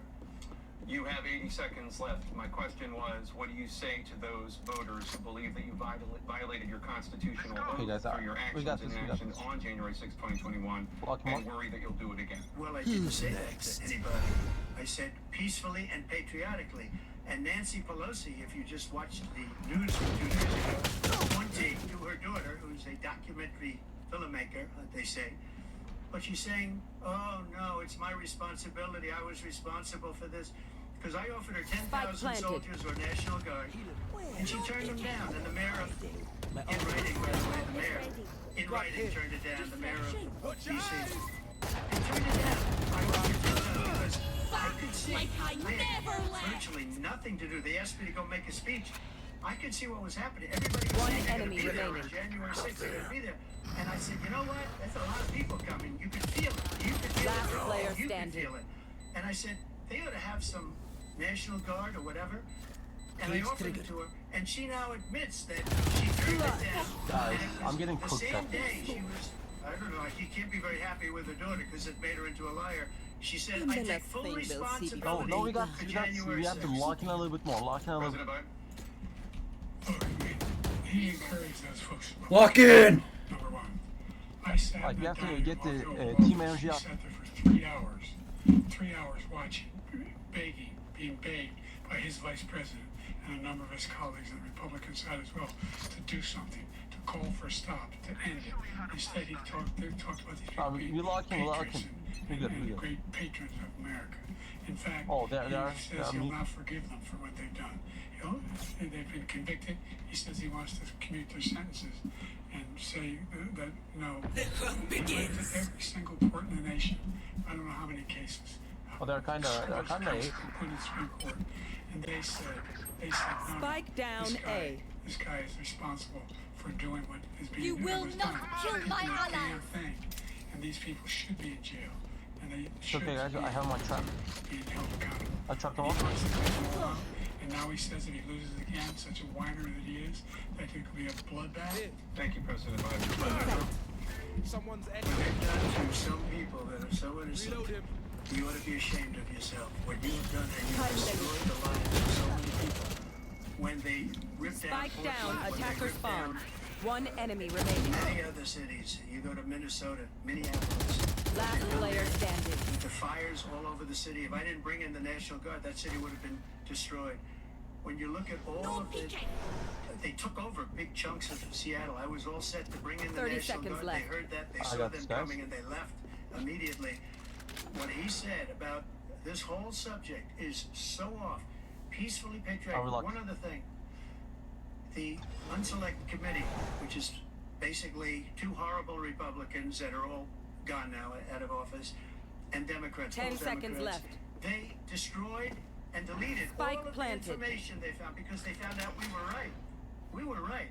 And they deleted and destroyed all of the information. Lock in! Thank you, President Trump. President Biden. Omen, where are you, Omen? The only person on this stage is a Omen, convicted back me up, felon, this man I'm Omen. looking at right now. Say locked in. And the fact of the matter Say locked is, in, Omen. what he's telling you is simply not true. The fact is that there was no effort on his part we are locked to in, stop we are locked what was in. going on. Who was Mandel? Who was Mandel? Mine. and I will kill to defend it.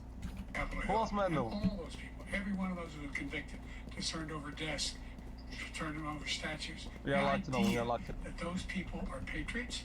Yeah, good. Come on. When I asked him the first two debates we had, the first time around, I said, "Will you denounce the Proud Boy?" He said, "No, I'll tell them to stand by." The idea he's refusing to, will you denounce these guys? Will you denounce the people we're talking about now? Will you denounce the people who attacked that Capitol? What are you going to do? I'm going to give you a minute, President Trump, for a follow-up question I have. 1 minute, guys. After a jury convicted you of 34 felonies last month, you said if reelected, you would, quote, have every right to go after, spike down. your political opponents. You just talked about members of the select committee on January 6th going to jail. Your main political opponent is standing on stage with you tonight. Are we locked in, guys? One enemy remains. remaining. You feeling you have every right to go after Lock your in. political opponents? Well, I said my retribution is going to be success. We're going to make this country successful again. Right now it's a failing nation. My retribution is going to be success. But when he talks about a convicted felon, his son is a convicted felon at a very high level. His son is convicted, going to be convicted probably numerous other times. Should have been convicted before, but his Justice Department let the statute of limitations lapse on the most important things. But he could be a convicted felon as soon as he gets out of office. Joe could be a convicted felon with all of the things that he's done. He's done horrible things. All of the death caused at the border. 30 seconds left. Telling the Ukrainian people that we're going to want $1 billion or you change the prosecutor. Otherwise, you're not getting $1 billion. Last player standing. That's quid pro quo. That we're not going to do anything. We're not going to give you $1 billion unless you change your prosecutor having to do with the son. This man is a criminal. This man, you're lucky. You're lucky. I did nothing wrong. We'd have a system that was rigged and disgusting. I did nothing wrong. Thank you, President Trump. President Biden, you have said, I'm coming right to you, sir. You want to respond? Go ahead. I'll give you a minute to respond. The idea that I did anything wrong. Omen is locked in. Omen is locked in. Lock in. Number two, Locked the in. idea that you have a right to seek W's in the chat, guys. against any American just because you're president is wrong. Omen is Simply wrong. locked No in. president says something like that. After my full kill, Omen just said, you know what? Time to lock in. So you are still charged with them. Think of all the civil penalties. How many Omen felt that full kills. for He's hyped, guys. He's hyped. public, for doing all It's Omen fight now. things Omen got it. of having sex with a porn star on the night while your wife was pregnant. I mean, what are you talking about? You're the morals on alley cat. Give your minute, sir. I didn't have sex with a porn star. Locked in, Number locked in. one. Number two, that was a case that was started and moved. They moved a high-ranking official at DOJ into the Manhattan DA's office to start that case. That case is going to be appealed and won. We had a very terrible judge, a horrible judge, Democrat. The prosecutor were all high-ranking Democrats and people, and both the civil and the criminal. He basically went after his political opponent because he thought it was going to damage me. But when the public found out about these cases, because they understand it better than he does, he has no idea what these cases are. One enemy remaining. When they found out about these cases, you know what they did? Lock in. Poll numbers went up way up. You know that because you're reporting Oh, it. you got to see And we this. took in The more fuse. money in the last 2 weeks than we've ever taken Oh, in guys, you the are locked history in, of guys. You are locked in. any For campaign. sure, I don't you are think locked any in. campaign has ever taken hundreds The of enemy only millions lives of full dollars closed. came pouring in Their because hearts the still public beating. knows it's a scam and it's a guy that's after his Guys, political I can opponent feel because it. I he can can't feel win it. fair and square. Thank you, President Trump. President Biden, you have said, quote, Donald Trump and We are his MAGA cooking them right now. Republicans Cooking. are determined to destroy American democracy. Do you believe that the tens of millions of Americans who are likely to vote for President Who's locked Trump will be voting against American democracy? I need some hands. I need some hands. The more they know about what he's done, yes. The more they know about what he's done. And there's a lot more coming. He's got a lot of cases down the road coming out. He's got a whole range of issues he has to face. I don't know what the juries will do, but I do know There's 1 minute. There's 1 minute. And so the fact that, could you ever think you heard any president say that I'm going to seek retribution? You ever hear any president say that I thought Hitler had some good ideas? What got me involved to run the first place after my son died, I decided in Iraq, because of Iraq, I said I wasn't going to run again until I saw what happened in Charlottesville, Virginia. People coming out of the woods carrying swastikas. Spike torches, down A. torches. One enemy remaining. Anti-Semitic bile. They sang. Like Oh my god. They spoke to the mother. Oh my god. They asked him, they said, The team is locked in, guys. Team is locked in. Locked and loaded, right? And the ones he said, I think they're fine people on both sides. What American president would ever Locked say and loaded. Nazis coming out of fields carrying torches, singing the same anti-Semitic file, carrying swastikas were fine people. And this is a guy who says Hitler's done some good things. I'd like to know what they are. The good things Hitler's done, that's what he said. This guy has no sense of American democracy. Oh, they're going mid, maybe. Jake, both of you know that story has been totally wiped out. Because when you see the sentence, it said 100% exoneration of that. So he just keeps it going. He says he ran because of Charlottesville. He didn't run because of Charlottesville. He ran because it was his last chance, and that he's not equipped to be president. You know it, and I know it. This is ridiculous. We have to debate. We're trying to justify his presidency. His presidency, he's without question the worst president, the worst presidency in the history of our country. We shouldn't be having a debate about it. There's nothing to debate. He made up the Charlottesville story, and you'll see it's debunked all over the place. Every enemy remaining.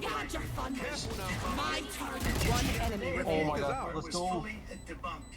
It's a nonsense story. He knows that, and he didn't run because Easy of one, guys, Charlottesville. easy He used one. that as an excuse to run. Oh, team is going insane style. All you have to do is listen to what Insane was said style. at the time. And the idea that somehow that's the only reason I ran. I ran because I was worried a guy like this guy could get elected. Last He round thought before the there were switch. good people coming out of that forest, carrying those woods, carrying those torches, that he didn't deserve to be president.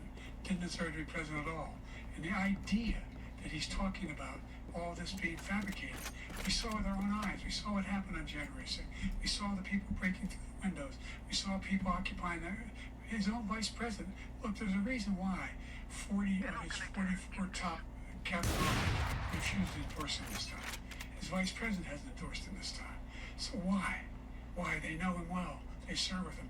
Why are they not endorsing him? I don't see mid. Thank you, Oh, I see President one. Biden. We're going to be right back with more from I the see one. CNN presidential debate.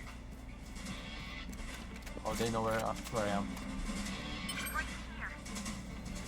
They know where I am. They're going. Omen, you have to lock in, Omen. Omen. You have to lock in. They're there. They're at mid. Be careful. Spike planted.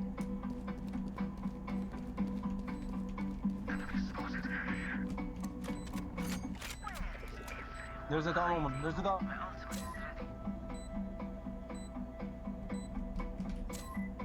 Who's next? I tried. Last player standing.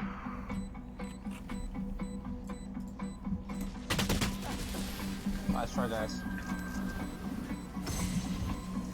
Next time. We got this next time. Switching sides.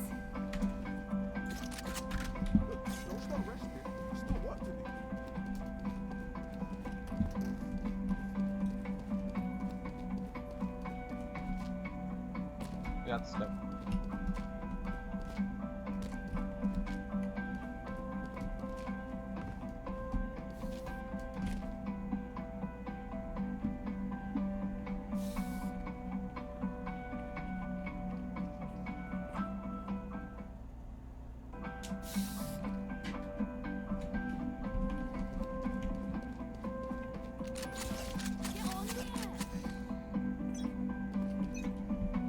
Watch them, guys. Watch. Cutting their vision. Here.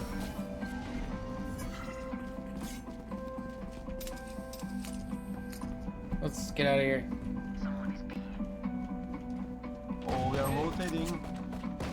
Raiders down. Recon is destroyed. Rotate time, baby. Reloading. Shadows traveling. One's me.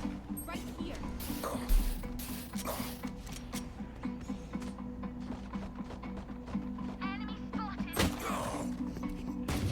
Embarrassing. You know what? Go be again. Last player standing. two-step.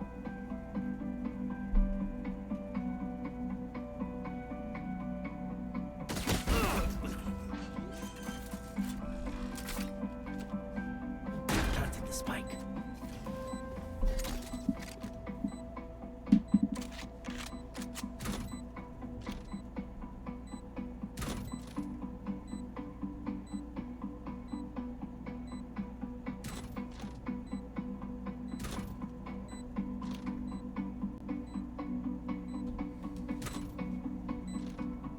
Are we locked in?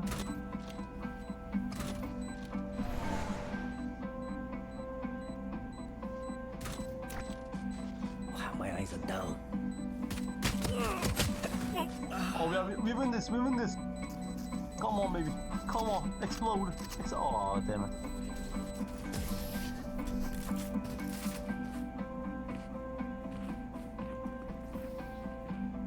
I was not locked in enough, guys. I was not locked in enough.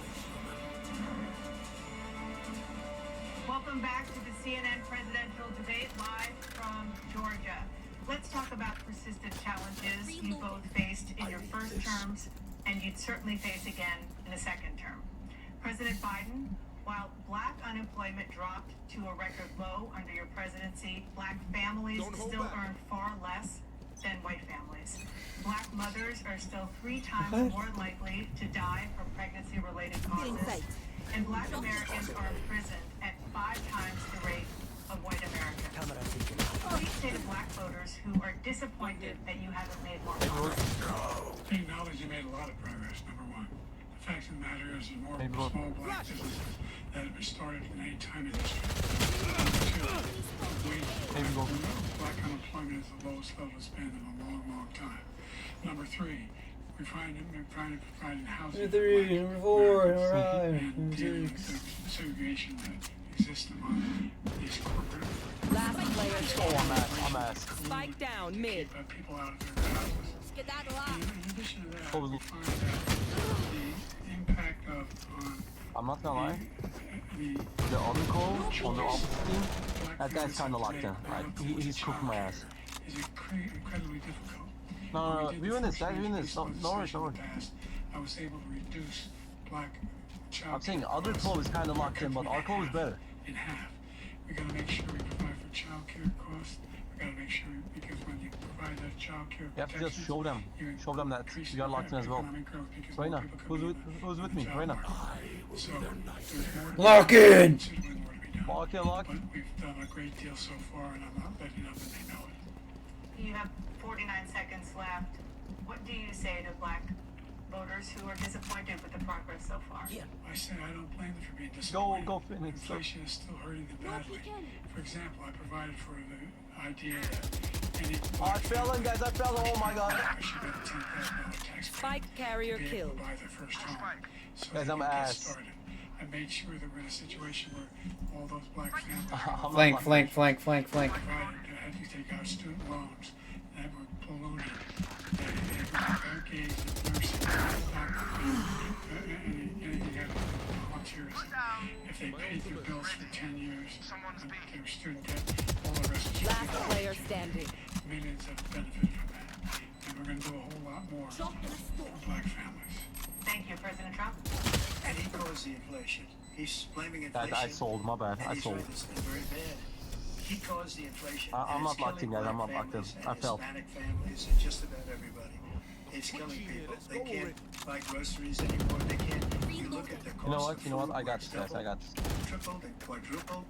They can't live. They're not living anymore. No, I'm locked in. No, I'm locked in. He caused this inflation. I gave him a country with essentially no inflation. It was Locked perfect. and loaded, It was guys. so good. All he had to do is leave it alone. I'm gonna look at me and get some Green rest. scam and all of the other, all this money that's being thrown out the window.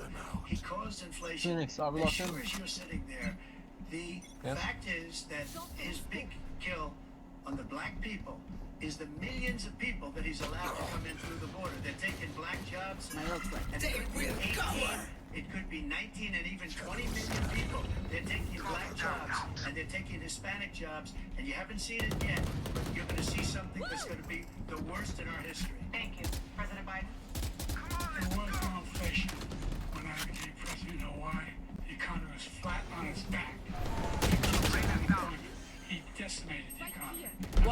enemy remaining. That's why there's no inflation. At the time, their job Guys, he's low guy. provided thousands of millions of jobs for individuals. Oh my god, guys. Phoenix is locked in. He's locked in. Phoenix, are you locked in? I know you're locked in. I know you're locked. Get written off for healthcare. But this guy wants to eliminate that. Tell him. They're gonna try Tell him. 50 times. He Say I'm wants to locked. get rid of the ACA again. Lock in! They're going to try again if they win. Say I'm locked in in, Phoenix. a position where the idea that we're not doing it. He's typing. He's typing. Wait a minute, guys. He's Police typing. on the street than any administration has. He's He wants typing. to cut the cops. We're providing He's about for to lock in, yeah. equity and making sure people are shot. Oh, he's locked in. He's There's locked a lot in. going on, but inflation, he caused it by his tremendous malfeasance in the way he handled the pandemic. Thank you. Another persistent challenge is the climate crisis. 2023 was the hottest year in recorded history, and communities across the country are confronting the devastating effects of extreme heat, intensifying wildfires, stronger hurricanes, and rising sea levels. Former President Trump vowed to end zero climate initiatives, but will you take any action as president to slow the climate crisis? Let me just go back My to turn. what I said about the police. No wrong, dude. How close the police are there. Almost every police group in the nation from every state is supporting Donald J. Trump. Almost every police group. And what he's done to the black population is horrible, including the fact that for 10 years he called them super predators. We can't, in the 1990s, we can't forget that. Super predators was his name. And he called it to them for 10, and they've Thank taken great offense at it, and now they see it happening. The black chick is a When they little see low. what I did for Last criminal player justice standing. reform and for the historically 30 black, seconds left. Colleges and universities, One enemy we got remaining. full funding, and the opportunity zones Dropping a smoke. with You see him? as you know, Tim Scott was He's incredible. He locked did a in. great job. Great senator from South Carolina. He came to me with the idea, and it was a great idea. It's one of the most successful economic development acts ever in the country. 10 Opportunity seconds zones. left. And the biggest beneficiaries are blacks, and that's why we have the best numbers with them in maybe ever. They're saying ever. I read this Deep morning where breaths, ever everyone. the best numbers. Your hearts are He's pounding. lost much of the black population because he's done a horrible job for black people. He's also done a horrible job for Hispanics. But wait till you see these millions of people Guys, it's pouring not into our country, and they're going to take the jobs, and it's already started, and you haven't seen anything yet. It's a disaster. You 38 seconds left. President Trump, will you take any Guys, we have action to lock as in a little bit. president to slow the climate crisis? So I want Stop playing random. absolutely immaculate clean water, and I want absolutely clean air, and we had it. We had H2O. We had the best numbers ever, and we were using all forms of energy, all forms, everything. And yet, during my 4 years, I had the best environmental numbers ever. And my top environmental people gave me that statistic just before I walked on the stage, actually. I don't know where the hell he's been. The idea that anything he said is true.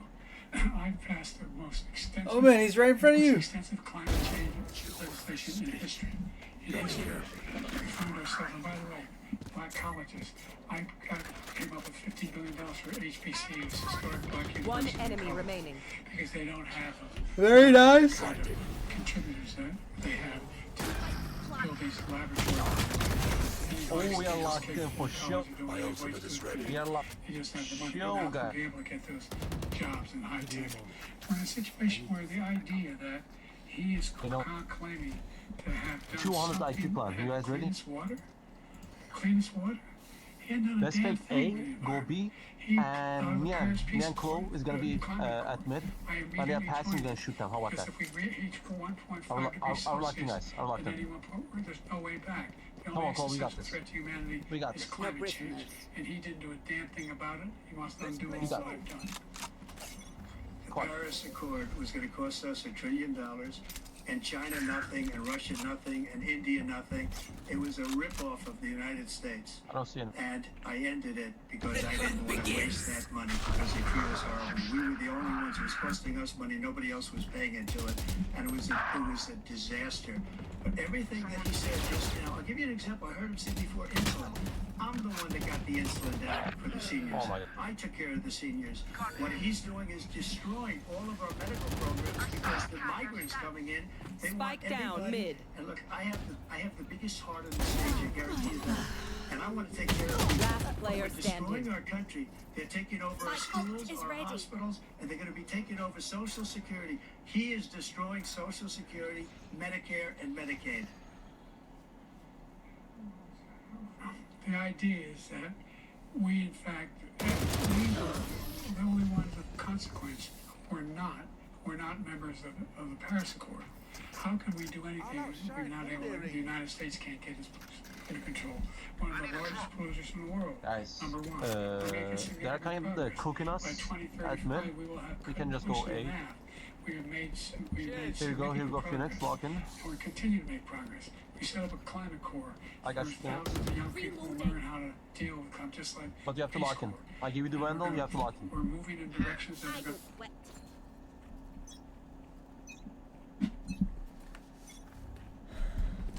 Oh, they hurt. Dropping smokes.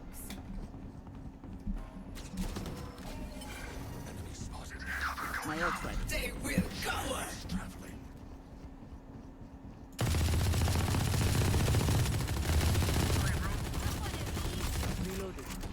Oh, Phoenix, lock them up. Oh, lock it. Damn.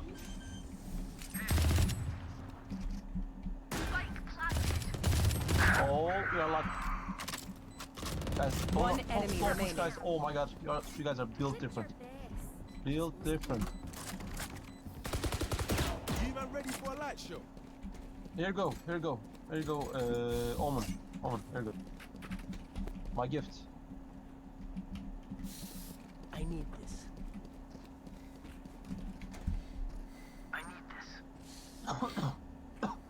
Guys, I'm kind of sick, guys. I'm kind of sick.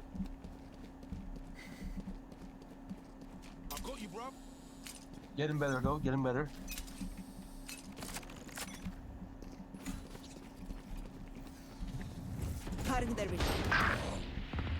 Oh my god, that Euro. Son of a gun. Who's next? Oh guys, Stealing sight. they're gonna lock us up.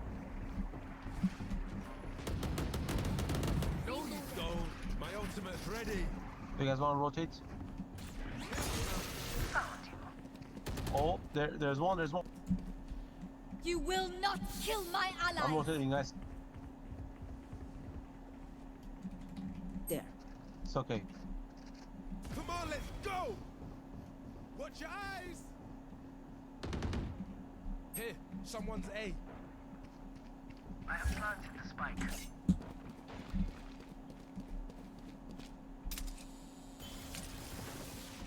I got it, guys. I got it. I'm looking with the camera. Drop in a smoke.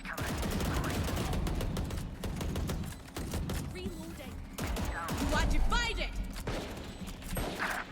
Guys, 3 here.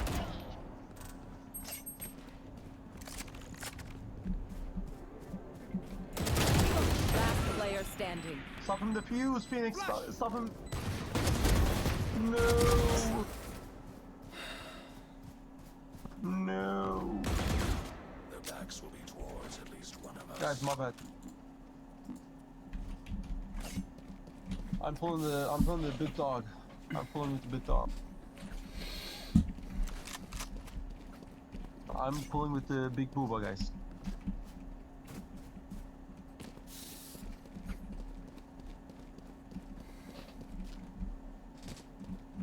For you, hermanita. I have the gun.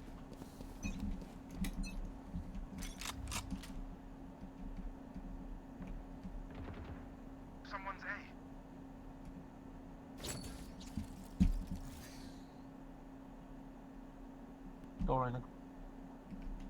I don't charges. I don't have it. Clean. Out of charges.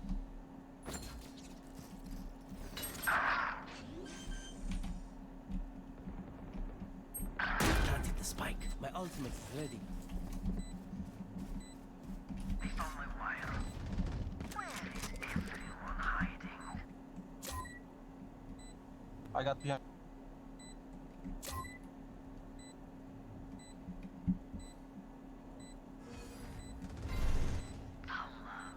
Last player standing. Flip.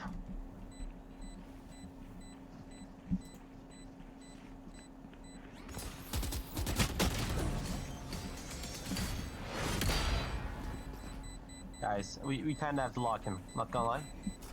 We kind of have to lock him.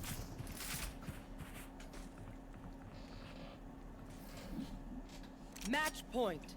Listen up, you muckers. If I don't get back up, We kind of have to lock him. I might not be dead. Right now. Are we locked in right now? Are we locked? Yep, locked. I can buy actually. I can buy Omen. Say something. Not say like. Request random or something. Could I have a drop? Thank you. Yo, I don't have money. Yo, slow. The hunt begins. Yeah, 5 feet.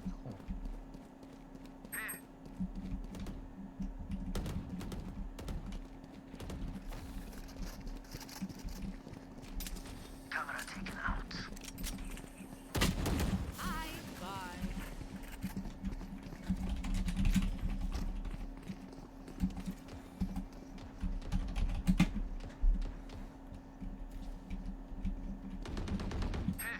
Someone's mid.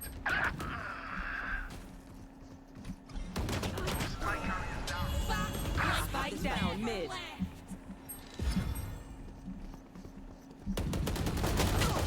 Last player standing. Oh, we got this, guys. Leave. Significantly, the Afghanistan horror show, the most embarrassing moment in the history of our country. 30 seconds did you left. Fire anybody? Did you fire anybody that's on the border that's allowed us to have the worst border in the history of the world? Did anybody get fired for allowing 18 million people, many from prisons, many from mental institutions? Did you fire anybody that allowed our country to be destroyed? Joe, our country is being destroyed. 10 seconds I left. sit up here and waste a lot of time on this debate. This shouldn't be a debate. He's the worst Defenders win. president. He just said about me because they said it. But look, he's the worst president Why did you in the smoke? history of our country. He's destroyed our country. Now all of a sudden he's trying to get a little tough on the border. He came out with a nothing deal, and it reduced it a little bit, like this much. It's insignificant. He wants open borders. He wants our country to either be destroyed or he wants to pick up those people as voters.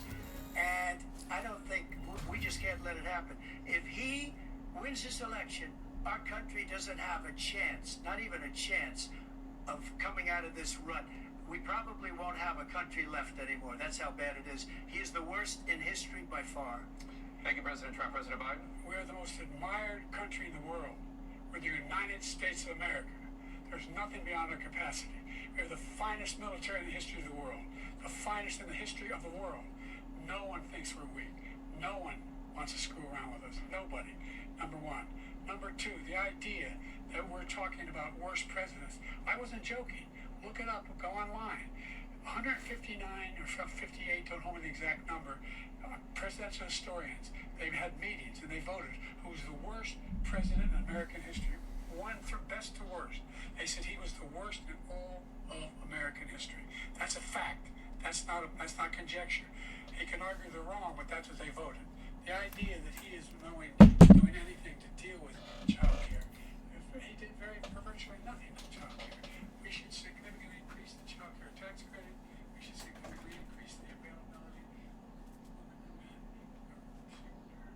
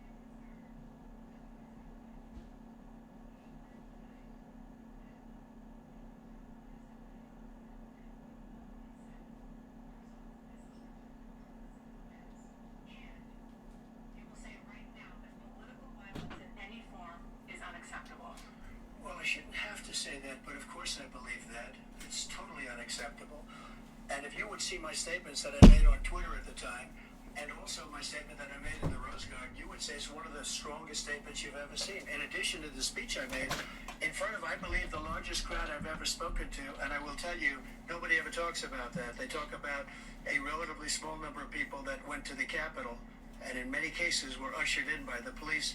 And as Nancy Pelosi said, it was her responsibility, not mine. She said that loud and clear.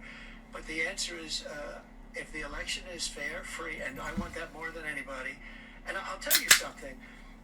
I wish he was a great president, because I wouldn't be here right now. I'd be at one of my many places enjoying myself. I wouldn't be under indictment because I wouldn't have been his political opponent, because he indicted me because I was his opponent. I wish he was a great president. I would rather have that. I wouldn't be here. I don't mind being here. But the only reason I'm here is he's so bad as a president that I'm going to make America great again. We're going to make America great again. We're a failing nation right now. We're a seriously failing nation. And we're a failing nation because of him. His policies are so bad. His military policies are insane. They're insane. These are wars that will never end with him. He will drive us into World War III, and we're closer to World War III than anybody can imagine. We are very, very close to World War III, and he's driving us there. And Kim Jong-un and President Xi of China, Kim Jong-un of North Korea, all of these, Putin, they don't respect him. They don't fear him. They have nothing going with this gentleman, and he's going to drive us into World War III. You want a World War III, let him follow and win, and let Putin say, do what you want, NATO. Just do what you want. There's a thing called Article 5. An attack on one is attack on all, and required response. The idea, I can't think of a single major leader in the world who wouldn't trade places with the job I've done and what they've done. Because we are a powerful nation. We have wonderful peace. Because of the people, not me, it's because of the American people. They're capable of anything, and they step up when they're needed. And right now, we're needed. We're needed to protect the world because our own safety is at stake. And again, you want to have a war, just let Putin go ahead and take Kyiv, make sure they move on, see what happens in Poland, Hungary, and other places along that border. Then you have a war.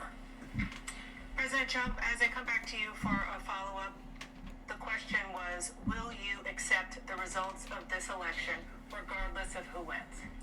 Just to finish what he said, if I might, Russia, they took a lot of land from Bush. They took a lot of land from Obama and Biden. They took no land, nothing from Trump, nothing. He knew not to do it. He's not going to play games with me. He knew that. I got along with him very well, but he knew not to play games. He took nothing from me.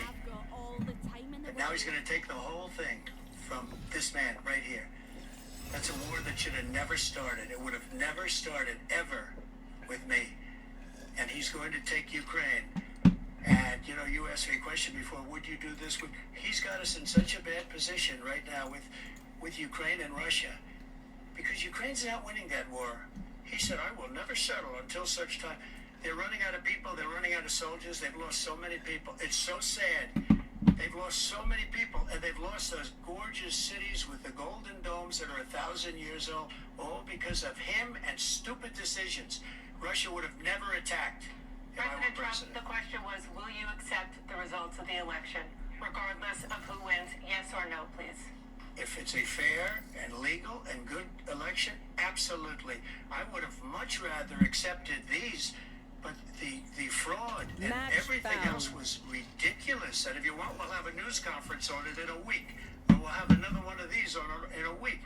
But I will absolutely, there's nothing I'd rather do. It would be much easier for me to do that than running again. I wasn't really going to run until I saw the horrible job he did. He's destroying our country. I would be very happy to be someplace else, in a nice location someplace.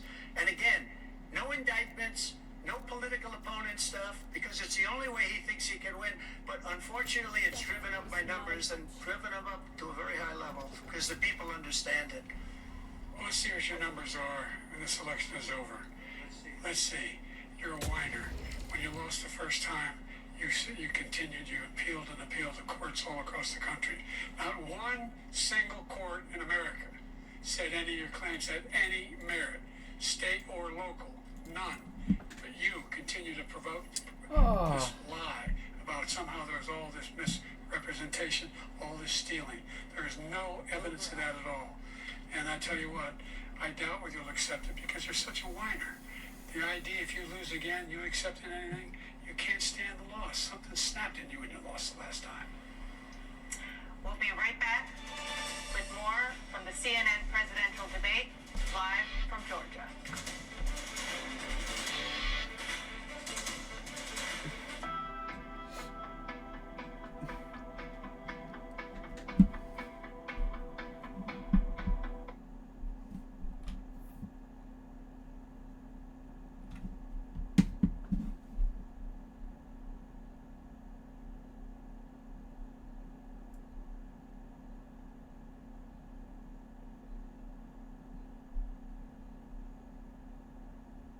Nanowire armed and ready.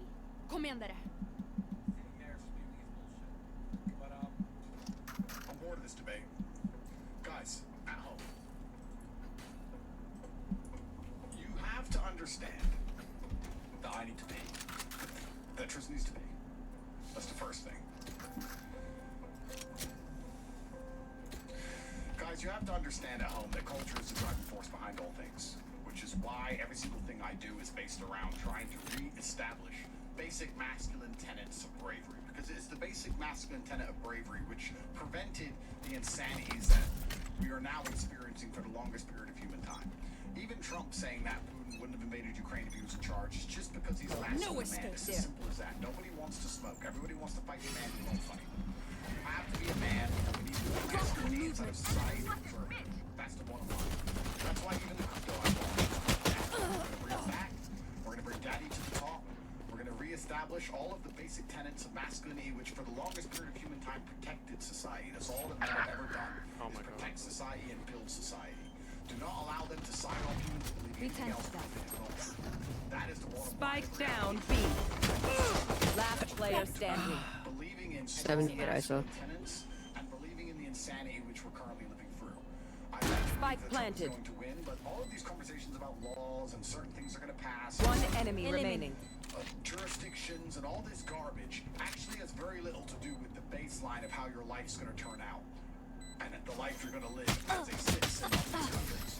You want to be living within a patriarchy where masculinity is respected because masculinity is the ability to say no to things and to protect those you love.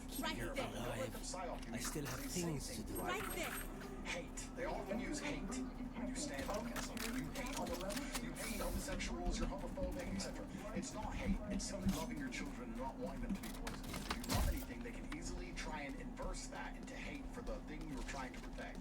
So don't allow them to come at you and call you hateful. Do not allow them to call you toxic because you love something. If you don't love anything enough to protect it, well, then you're not much of a man. If you do love something enough to protect it, you're going to find a way to be faithful against the evil predators who are coming for the things that you love. And that's what we're truly in. We're in a cultural battle. Sound sensor up. And that matters so much more than any law that any of these people are ever going to pass. And that's what you have to understand about the West and the place we're in now. The West has lost all this identity. The Western world was built on the back of masculinity. That's what it was built on. And that has now fallen. It's falling in real time, and society's going off a cliff along with it.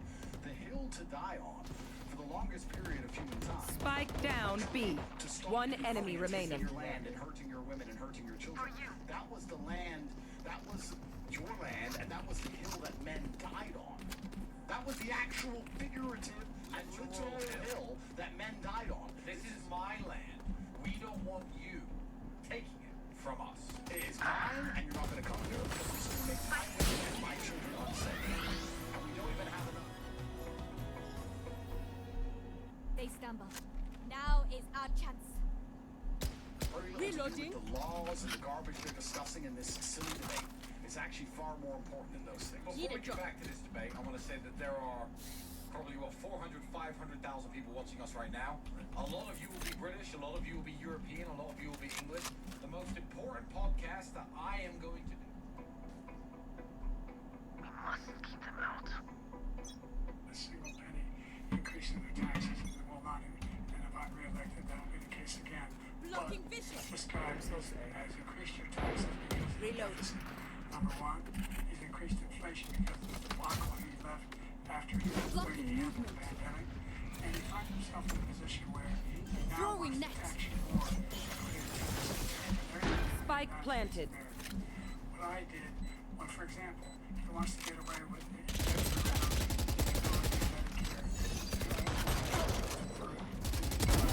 Okay.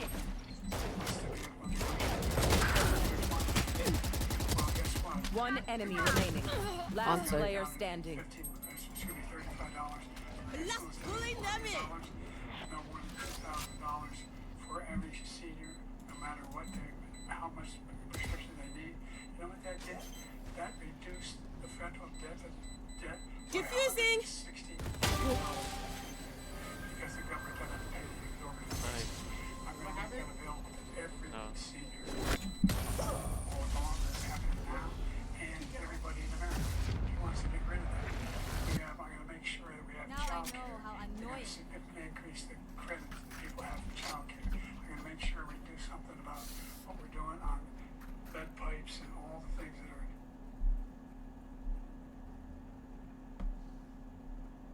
happening now, and everybody in America. He wants to get rid of that.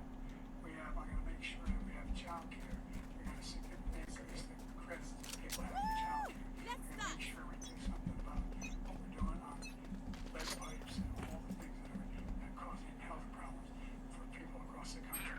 We're going to continue Concealment. to bring down inflation. Reloading. You are powerless. Like so many politicians, this man is just a complainer. He said we want to do this, we want to do that, we want to get rid of this, that. Spike planted. Our military doesn't respect it. Look like Afghanistan.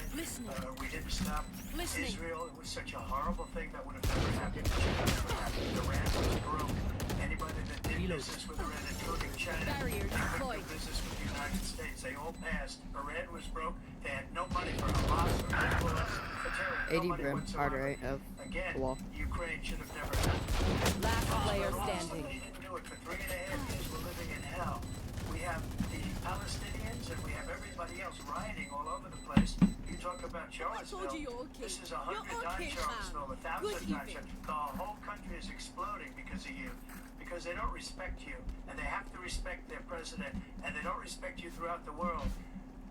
What we did was incredible. We rebuilt the military. We got the largest tax cut in history, the largest regulation cut in history. The reason he's got jobs is because I cut the regulations that gave jobs, but he's putting a lot of those regulations back on.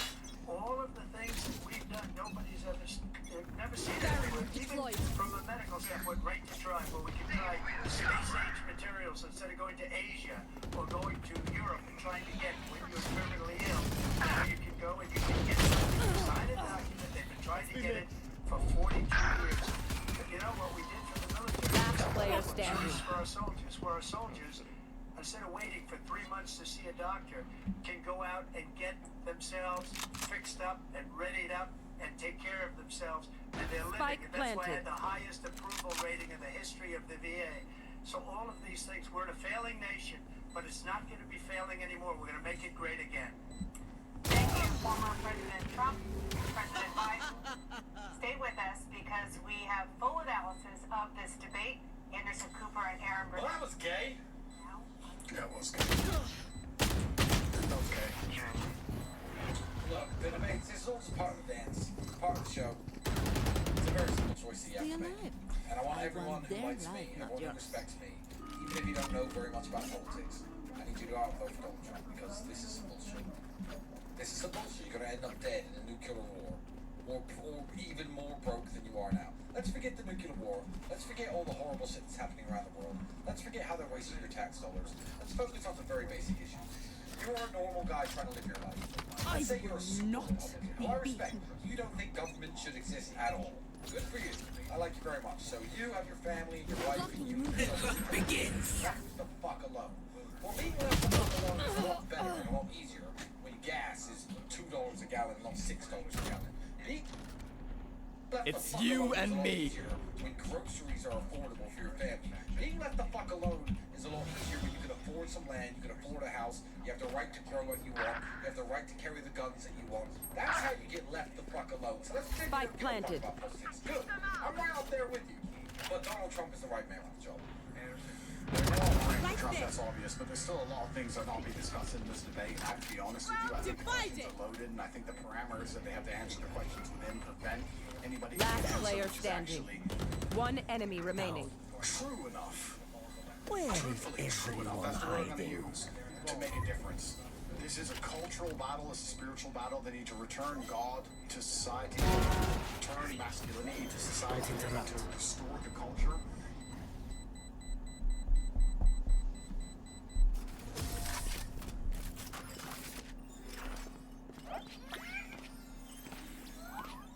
We have plenty of time, here and now.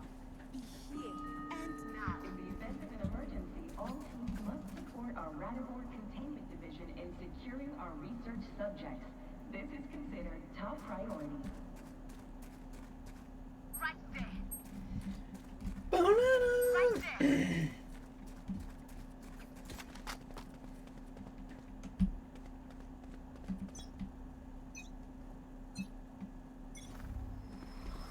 Concealment! Hold them to their grave!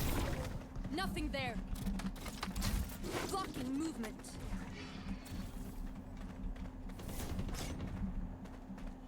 Here.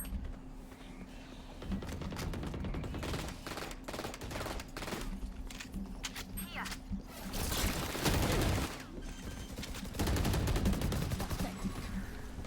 Spike planted. Reload. Prepare for hellfire. One enemy remaining. Man.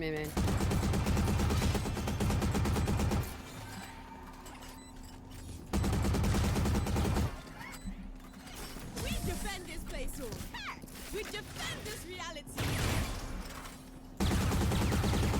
They think themselves are equals. They are mistaken.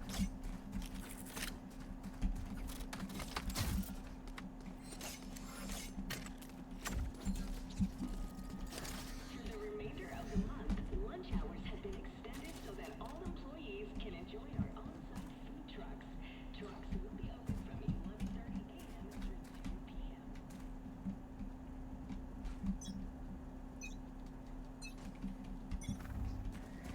Throwing net. Sound barrier deployed. My eyes are down.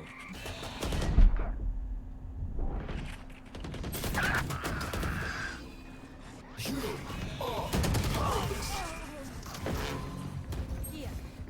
Enemy spotted. A. Spike planted.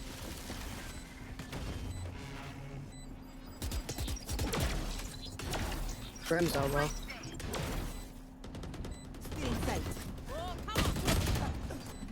One's on the right outside of the smoke, up behind the green, yeah. On the right there. Sure. Last player standing.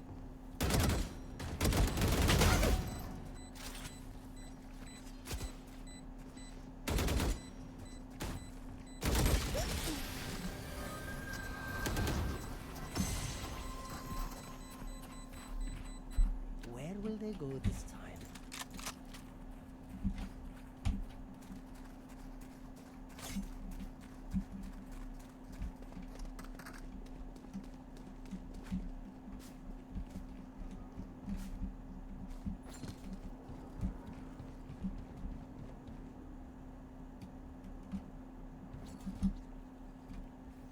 Bring your best.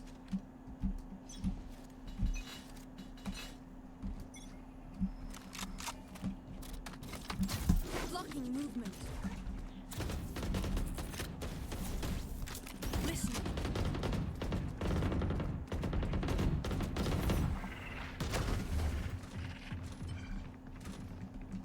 Sensor trick.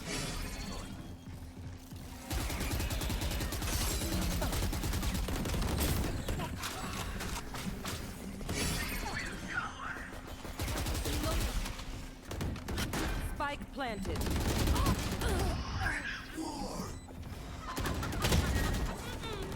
Last player standing.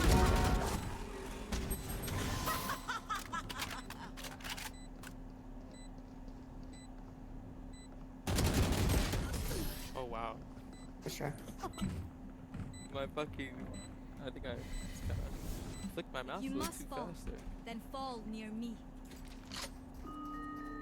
Dr. Oliver, your sample of the X11 anomaly is ready for sample from the quality.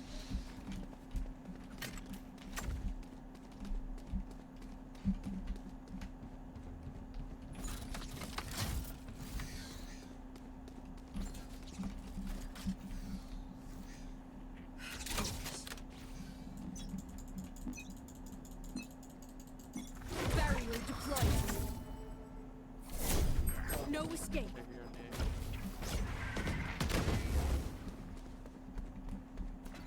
Camera taken out.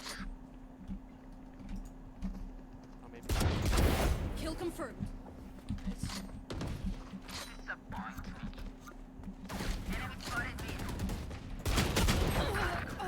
Spike down mid.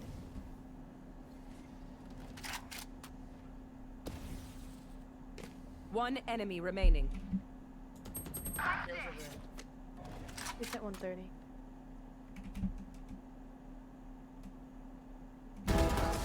Okay, time for a break.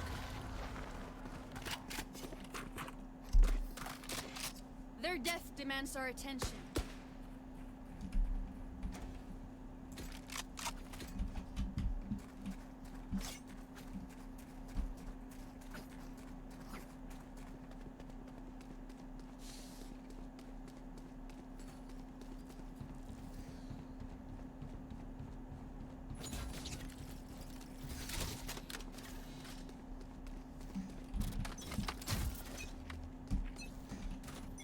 Blocking movement.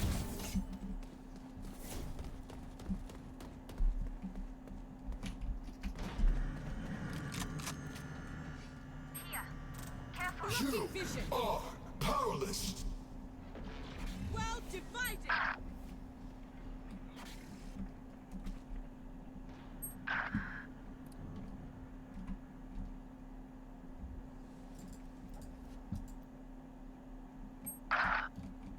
Last player standing. Spike planted.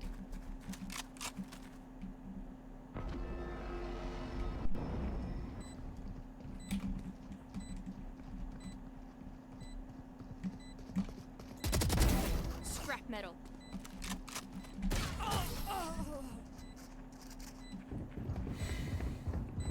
Okay. Last round in the half. All one tap. Spend it all before it's gone.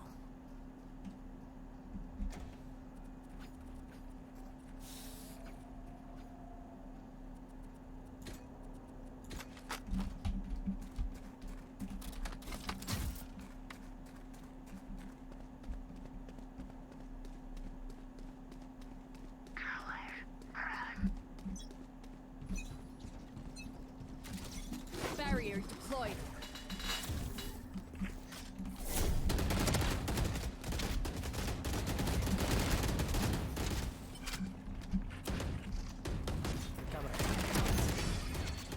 It's you and me.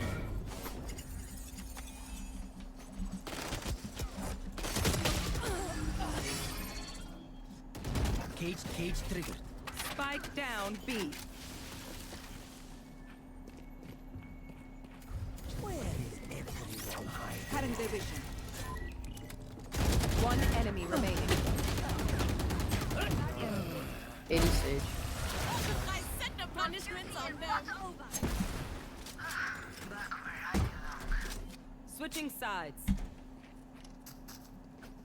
Let them try to get through me.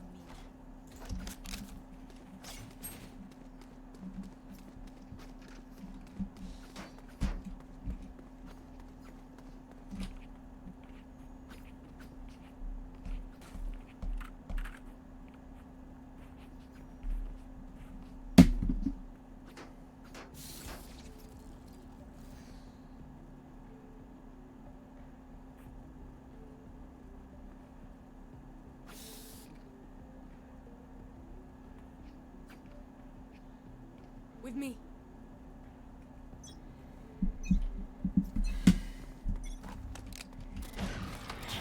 Blocking movement.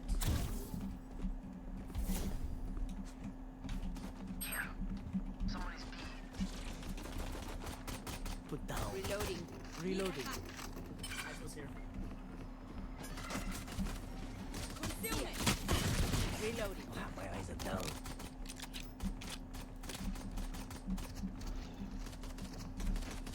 Just wait for a brimstone.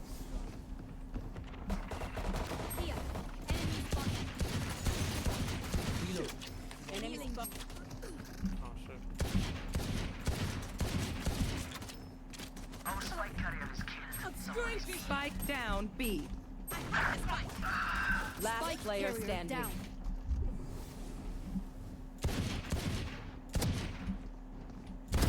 Problem solved.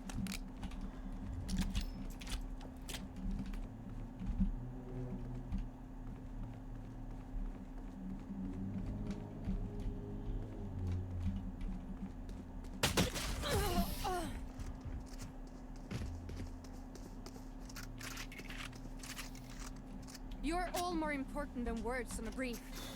Look out for each other.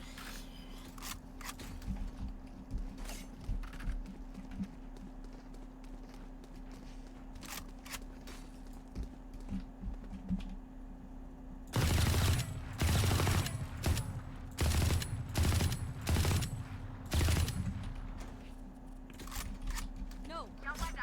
New energy now, eh?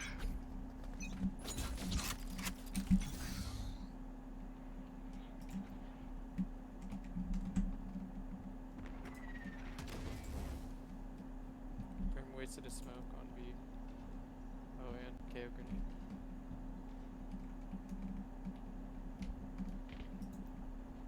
There's market. Enemy There's, spotted. Right there.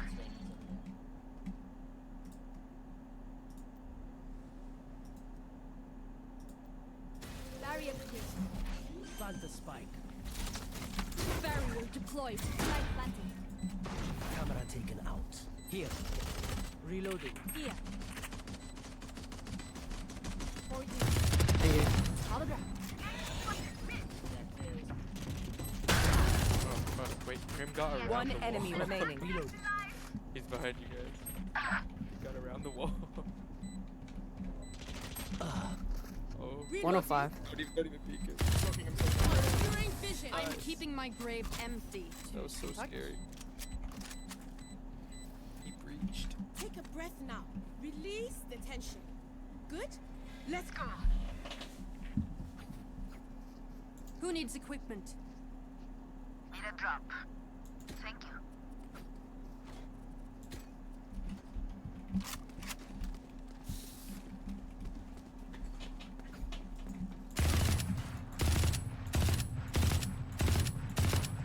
Let's just wait out the knife. I feel like he's gonna throw it. Yeah. Right there. Oh, they got us. There was knife mid.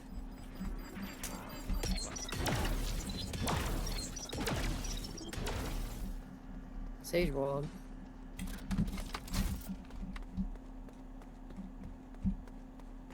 Blocking movement.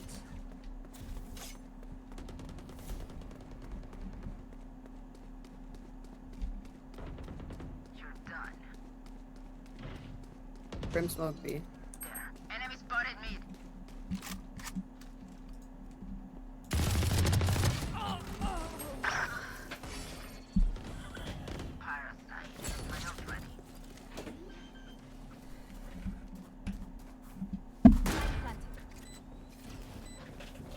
Wall raised.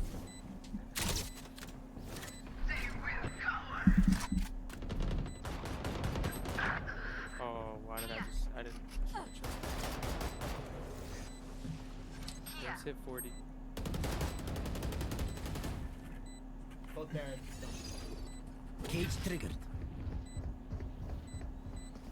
One enemy remaining. Nice job. Nice. Enemy Duh. taken out.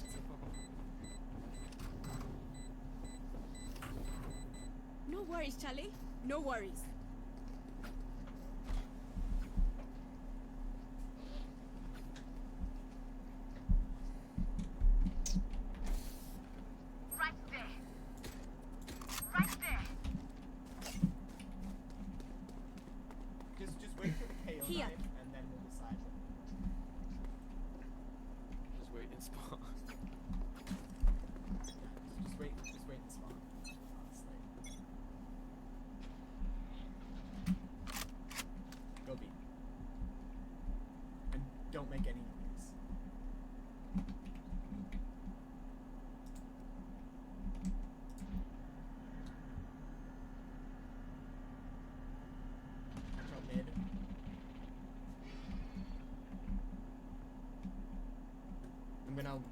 Go, go, go, go, go. Cutting their vision. Concealment! Concealment! Barrier deployed. Care with the this Oh my god, it's a nightmare. Here, go. Last player standing. Why did you wall?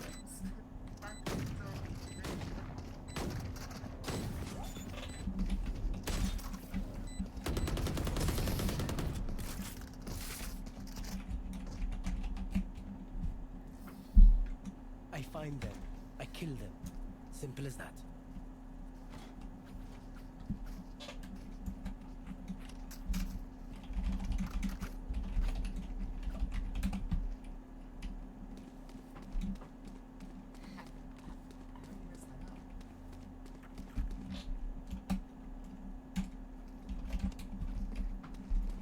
I guess their names are right next to each other.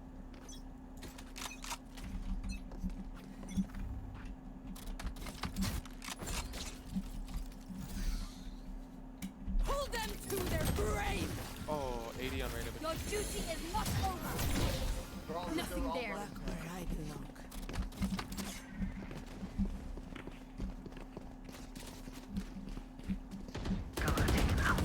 Embarrassing. The hunt begins. I still shield.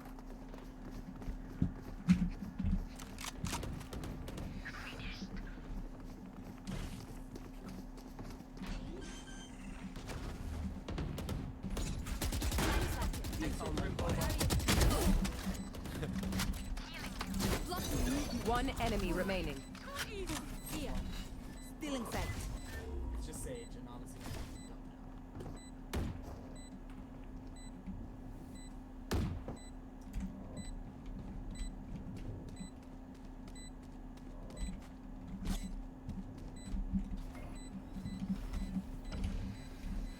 know. Blocking vision.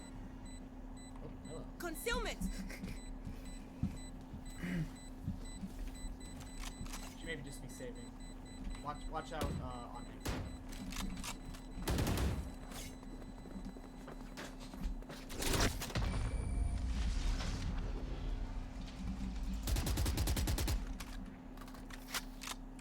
They're usually distracted once I reveal them. Make sure to take advantage.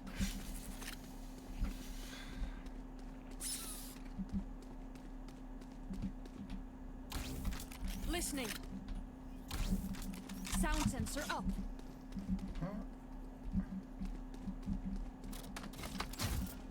No charges.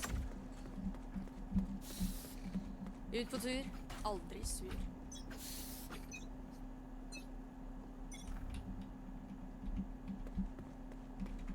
No escape. Barrier deployed.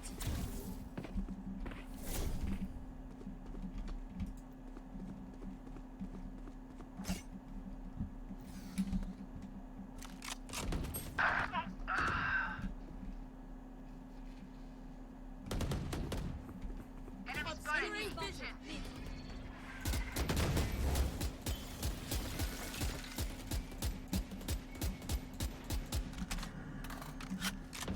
I killed him! Well divided! My ult's ready. Plant the spike. Oh my god, I was specs on A. Cutting their vision. Blocking vision. Prepare for hellfire! One enemy remaining. Down. Enemy spotted. B. Oh my god. Dude. Holy fuck, the first one was scary enough. I call you Charlie because it means you're my friend. Someone wanna But maybe I trade? should call you Kwasia because you follow. Yeah, here, man, I can trade. Hold on.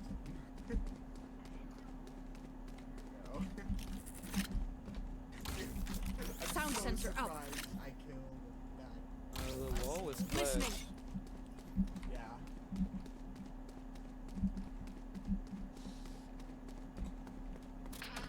Will not silence us. Throwing net. Obscuring vision.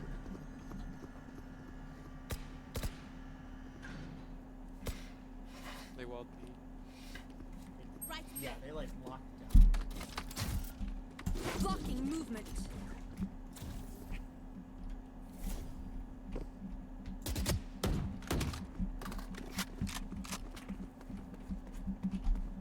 I was just gonna pick this with a shield. I'm just gonna swing it.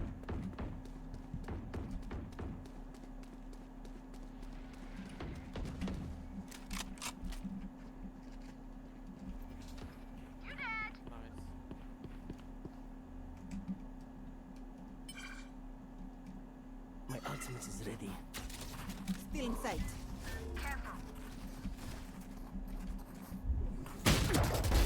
It's a kindness. There. One enemy remaining. Flawless. Why was he Yo, behind me? and you're all safe. That was fun. Very good. We know more than we did before. Let's use that.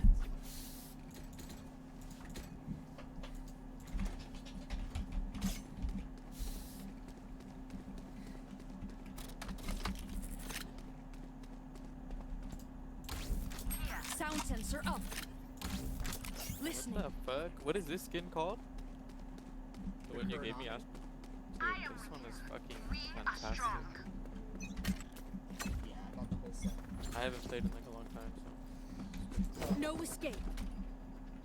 Concealment.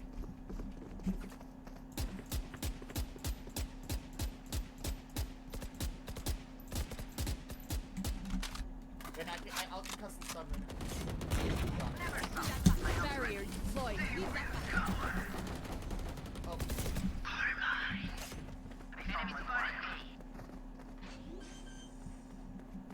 I think someone's flying.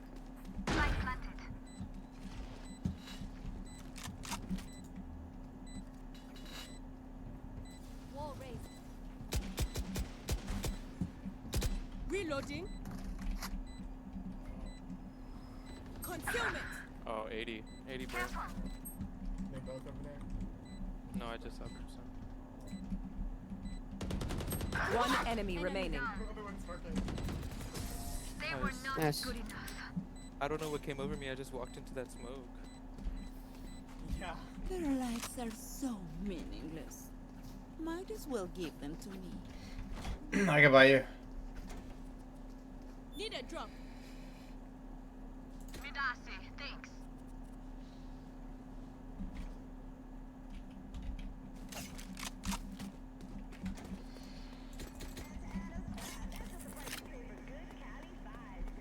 Rise and bring glory. Sound sensor up. Throwing net. Obscuring vision.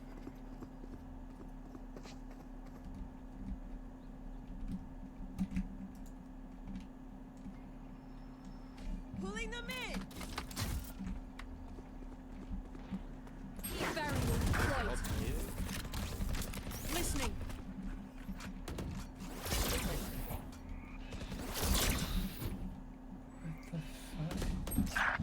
Uh, 40.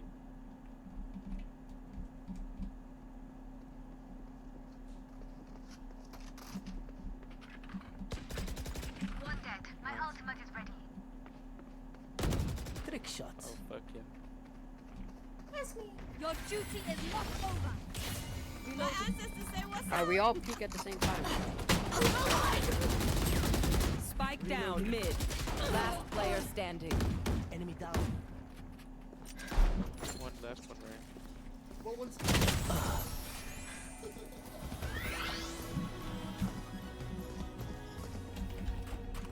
One of my cameras is broken. Oh, wait. Okay. It's fine. Bro, I fucking. was res and then I just died. I can wall it. Sound sensor up. Listening. And then we win. No heroics. Follow protocol.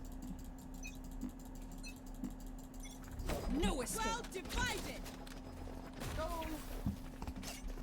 The hunt begins. Knocking them.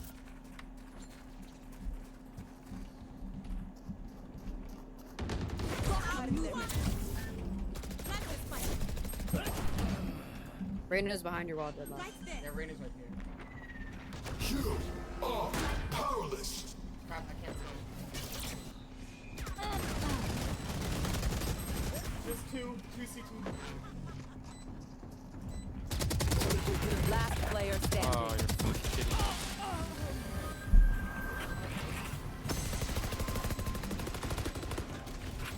Now, where was I?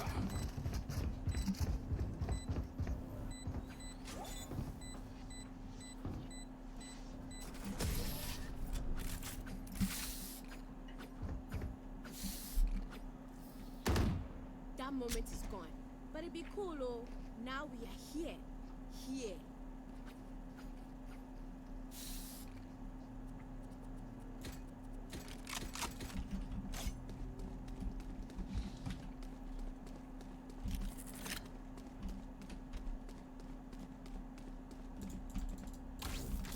Sound sensor out.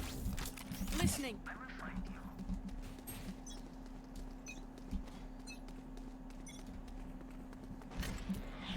Throwing net. Die. Healing. Reloading.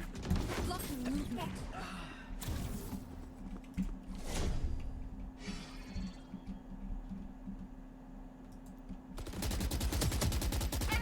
No charges. Over there. Reloading. Let's go A. Blocking vision.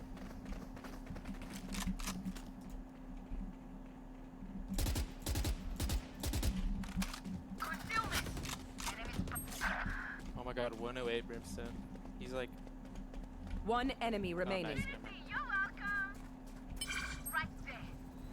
Ultimate ready. Oh my god. Pull them to their grave. Barrier. Reeling them in. Let's fucking go.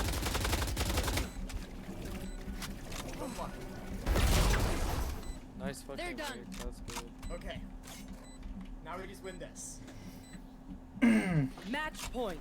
Okay, this guy's kind of cool. Their desperation will be dangerous. What the fuck? I'm 21 and 21. Nice. 21? Need a drop. I get my one.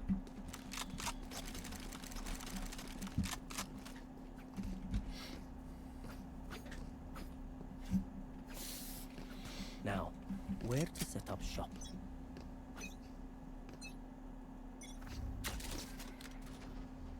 Obscuring vision.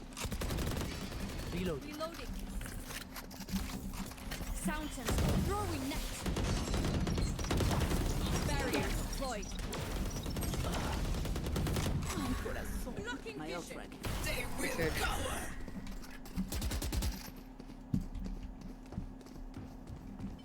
And I can get all. One enemy remaining. Planted for you. Well divided.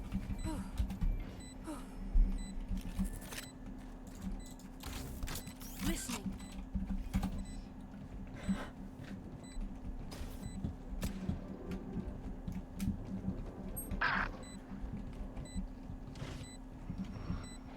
Pulling the concussing. Nice. GG. Attackers win. Thank you guys. Good job. Have a good night.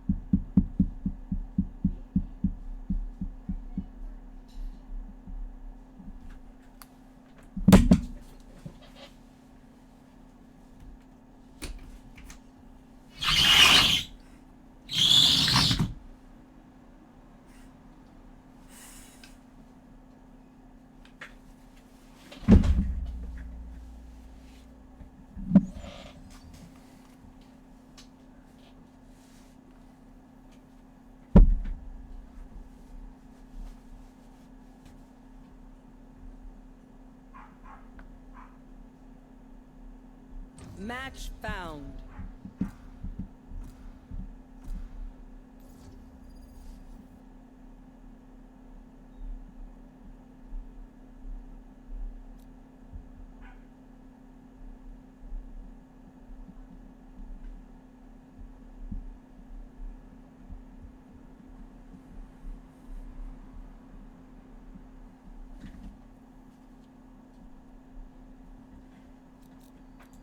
I've got all the time in the world.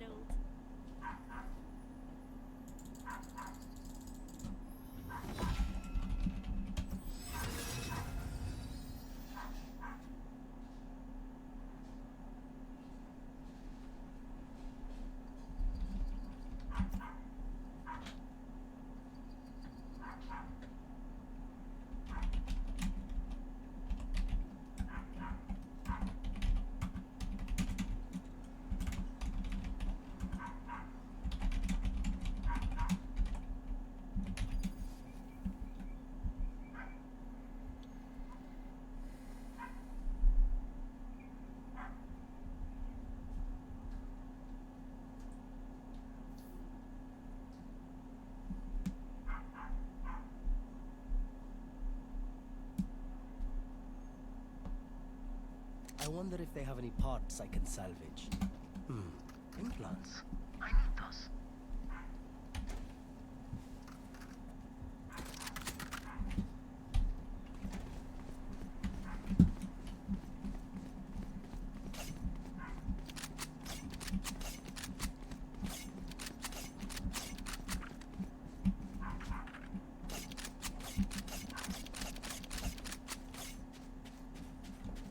Reloading.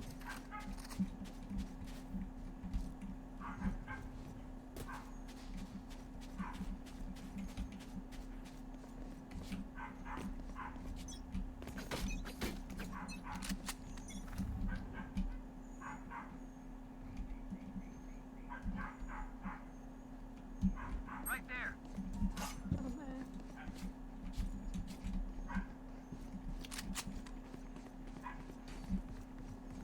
Dizzy's down.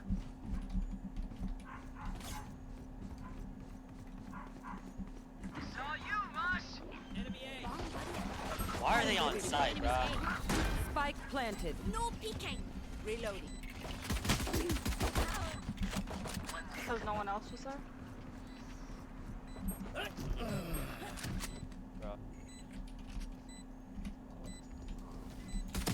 One enemy remaining. Last player standing.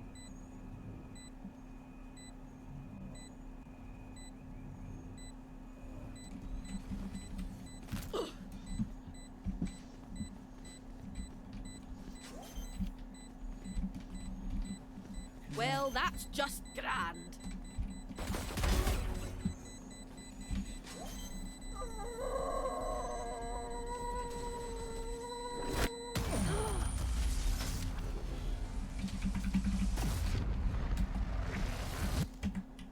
Hey, little man, pump us up. Let's hear it.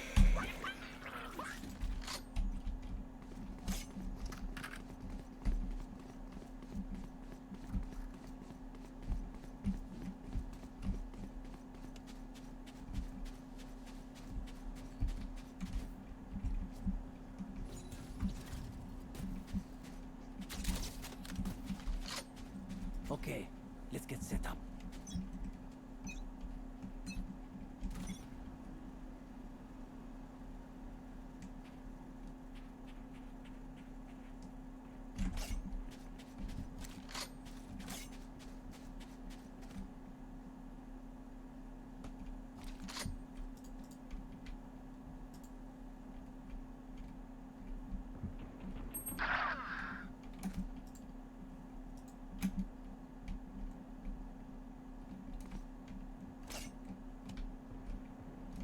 Spike planted.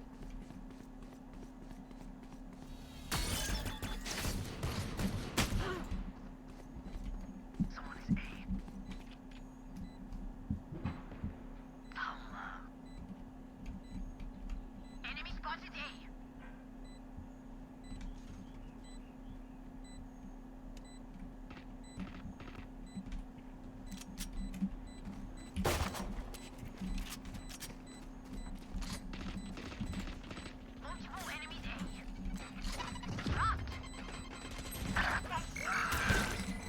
Last player standing.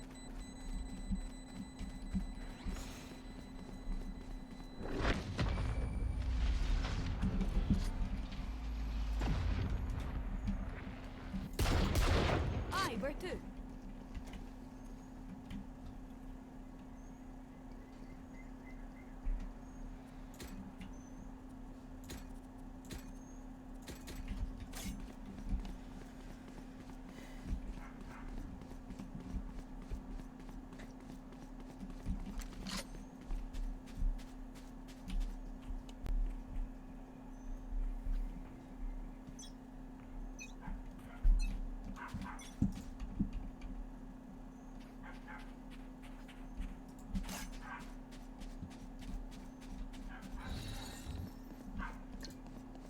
Dropping smokes. Here! Gap! There. Bomb buddy out. Grenade! Spike planted.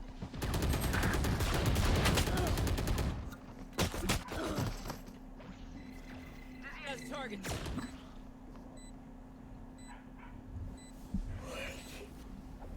Last player standing. Flawless.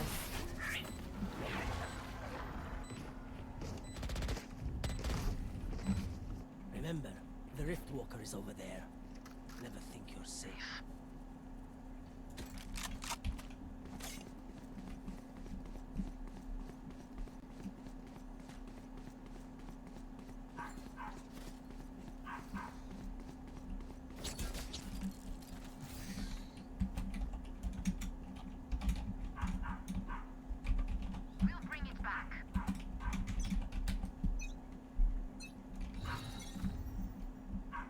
No peeking.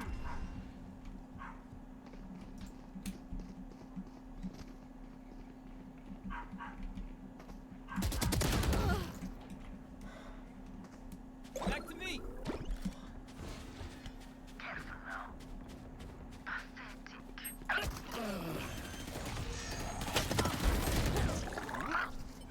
Still in sight. Last player standing. Spike planted.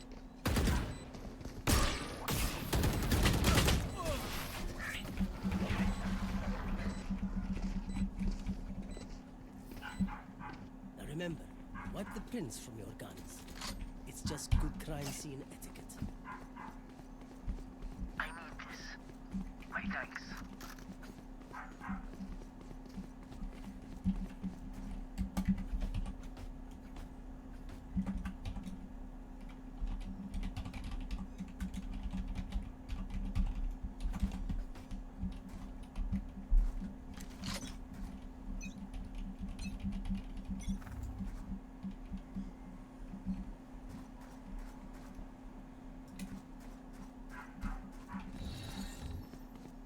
Drop in a smoke.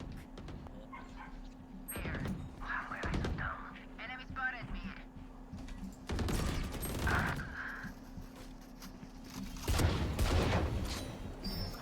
Where is everyone hiding?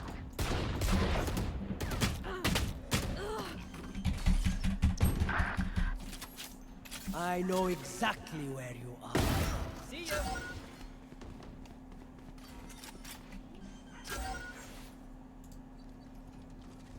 Spike planted. Goodbye.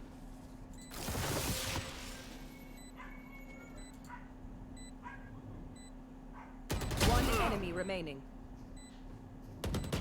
Last player standing.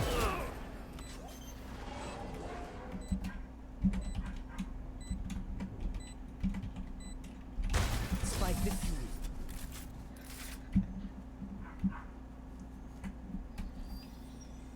See? You're stubborn. Can I get a drop? Thanks.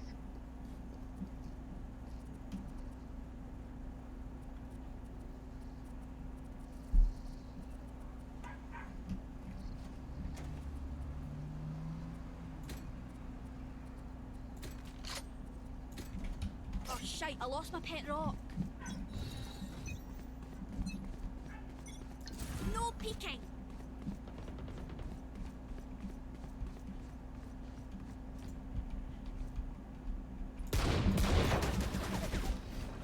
Have one of these.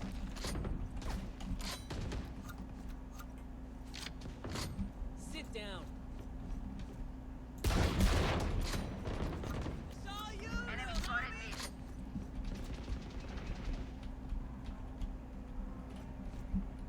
Reloading. Drop in a smoke.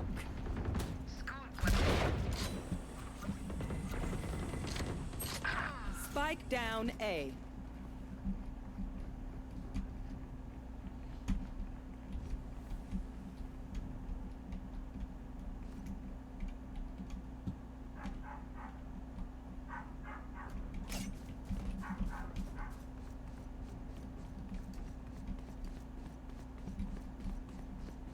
One enemy remaining.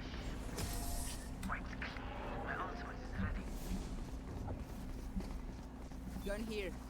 They don't have a single life worth saving.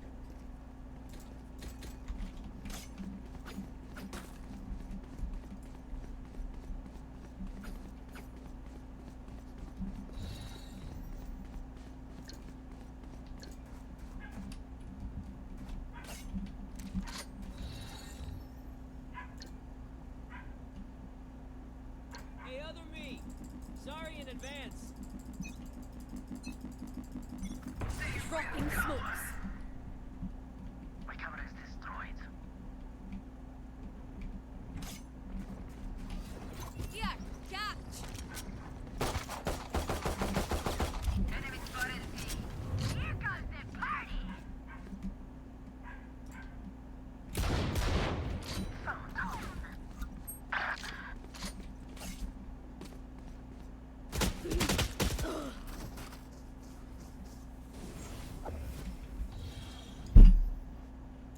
Drop in a smoke.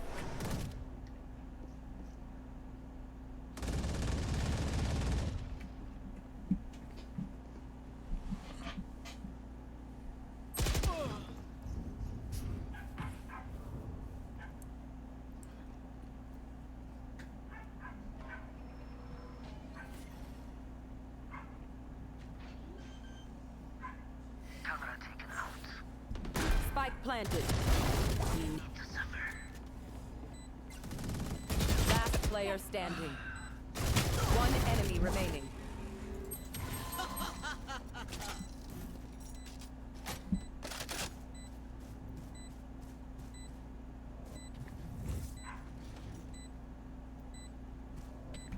Blind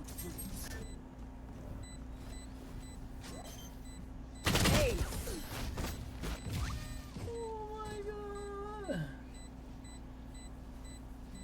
Don't be spending too many brain cells figuring them out. Overthinking is just as bad as underthinking.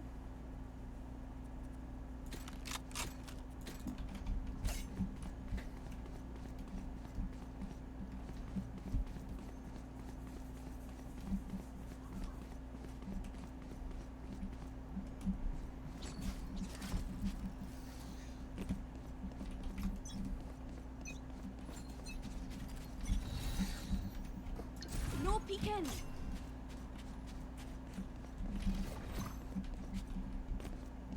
Here, catch. Oh yeah! Monster on the loose! Enemies are. I know exactly where you are.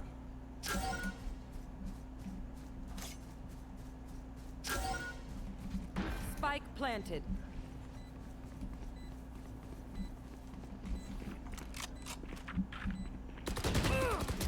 Here, where is everyone hiding? Reloading. Enemy spotted A. Okay. Cutting their vision. Reload. Drop in a smoke. One's out. Still in sight. Pew pew. Satchel out. Last player standing. One That's a enemy kill. remaining. My ult is ready.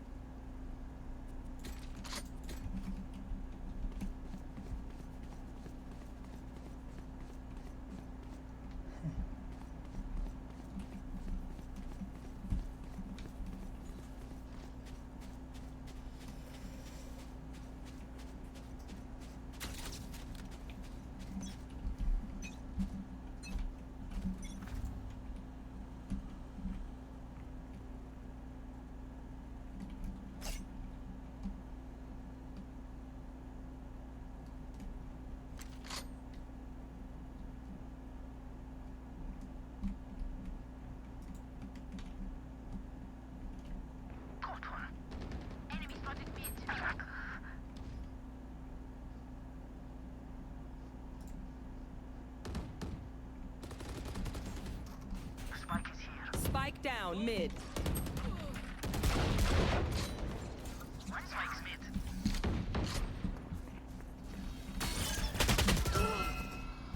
Back like I never left.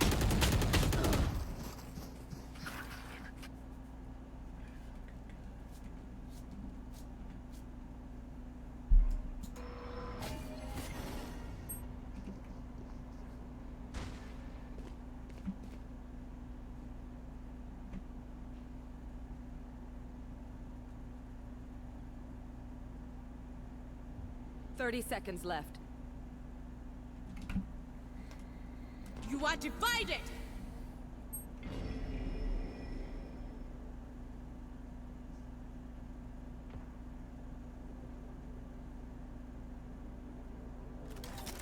Spike planted.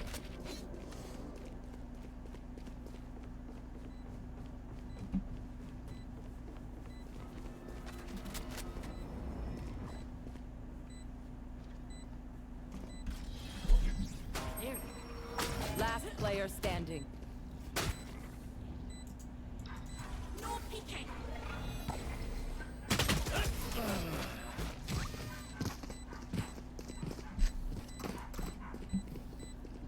None of my stuff has malfunctioned yet. Can we celebrate that?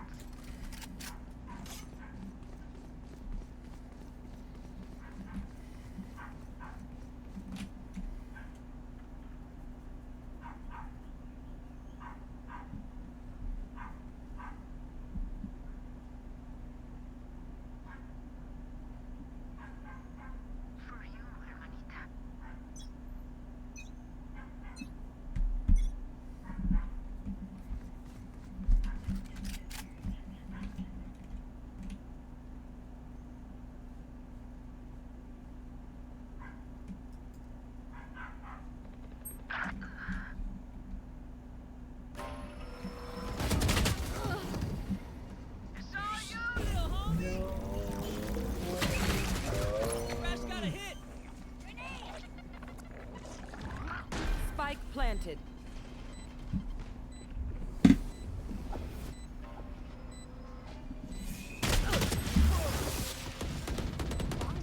Deleted. Satchel out. Last player standing.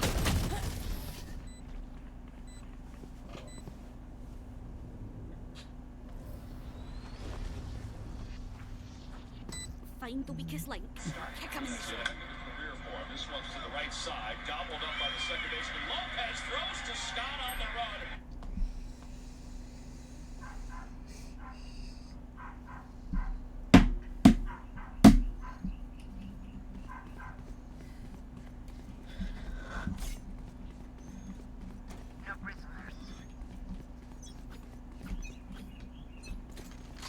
Who's next?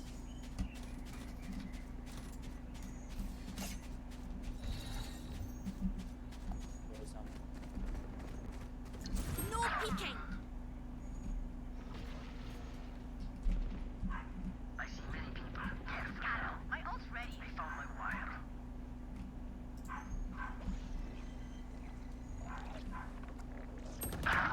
Spike planted. I know exactly where you are. Enemy spotted me.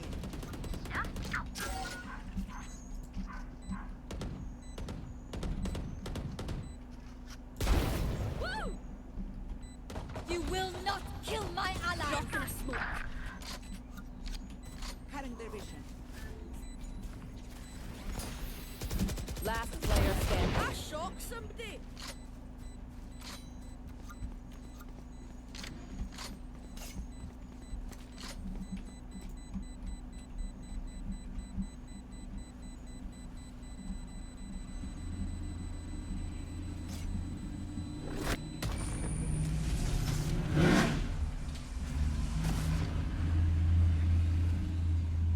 Last round before the switch.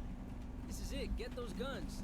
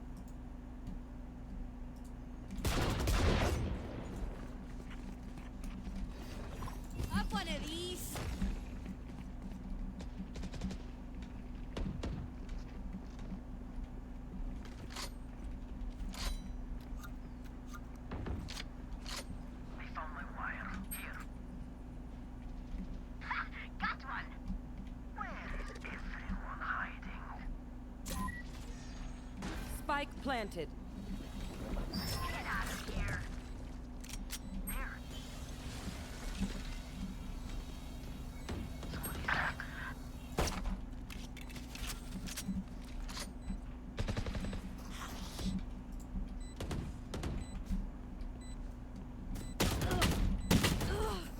One enemy remaining.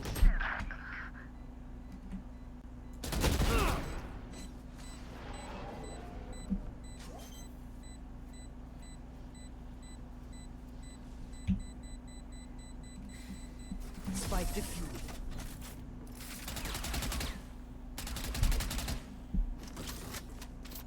Switching sides. Will they try the same old tricks?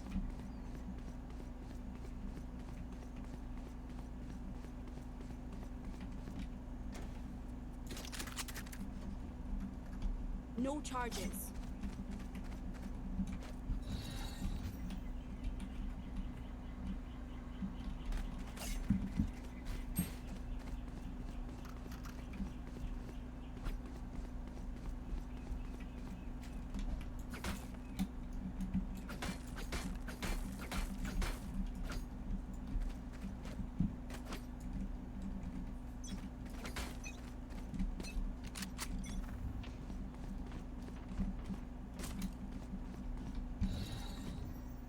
No peeking.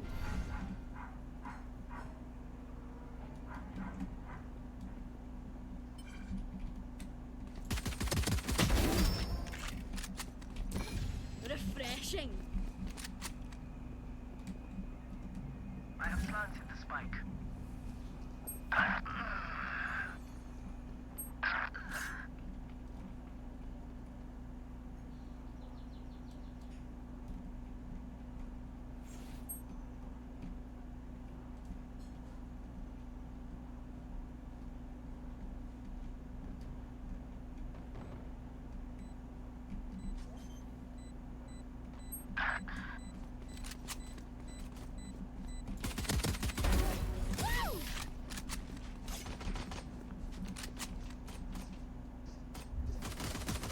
You know what we should do?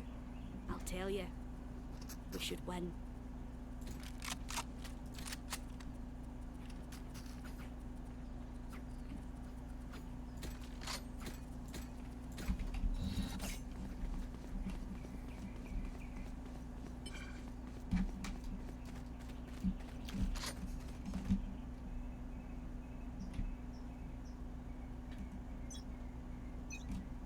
No charges.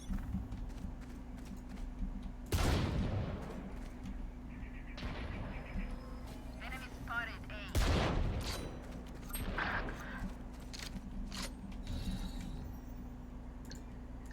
Dropping smokes.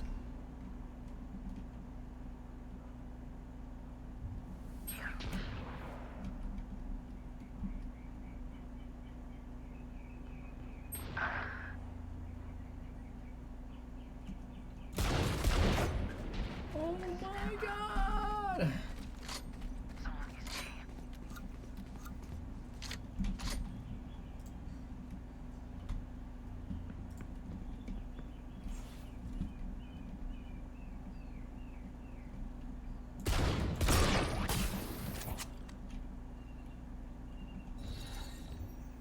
Drop in a smoke. Last Spike player carrier's standing. down. Spike down A.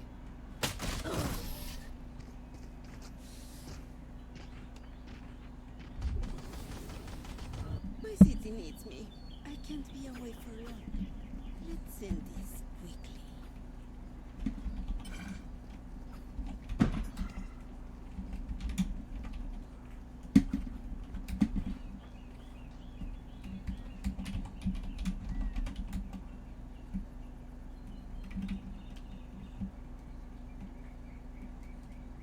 Roll for initiative.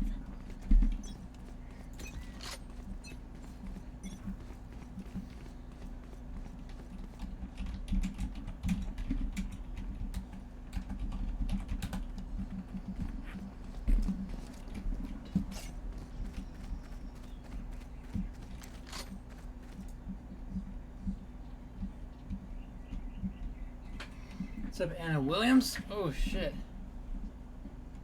I missed the snipe. Thank you.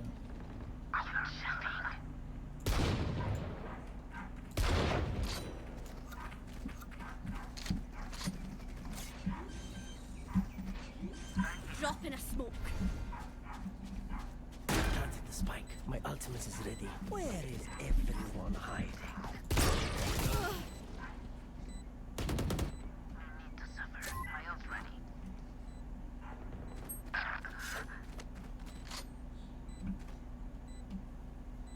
One enemy remaining.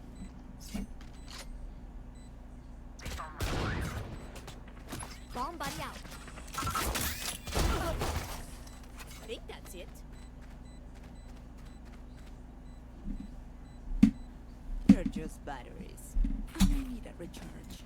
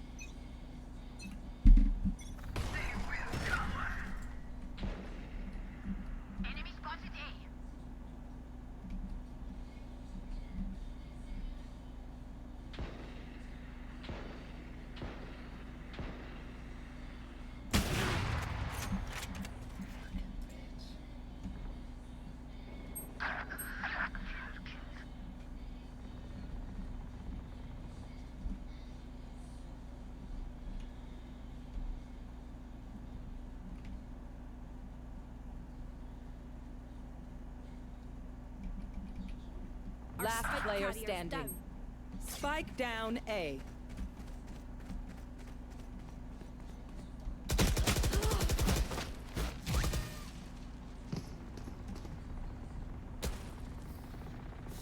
Match point. Paint? Check. Charges? Check. Brakes? Nowhere in sight.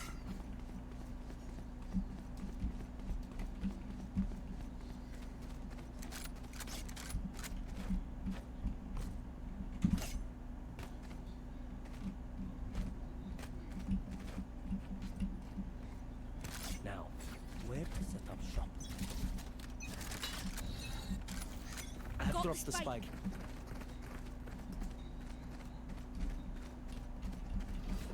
Here, catch!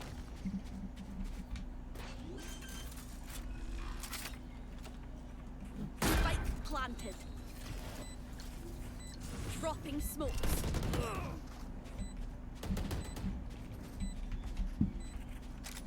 There.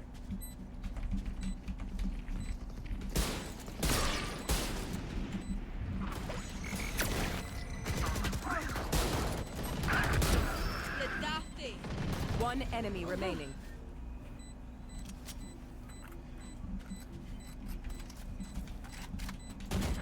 Get here.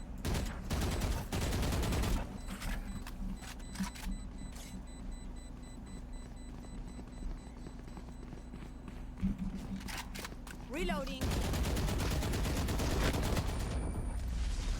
Reloading. Reloading.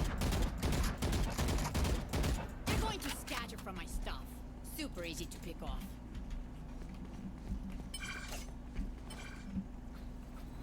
My ult is ready. Need a drop. Need a drop.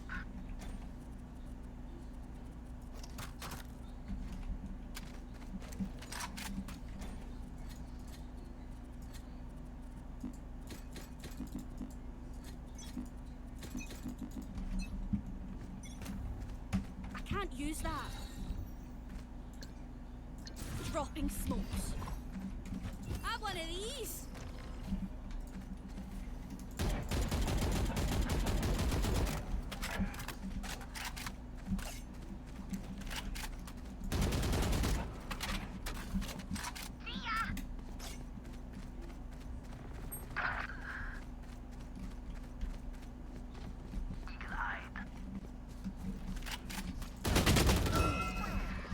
Back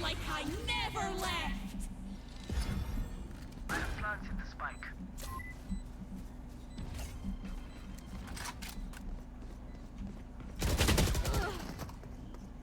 Enemy spotted.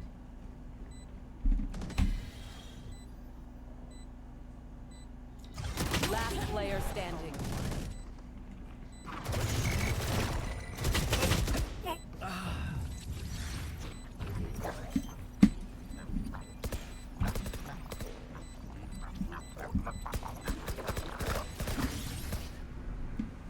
Defenders win.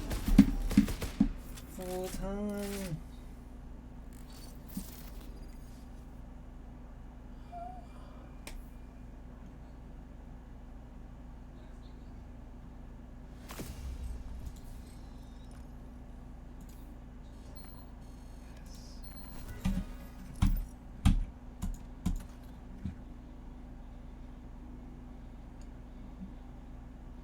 Yeah, I can see your chats.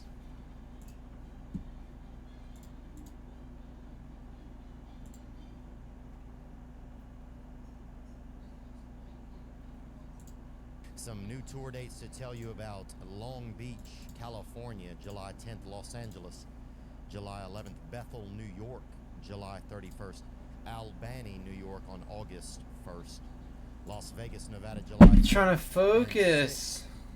Bangor, Maine, August 9th, Bend, Oregon, Spokane, Portland, Maine, and Oregon. A lot of places. Go check them out at com/TOUR. And thank you to anybody that's come out and support and seen the show, and just can't even believe it. And I'll see you guys there, baby. Praise God, baby gang. Today's guest is a documentarian, We're a gang.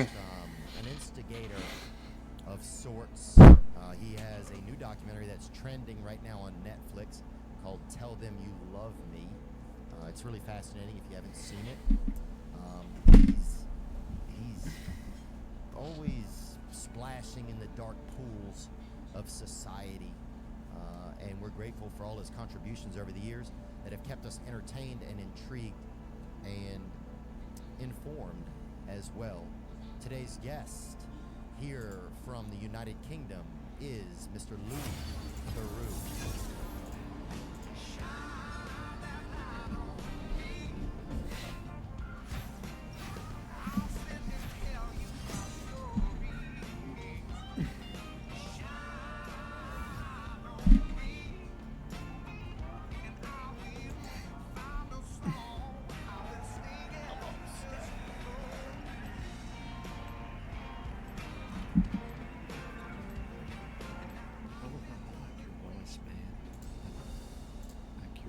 You do? Yeah. Oh, thanks, man. I'd like to speak like that. Well, I think, well, it's interesting coming to London because you see where it started at. Mm-hmm. Coming to London is very much like going and looking at the roots of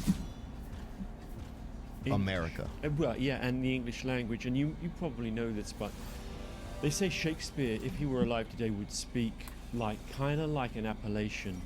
He'd be I feel like he'd probably be a rapper or something now. He'd probably be a rapper. He'd talk kind of like this. Yeah, he'd be like, where the hoes at? Yeah, and because words like got, we say got, you say gotten in America, or fall, we say autumn. Those are, you know, in Shakespeare, he talk kind of like. It's a lot of fun talking to you, Theo Vaughn, because I'm kind of a stand-up comedian too. Oh, so But I make plays. Yeah. But there is different characters on stage talking and stuff. Are you serious, William? That sounds really... Yeah. I love words. Yeah. It feels weird talking to you. Like, it feels a little offensive. No, I don't think so. Well, I think... You can hear everything that's wrong with what I'm doing, but to me it sounded perfect. Well, it's funny because people will like joke about a white accent that's kind of country, but they don't but if you do it about a black accent, it seems like it gets offensive, you know? Yeah, but I don't.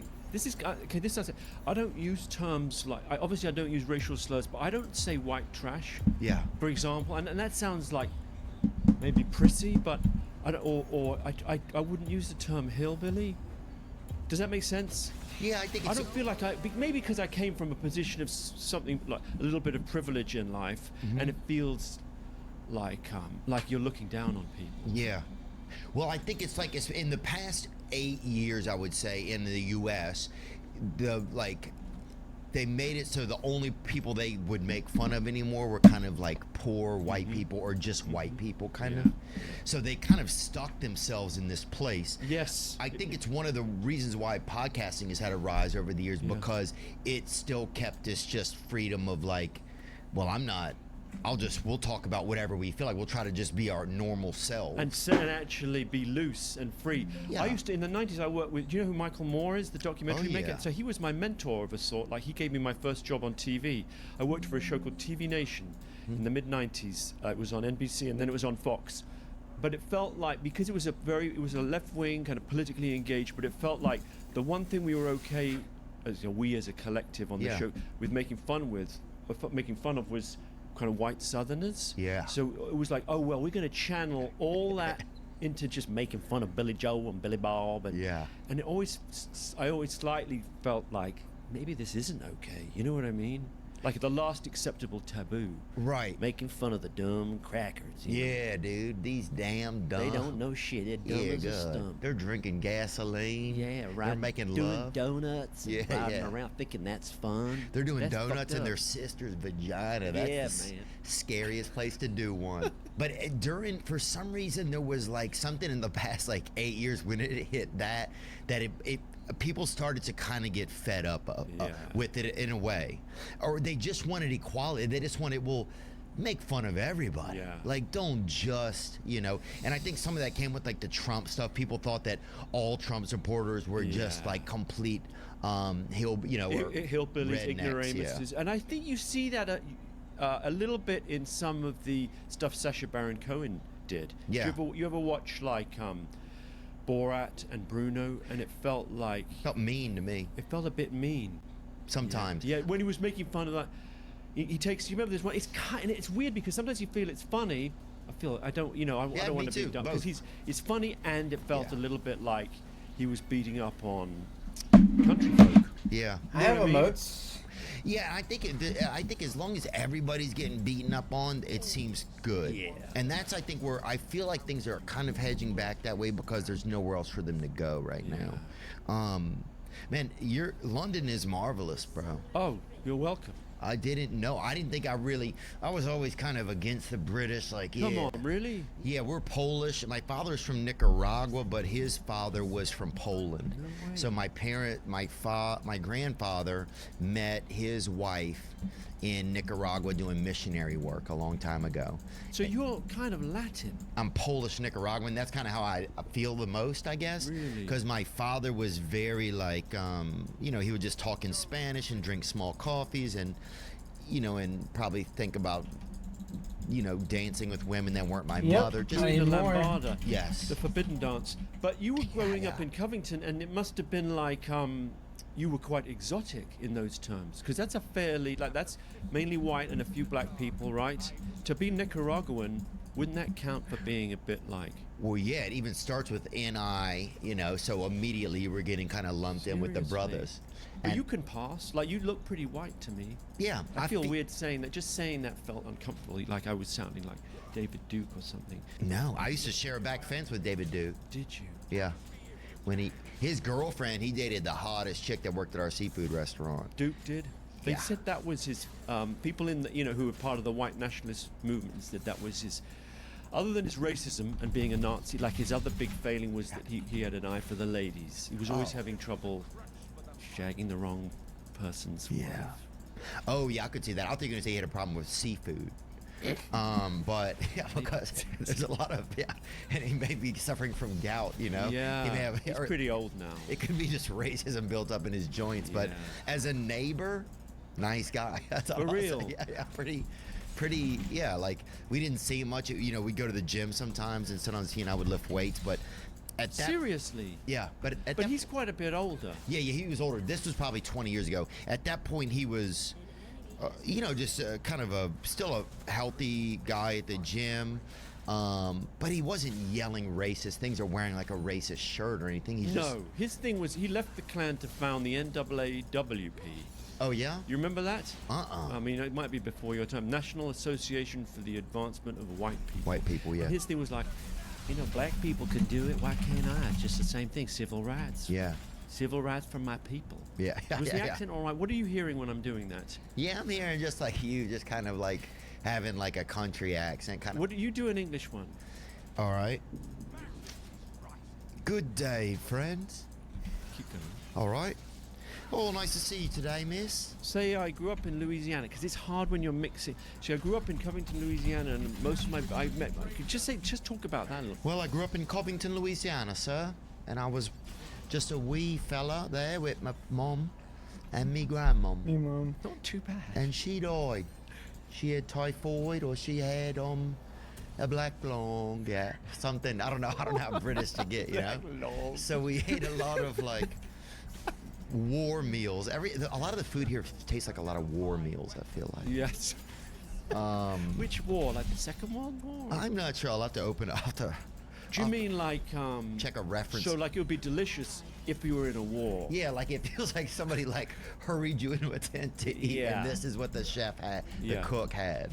I you know, like I'm half American. My dad's from Boston, Massachusetts, and so I feel a very divided loyalty. Like, but at the same time, because I grew up mainly in South London, I would come to America to visit my relations. Many of them lived around Boston or on Cape Cod. We'd holiday on Cape Cod. Fancy, you know that? huh? Very nice, yeah. How are ya?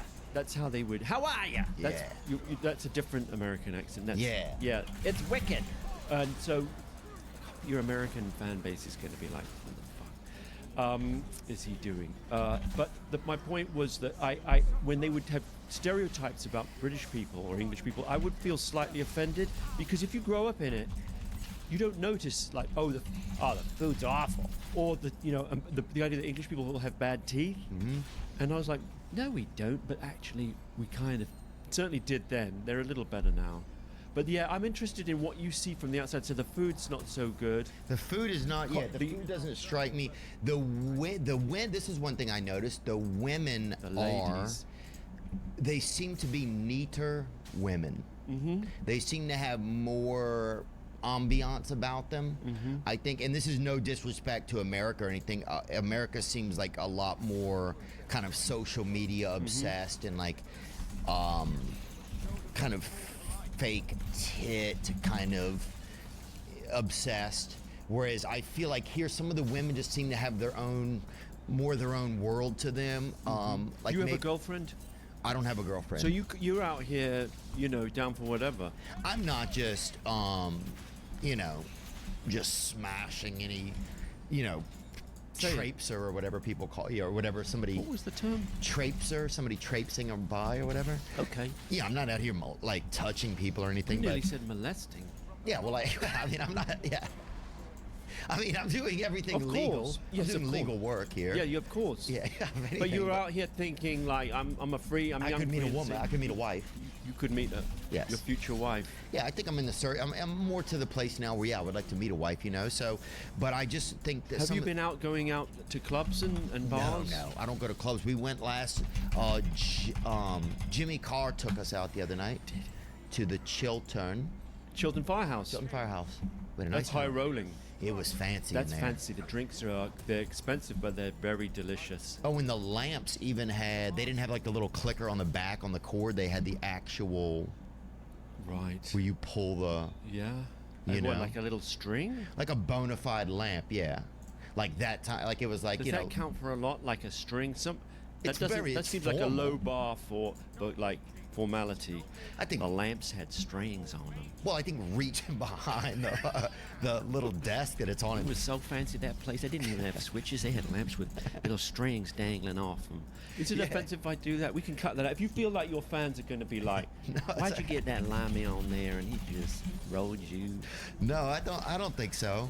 I'll let you know if it feels weird. Yeah. I think because we're talking about it, it's fine. Yeah. If somebody was being like, but I think that's something that happened in America. It was like people were like, fuck you, you'll try and sell us your television programming, but the only thing that's on it is you're only brave enough to make fun of us. Yeah. Like you're not even artistic anymore. I think that's something that's happened a lot with like Hollywood, is they've become like fifth and sixth generation Hollywooders now. It's not, they're not as accepting of like people coming in and bringing in different ideas. It doesn't feel like a melting pot of ideas anymore. It feels like the people that originally came there and had the ideas, some of that's kind of dissipated. Just by like nepotism and stuff like that sometimes. And insularity, they're in Yeah. a bubble.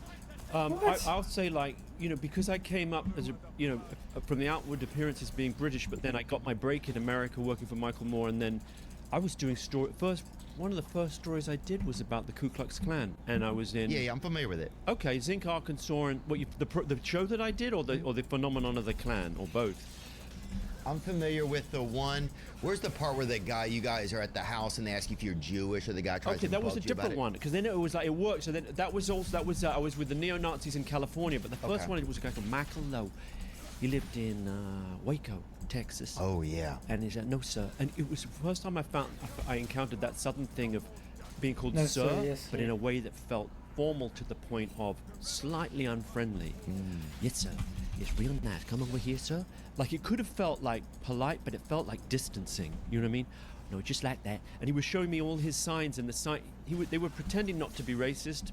Oh yeah, I've seen this actually. But they're in the Ku Klux Klan, so he's leaving out this stuff, and it says, and this is something, an item we use for our roadside sales, and it's called for the discriminating shopper. Yes, sir. And it said discriminating in red, and I go, but why does it say discriminating in red? He goes, it's just like that, because it kind of stands out. And I said, but does that mean you discriminate? He goes, no, sir.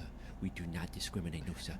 And it was an odd thing, but the point I was going to get to was that when those shows go out in the US, I'm thinking like, I'm half American. Like, this isn't me making fun of American culture, but some people didn't see it that way. And I always felt like a very divided. And I had one where I went around Miami Mega Jail, like one of the biggest jails in the States. Oh yeah, in Dade County.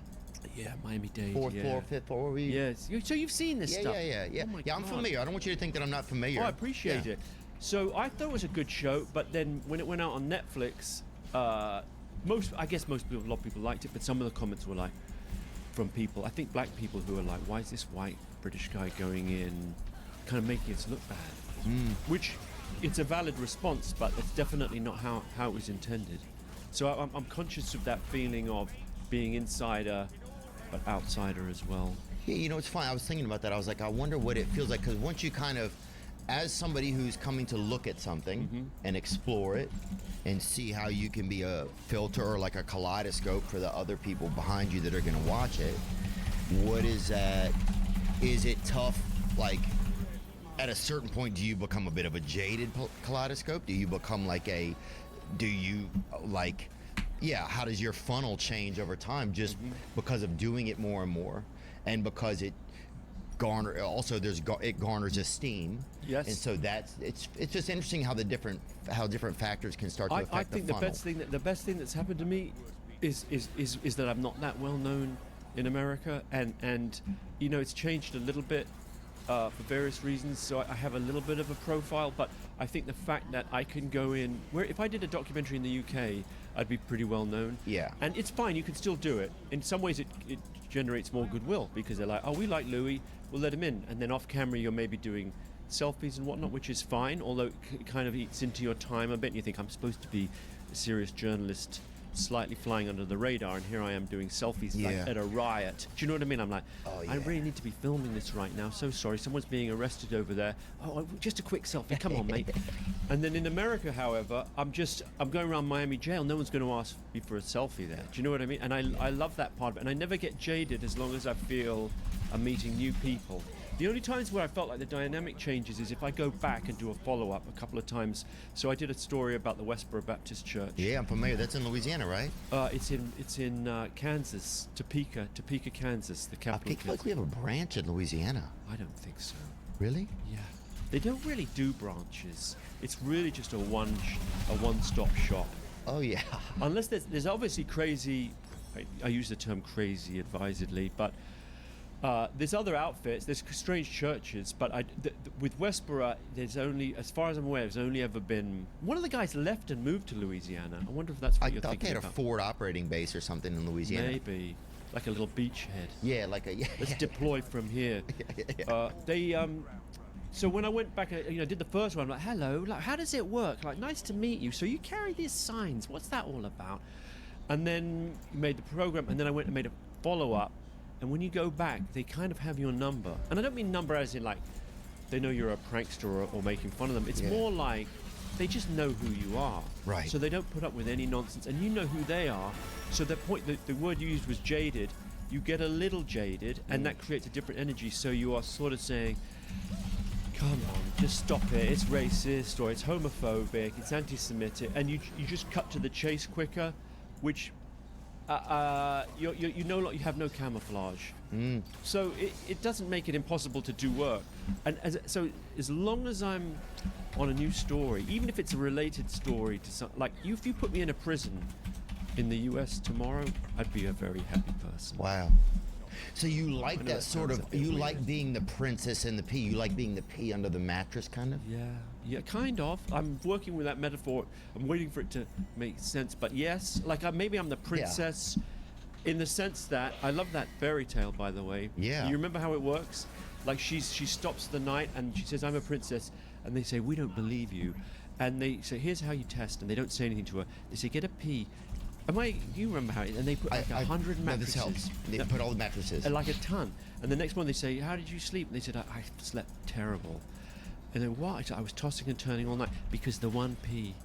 But the point is a point about, she really was a princess because she could feel a pee. I mean, it sounds kind of like a nightmare, right? Yeah, well, I used to have those buzzer underwear that would shock you if you peed at night. I heard about that. But it didn't also, shock you, just buzzed, surely. It was pretty strong. The voltage we got. You went through a lot growing up. We got a pretty high voltage package, I think. My mom wanted me to fucking feel it. Yeah. I got them for Christmas. It was a gift, I remember. And it was kind of fun because you would be able to like just sprinkle some water on them and turn them on, And so my brother would be like, do the thing, and I would do it. But do they still sell those? Oh, I don't know. That's a good question. I don't know. Need to look into that. I think having the electricity and in the pool of urine was it was a very 80s, 90s thing. But no, I meant you're the pee actually that gets put in, like you're the thing that has an effect on the... I see, yeah, I've got the distorting effect of mixing things up, and yeah, I do like that. I don't know what else to say about that. Yeah, like how did that ever start in you that you desired, like... Okay, I like invisibility, and I'm an anxious person, and because I grew up always worrying about things, I found if I was talking to someone who seemed off beam or just in any way like their mind worked differently, like I was, maybe all kids are like this, but I was the kid who, if there was a homeless person with his mouth open and I was like 5 or 6 years old ago, I'd be like, what's going on with that? Mum, why is that man got his mouth open? What, Mum? And they're like, shh, things you're not supposed to talk about, don't talk about it. Or if you read about just weird stuff happening, like guys falling asleep and kind of getting, and then burning to death because they were in the sun and they were wearing too much sun oil. And I was just like, what does that feel like? I was just I think there were aspects of life that felt so strange it took me out of myself. And whatever inner voices of anxiety and disquiet I had, they were silenced. Does that make sense? Yeah. Yeah, it's interesting. And so if you're on location, you're going and talking to someone who, like the first story I ever did was for Michael Moore, and it was called Millennium, and it was about people who think the end of the world is about to happen. And my main anxiety was, I'm going to be terrible at being on TV, right? I just didn't think I had whatever that gift is. Like I was very nervous. I thought, I know at least 5 people who would be way better at this than me. Like my best friends were all really funny. People I grew up with who went on to be comedians and talented performers, right? And I'm thinking, I'm the least funny one in my friendship group. And yet I was 23 years old and I'd been given this break. And the only thing I had that I was clinging on to that I thought, but I'm going to take this opportunity of being a correspondent on this new show because I want to meet these people who are part of these crazy cults who think the world is about to end. Yeah. I just thought that sounds fascinating, and I will enjoy that part of it. And maybe in enjoying speaking to them, they'll get some usable footage. And that was really the launch pad. Like, was the fact that I just want to know, like, why do you think that? Like, what part of you you know, like when is it going to all happen? When is Jesus coming back, and what will he be wearing? And is that a Tuesday or a Wednesday? And the concrete detail, or the UFO. There were 4 different groups, and there was a UFO group. They were landing in Southern California. The spaceships were going to land in 2001. And then there was a group in Western Montana who were a part of a neo-Nazi outfit, who wore little Nazi uniforms. And I remember it was day 3. First 2 days it went terrible. I thought. With the neo-Nazis, you mean? No, the day 1 was a Harold Camping. He was a fundamentalist Christian. He talked like this, and then Jesus is going to come back. See? Yeah. And then day 2 was a UFO group, and they were all kind of touchy-feely. We're not preaching doom and gloom. We're not fearful at all. But it was kind of like they kept I just didn't feel like I was clicking with them. Like they talked too much, basically, and I was too polite and scared to interrupt. But then day 3, the Nazis, bizarrely, were the most polite and the most sort of emotionally available. Does that make sense? So I think they were just so lonely and so bored, living like 2 guys living in a trailer in Western Montana. Oh yeah. Me arriving, and they're like, "Come on in. It's so great to have you. You know, there's a lot of truth in the prophecies that are written up in Star Wars, the movie Star Wars. And what about Star Trek? Star Trek's another one. A lot of truth in that. Different planets for different races." Yeah. And I thought, like, I didn't want to talk too much about myself because I thought they'd probably assume I was Jewish, because a lot of people assume I'm Jewish, and I thought that would lead to an interesting dynamic. Right. So and it was just really striking how they were just thrilled to be telling the good news about different races going to different planets, and how there was this neo-Nazi cosmic vision. And I would just sort of go like, "Wow, that's fascinating. Tell me more."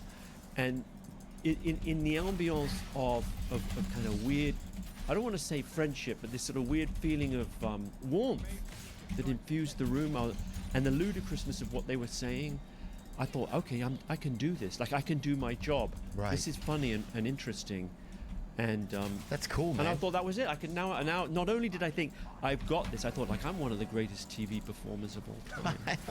You know what I mean? It was it went like that. I was like, this isn't a segment. This is a feature film. And in fact, Michael Moore better watch out, because I'm hot on his tail. I'm way bigger than that. Yeah.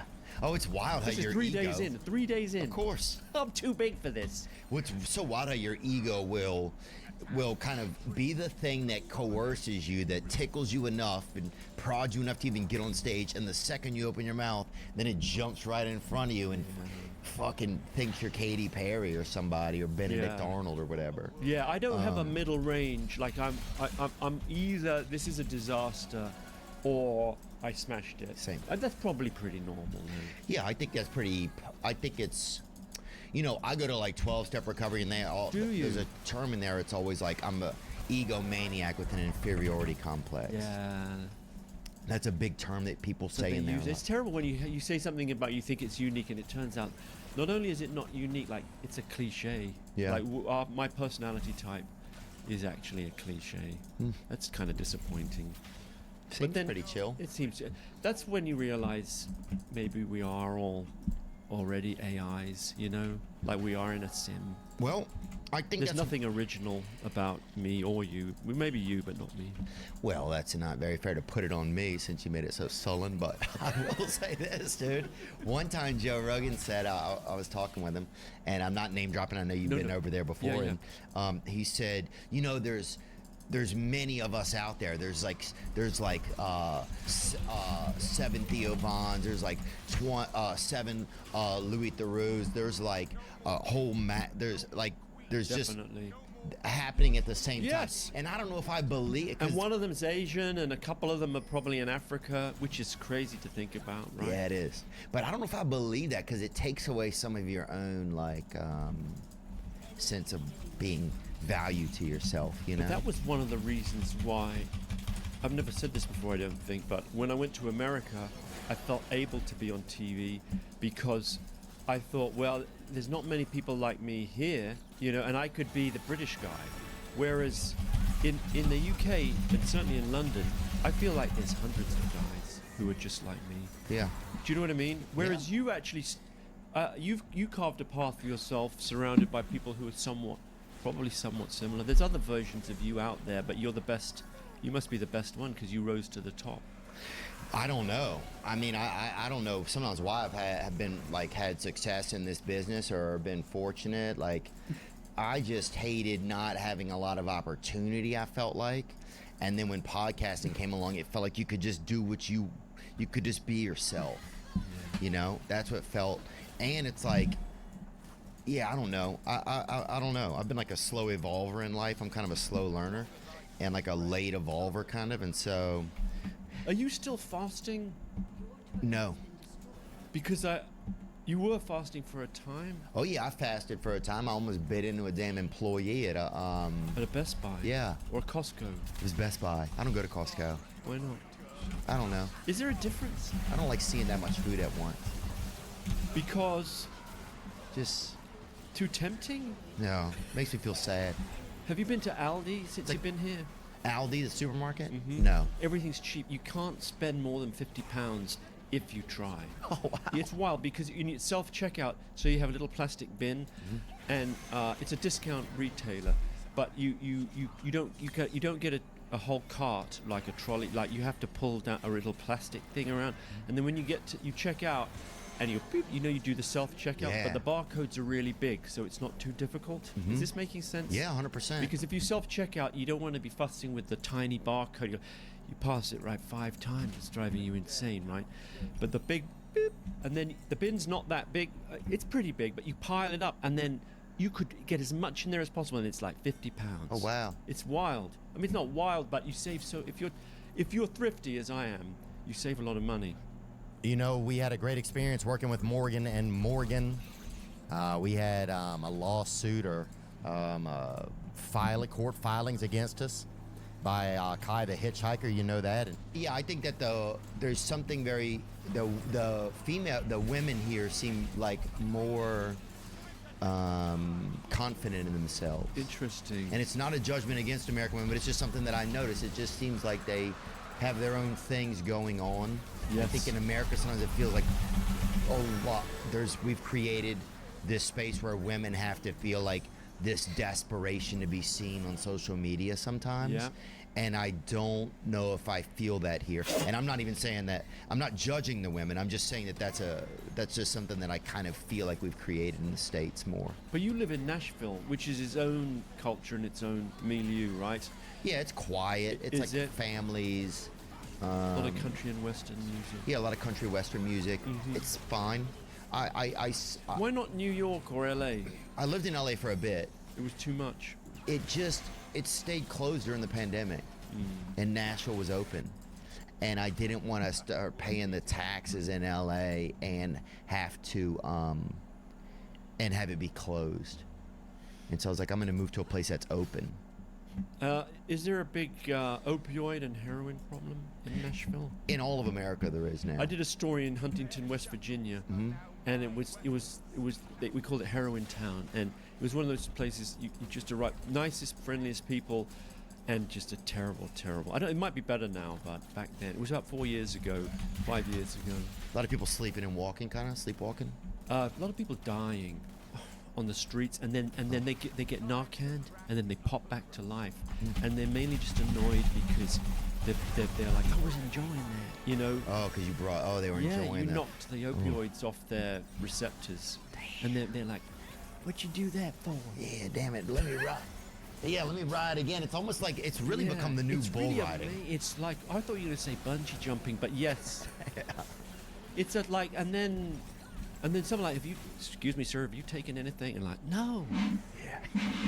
And they just can't keep their like, I'm just praying. Let me pray for a second. Exactly. Yeah. It's wild. Well, one of the things that really, this is where I think. I'm fine. Would you stop? It's really strange. Well, one of the things that started, they didn't even prosecute that family that did the opioid epidemic. Yeah, the Sackler family. That's fucking. But they sued them. They got a civil suit, but they set up. What does that mean? They're fucking riding around and eating banana pudding or whatever. Easily. While people are dying in the fucking. They even hit a speed bump. They're like, driver, be careful. And like, that's an opioided man that we hit. You did it. You know, it's like. And once that's one of the things that's really started to make people in America be like, there's nobody looking out for us anymore. Oh, big time. That was a huge part of it, I think. I bet. That book, by the way, Empire of Pain. I haven't read that one. Patrick Radden-Keefe, brilliant book about how they started making certain, kind of medical company, three brothers, and then the dynasty, how they created various drugs, each of them in different ways problematic, like with side effects, and then the mother of all terrible drugs, which was the oxys and whatever, and a lot of them live in Stade now. Apparently, you know Stade in Switzerland, like it's a playground of the wealthy. Of the wealthy that are hiding from. Yeah. Wow. Yeah. That'd be a good documentary. Yeah, if you could get in there, they probably don't want to speak. And then it must be tough for the museums are all having to give the money back and take down, because they made all these donations. Right. But it's. I think you're right. I think the sense of betrayal and the way in which it was cynically rolled out, and the way in which doctors were induced to overprescribe, and legislators were persuaded. Yeah, that's and unbelievable. sales reps were all incentivized to make inappropriate sales. I mean, everyone knows this now, but yeah, it was way worse than the pandemic, right? Like in terms of like the loss of life. Unbelievably worse.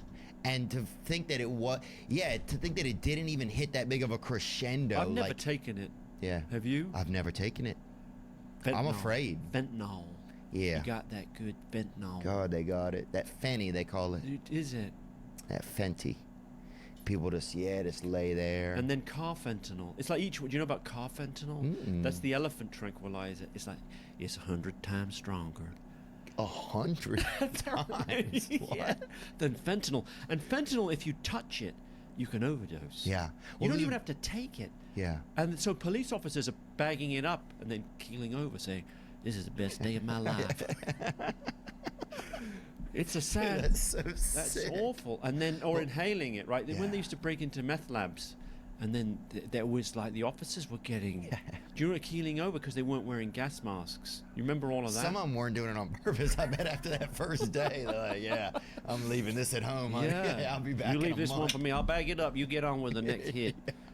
Yeah, no, it's awful. That and then carfentanil 100 times. It might be 10 times. You Even can if Google it's it. one time. Do you have a guy who can Google? Have you got a Google guy like yeah, Joe we do. does? He can do it right Can over you there. Google that? He's an import. Who's Joe's Google guy? Jamie. Get Jamie. Jamie, can you check that?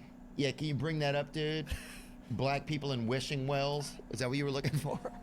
No, He's but always it's like got the carfentanil is like I think it's 100 times stronger. It's like, what are we doing? How could we? I think at that point people were like, no. And so after that happened and then COVID happened, that's one of the huge reasons nobody trusted any of the pharmaceutical industry. Yeah. Because everybody just seen. I have 4 friends that died from fentanyl. Right? Seriously. Swear to God.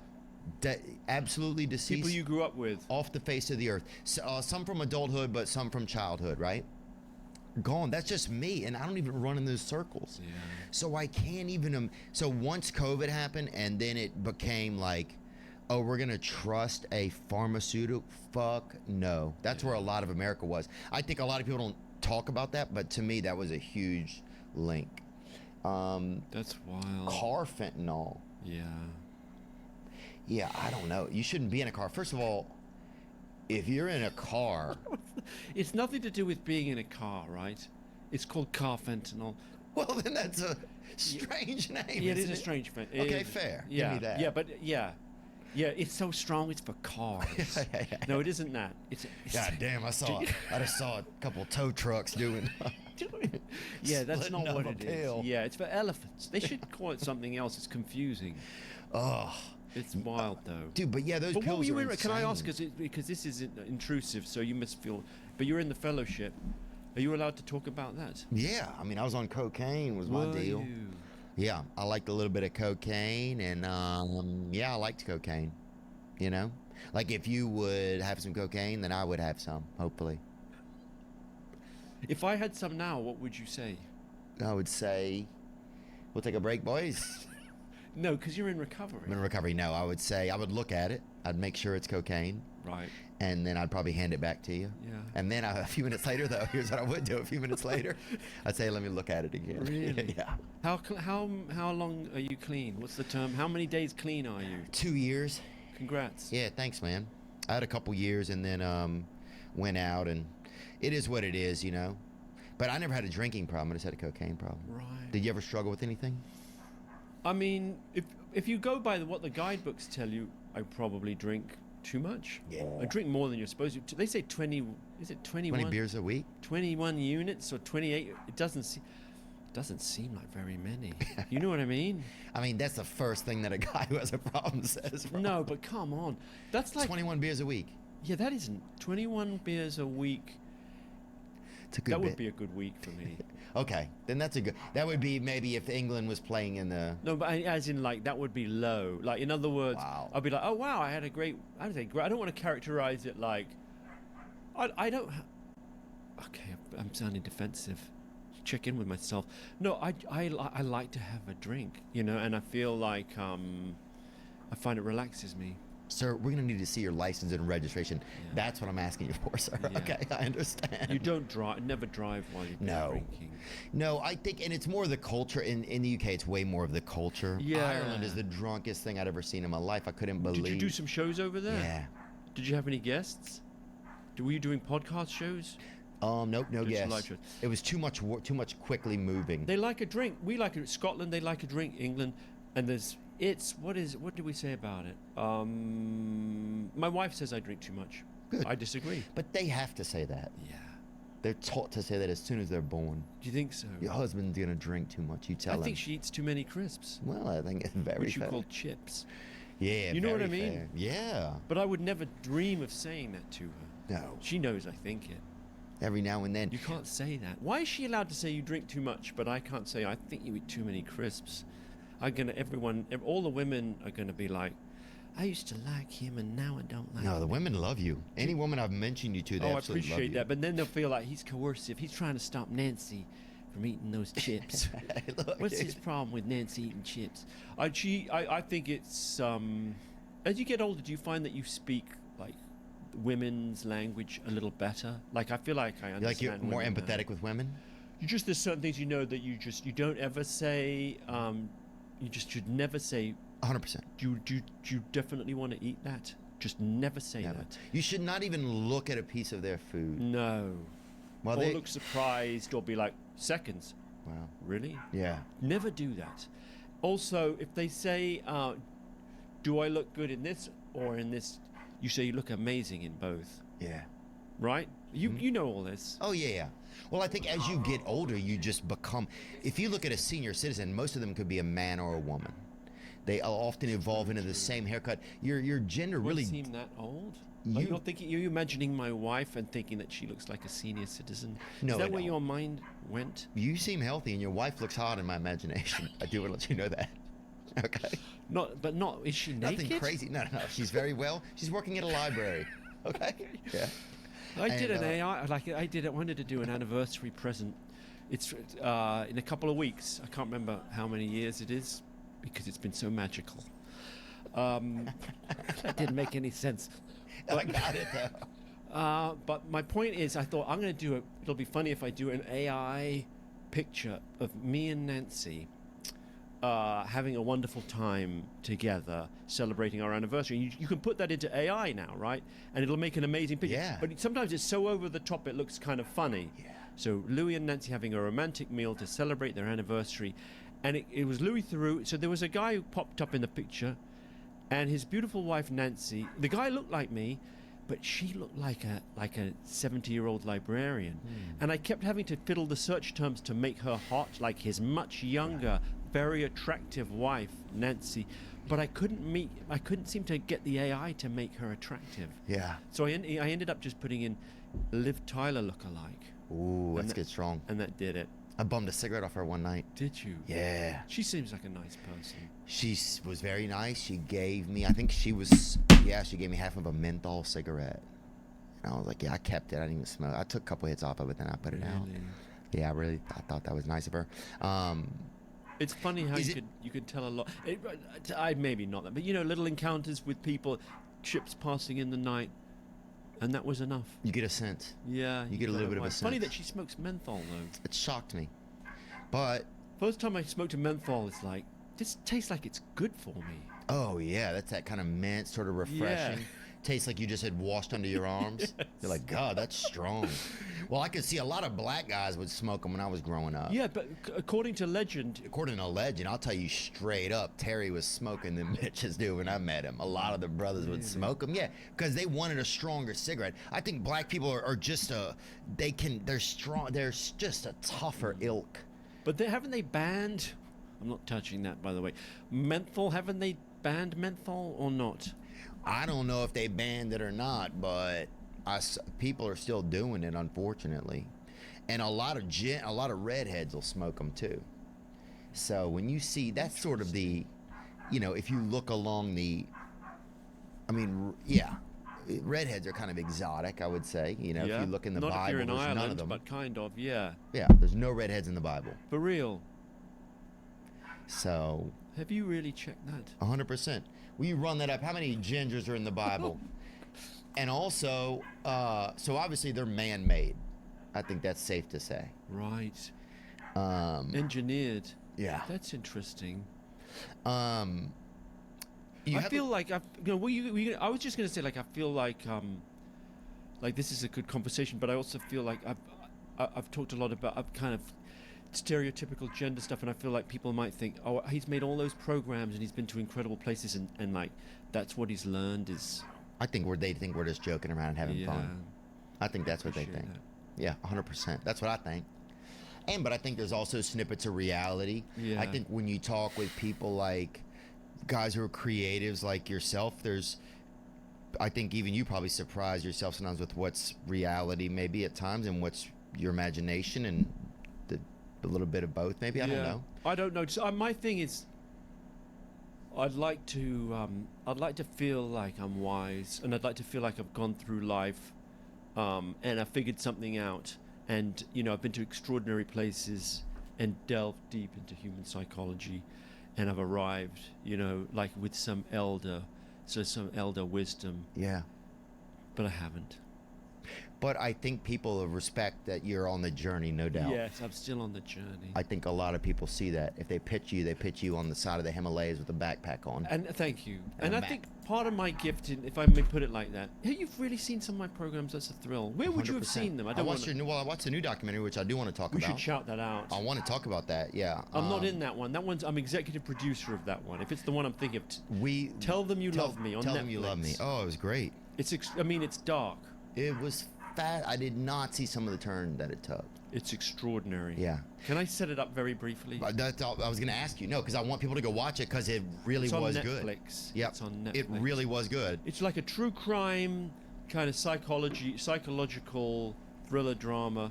You will love it. If you like true crime type of stuff, I think you will absolutely.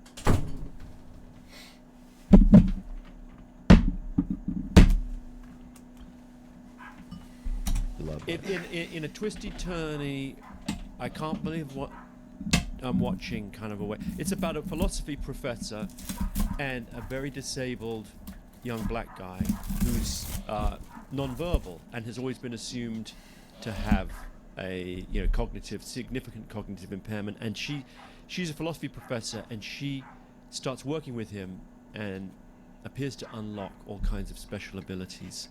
And his family, the young guy Derek, his family is obviously thrilled. He starts going to college. He's having philosophical conversations with her. I don't know if he's writing poetry, but he's sort of writing essays, and they have this meeting of minds. And according to her version, they fall in love and they strike up a physical relationship. But then questions start being raised about the nature of the technique that she's using to open up his abilities, his alleged abilities, and then the abilities come under question. And his family, Derek's family, start feeling actually he doesn't have the special abilities, and this isn't a thrilling story about love across the divide, it's actually abuse. And she gets prosecuted and sent to prison.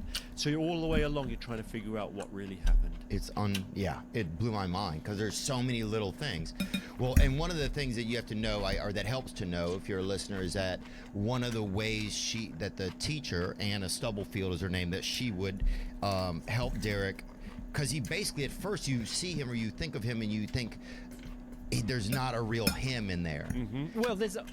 Well, I don't want to say that. No, let's not put it that way. But my people, listen, no, I don't know. I'm trying my best. But when you look at him, there's a him in there, but you don't know how much of him there is. And it's hard for us to see a lot of times the person that is inside sometimes of a person that has a severe physical disability. Yeah. He's there, but he's just got a profound disability, and you don't know the nature of what he's capable of. Right. And she starts teaching. She starts becoming the facilitator. The way that they start to communicate, it's called facilitated communication. In essence, what happens is she's called Anna. I can't get used to saying Anna, but that's how she says it. So, and Derek's mum's called Daisy, and it becomes almost a custody battle between them. And the first inkling that something's wrong is that Anna starts saying, like, Daisy will put some meat and potatoes down, and Anna will go like, well, Derek really doesn't like meat. He's a vegetarian. And his mum's like, what? And he doesn't listen. And she'll put gospel music on. They're from a churchy family, and Anna goes like, Derek really doesn't like gospel. He prefers classical, and he drinks red wine, and and he prefers Cabernet, and like all these sort of markers of what might be construed as sort of elite or slightly refined. Oh, I didn't even think about that. Yeah, so there's a sort of class thing, like, and so Daisy's like, what, gospel's not good enough for him anymore? Like, she feels offended, like the son that she's always known is being kind of taken away from her. Right. And it's almost like a power play, like, I know him better than... I'm not saying that as how Anna meets. But that's certainly how it would come across to a mother, and especially, I think, also a black mother, probably. Who's he's not going to eat my cooking? Right. Because he's a vegetarian, like, he only eats nut cutlets now. Yeah, he only eats, like, shortbreads or whatever. He eats corn, and I'm not trying to mischaracterize. Not at all. We're joking around. He only has a booyah base or whatever. Yeah. But she said he was a vegetarian. Yeah, and that's insane. First of all, to say that a black guy's a vegetarian is absolute. Nobody's gonna believe that, dude. Name 70 black vegetarians, dude. Okay, maybe Arthur Ashe was one, but that's it. Nobody's buying that shit. So out of the gate, the mom is like, so. But I think so. That's where it starts. There's a glitch, and then it spins out. And then when she says, and then they have the moment where they announce to Daisy, and to Derek's brother John, that they're having a relationship, and they sit down, and it's Anna and Derek sit down with John and Daisy and say like, I don't know. I think they might have been excited to break the news. Of course. But it's a sensitive thing, saying like, not only are we, because they weren't saying, I'd like permission to ask for your son's hand in marriage. It wasn't like that. It was like, by the way, we're doing it. Like, we're already. They said we've been shagging a bit. Yes. Basically, and we're in love. I don't think they used the term shagging, but it was along those lines. Yeah. And I think it felt to Daisy and John like they still had a protective, because the kid's not a kid, he's a young man. The young man is vulnerable, right? So they don't know, like, and also they don't want to think about him sexual, probably. Yeah, having adventurous sexual relations, like, with the woman who's basically got a caretaking role. Right. And it's a professional relationship. It's a complicated power dynamic. So the brother John, he's so shocked he goes and throws up. He's like, it cuts him to the soul, like he feels so confused and befuddled by the relationship. I mean, a lot of it is just also the awkwardness of, the bigger conversation is around. Race. Well, I was going to say disability. Oh, okay. Is that people who are very disabled? I say very, but people who can't walk and in fact maybe can't actually feed themselves, or who need round-the-clock assistance with day-to-day life, and may have real cognitive delays, like Right. where they seem to be incapable. They watch cartoons and enjoy life, but they're not going to be reading books and stuff. A lot of people don't want to think about the sexual relations. It's almost like they're infantilized, and it's seen as inappropriate that they have sexual desires. Right. But they do. Of course they do, because they're full-grown people, right? Yeah, To they're state gonna. the obvious. And especially, well, one of the things you have to let people know too, I think, is the way that Anna would communicate. There's like this sort of typewriter type of contraption. It's almost like a first typewriter you would give a child to learn to do typing on. Like a speak and spell. Yeah, like a speak and spell. And she would kind of guide his hand or hold his hand, because his hand would often kind of vibrate a lot. So she would hold his hand as he would write out the different things he wanted to say.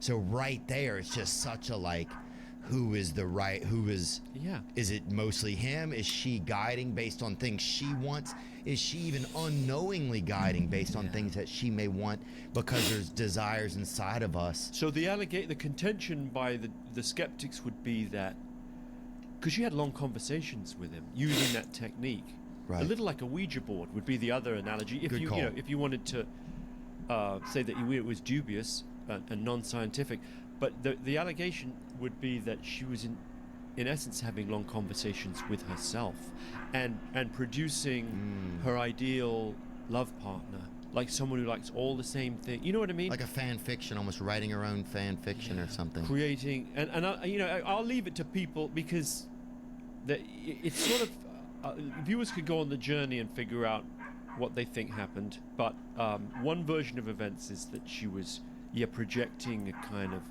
idealized version and using Derek almost as a prop. Like a Geppetto and a Pinocchio type. She was puppeteering, yeah, a real life human used as a prop.